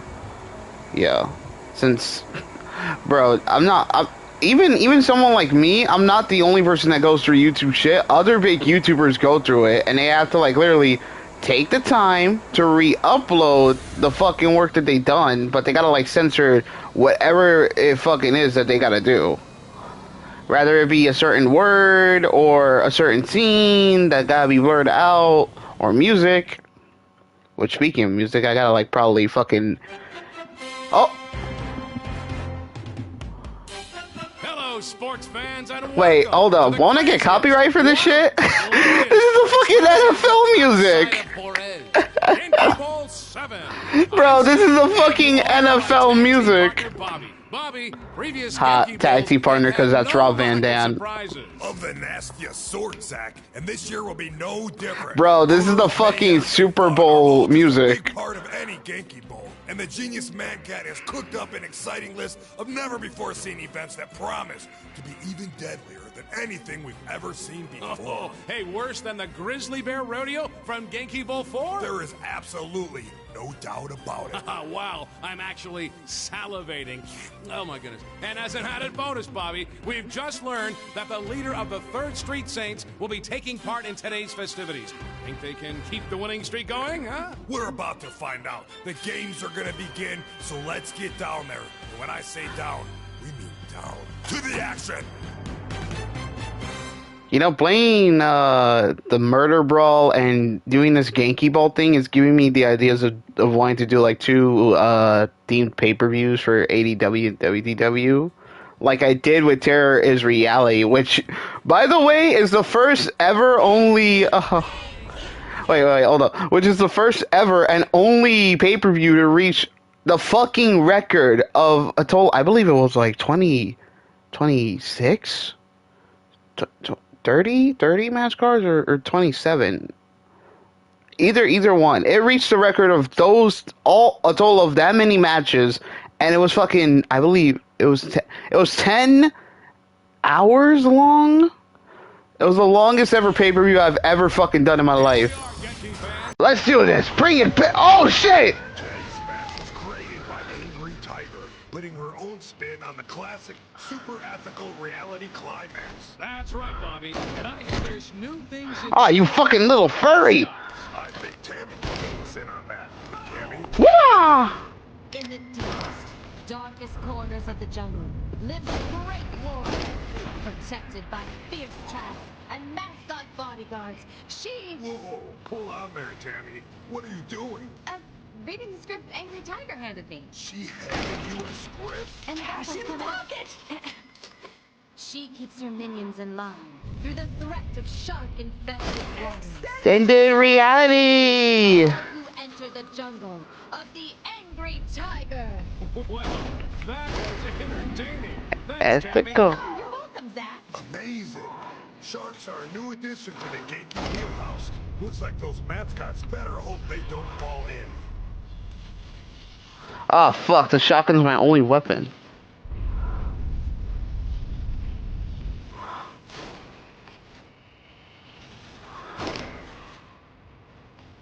This is really amazing shooting.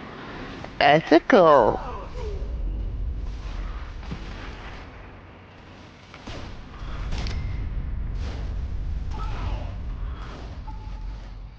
Quite a performance so far. Save that for the highlight reel. Cash in pocket. Very impressive. Into reality. This is like watching a non-stop highlight reel. Oh fuck, the flamethrowers.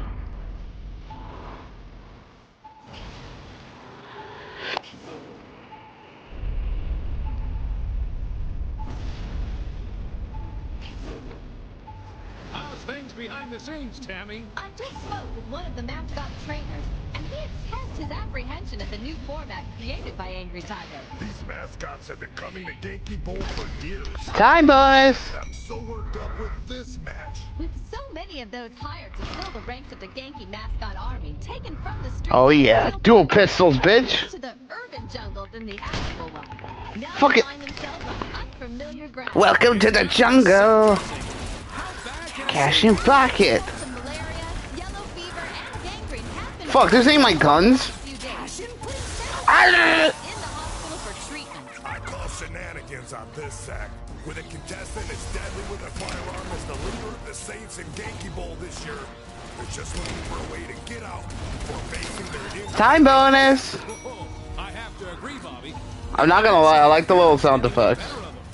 Several mascots have already lost limbs due to the gangrene, Zach. Better than catching a bullet in the face. Extended reality. This is true.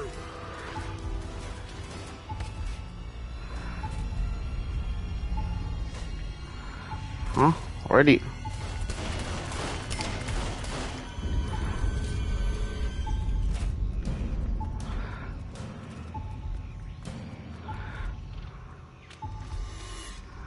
Oh no.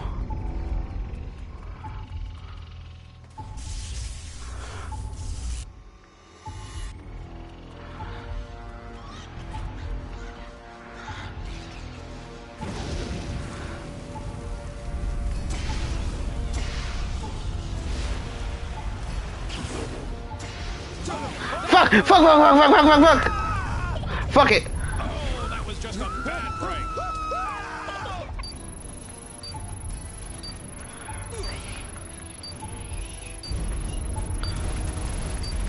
Quite a performance. With that, a hunter has been released.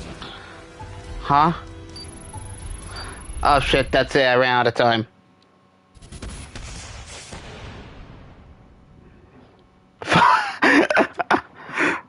Bro, I only got the limit of so many guns. Here we are, Genki fans, at Apocalypse Genki. Putting her own spin on the classic super ethical reality climax. That's right, Bobby. And I hear there's new things in store for our mascots. I think Tammy can fill us in on that. Tammy? Thanks, Bobby. In the deepest, darkest corners of the jungle lives a great warrior, protected by fierce traps and mascot bodyguards. Whoa, hold on there, Tammy. What are you doing? Reading the script Angry Tiger handed me. She handed you a script? And the best part's coming up. She keeps her minions in line through the threats of shark-infested waters. So beware, all who enter the jungle of the Angry Tiger. Well, that was entertaining. Thanks, Tammy. You're welcome, Zach. Hey, Shammy. Sharks are a new addition to the Genki wheelhouse. Looks like those mascots better hope they don't fall in.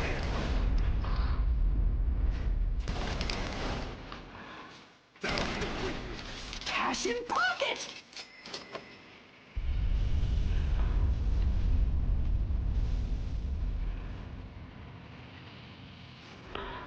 Oh yeah! Add to the board. Which we have instant replay for that. Another time maneuver. Cash in pocket. It's been a long time since Professor Genki's has seen the caliber of shooting.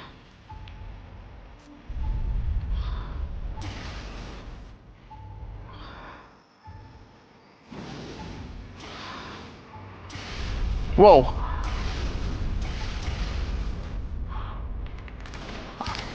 Time bonus.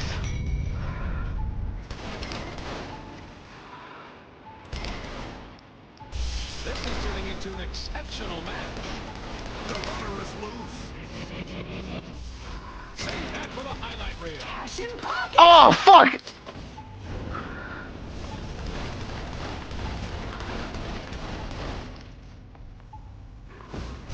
Aye. Stop an elephant.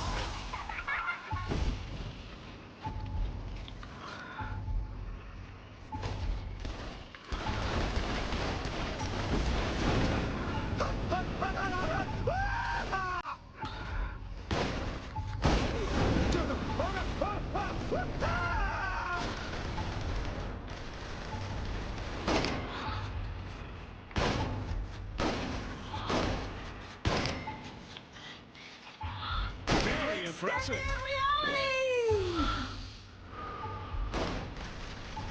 That's what the fans pay to see. It seems like a lock for this player.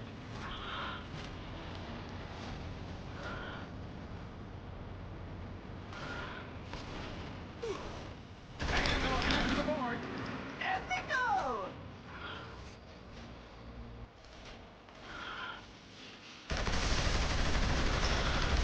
Got him. It's been a long time since Professor Genki's has seen the caliber of shooting. Another hot time at Pinball.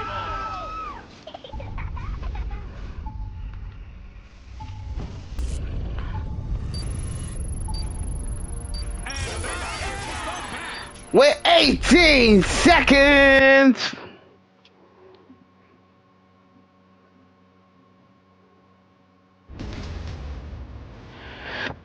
Oh, holy shit.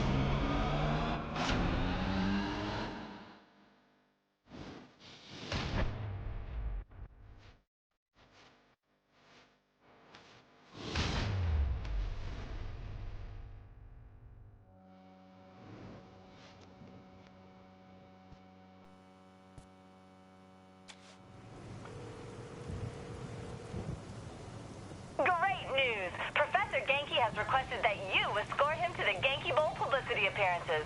However, he can be a bit eccentric. See if you can get him all charged up to meet his fans.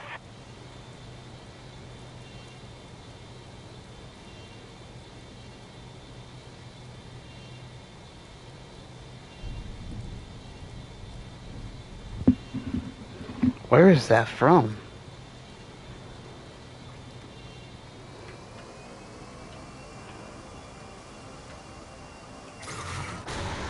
Oh shit.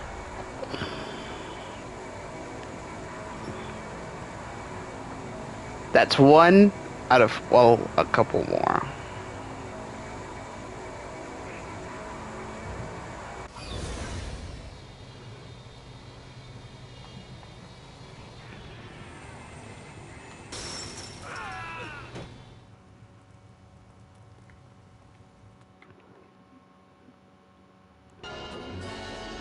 Genki Bowl fans? Zach and Bobby here bringing you some exciting Genki Bowl updates from the Genius Professor. That's right, Zach. We've just received word that Professor Genki has decided, in honor of Genki Bowl 7, to make a public appearance on the streets of Steelport. And I also hear that the master ceremony will be escorted by none other than our current Genki Bowl frontrunner, the leader of the Saints. If you want to meet the genius behind the epic extravaganza of bloodshed and carnage, then head to Leather and Lace. And while you're there, go ahead and pick up a gimp suit for that special someone in your life.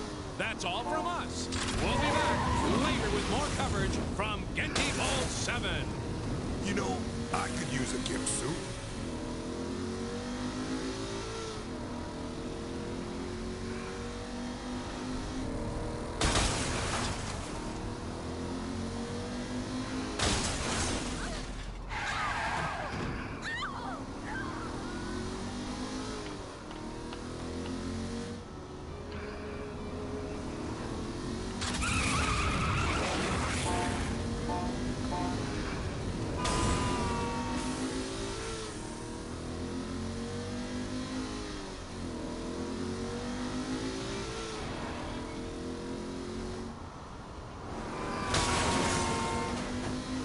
How the fuck do I shoot these things?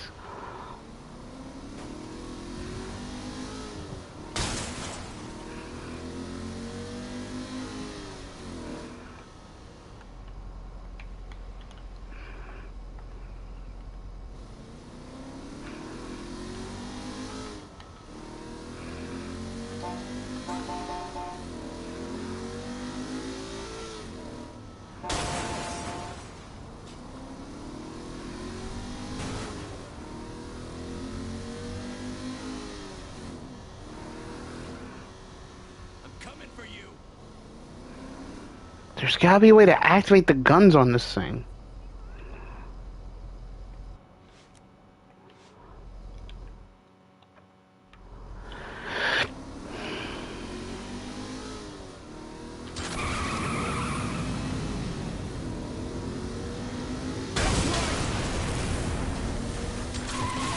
Oh yeah, Professor Genki's pleasure is killing.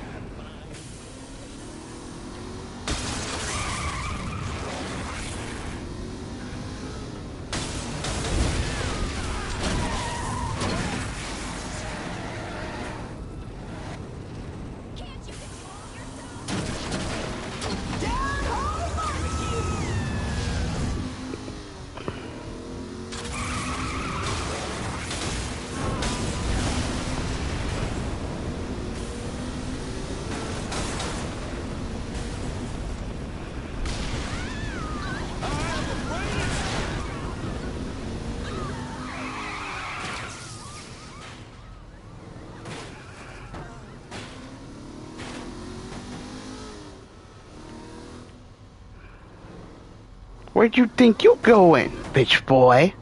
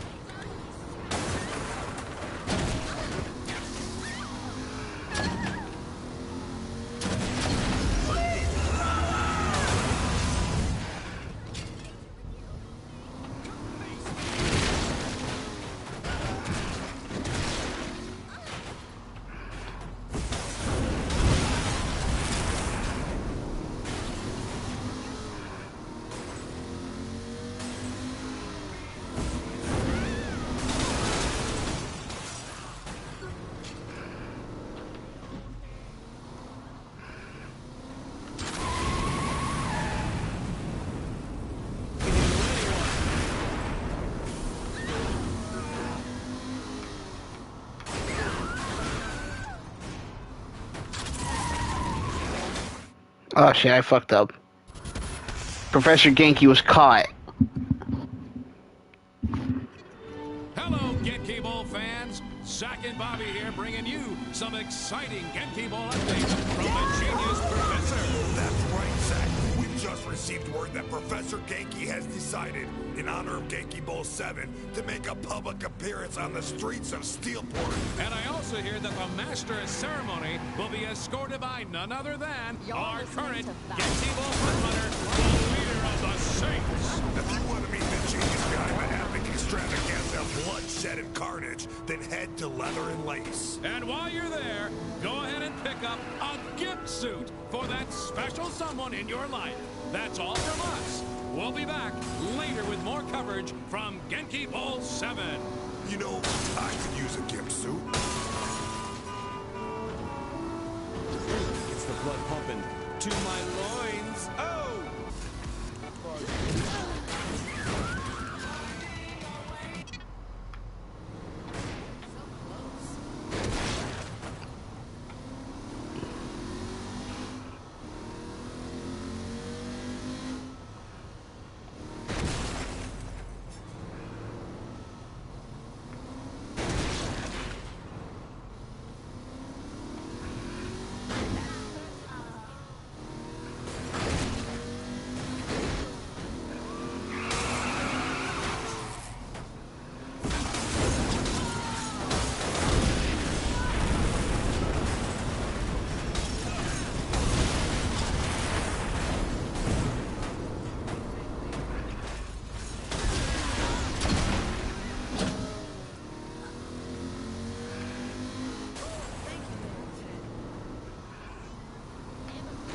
I wish I had a picture of this.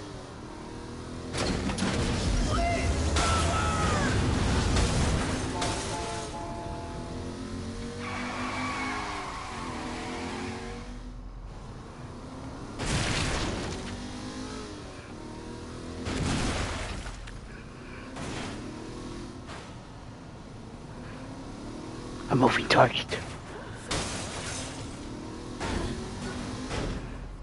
Professor Genki is pleased with your work.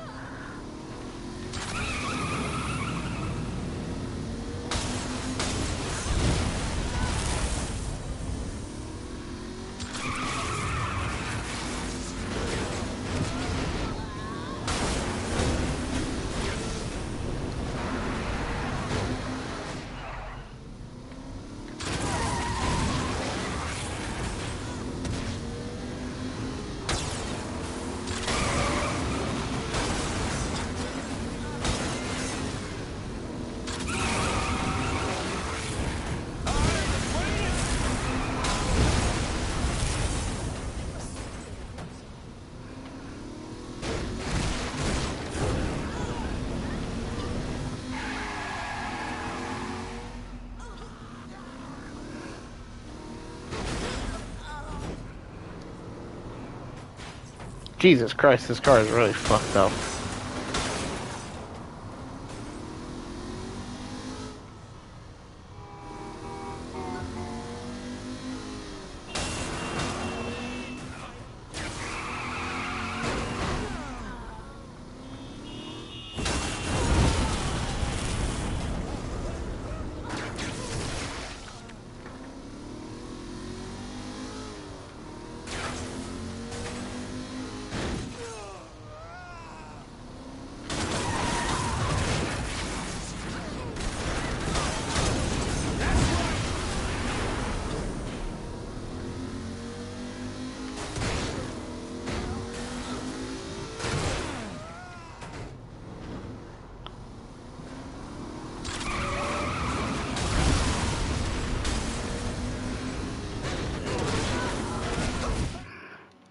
Don't tell me it was because the car blew up.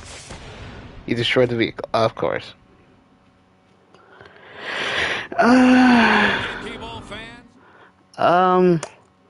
You know what?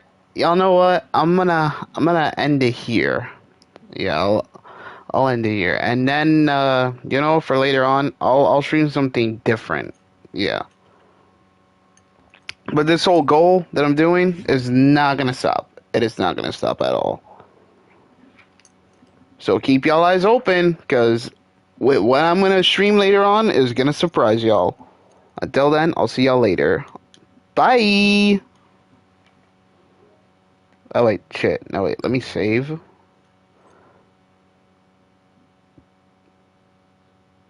Wait, hang on. What? Oh, okay. Save game.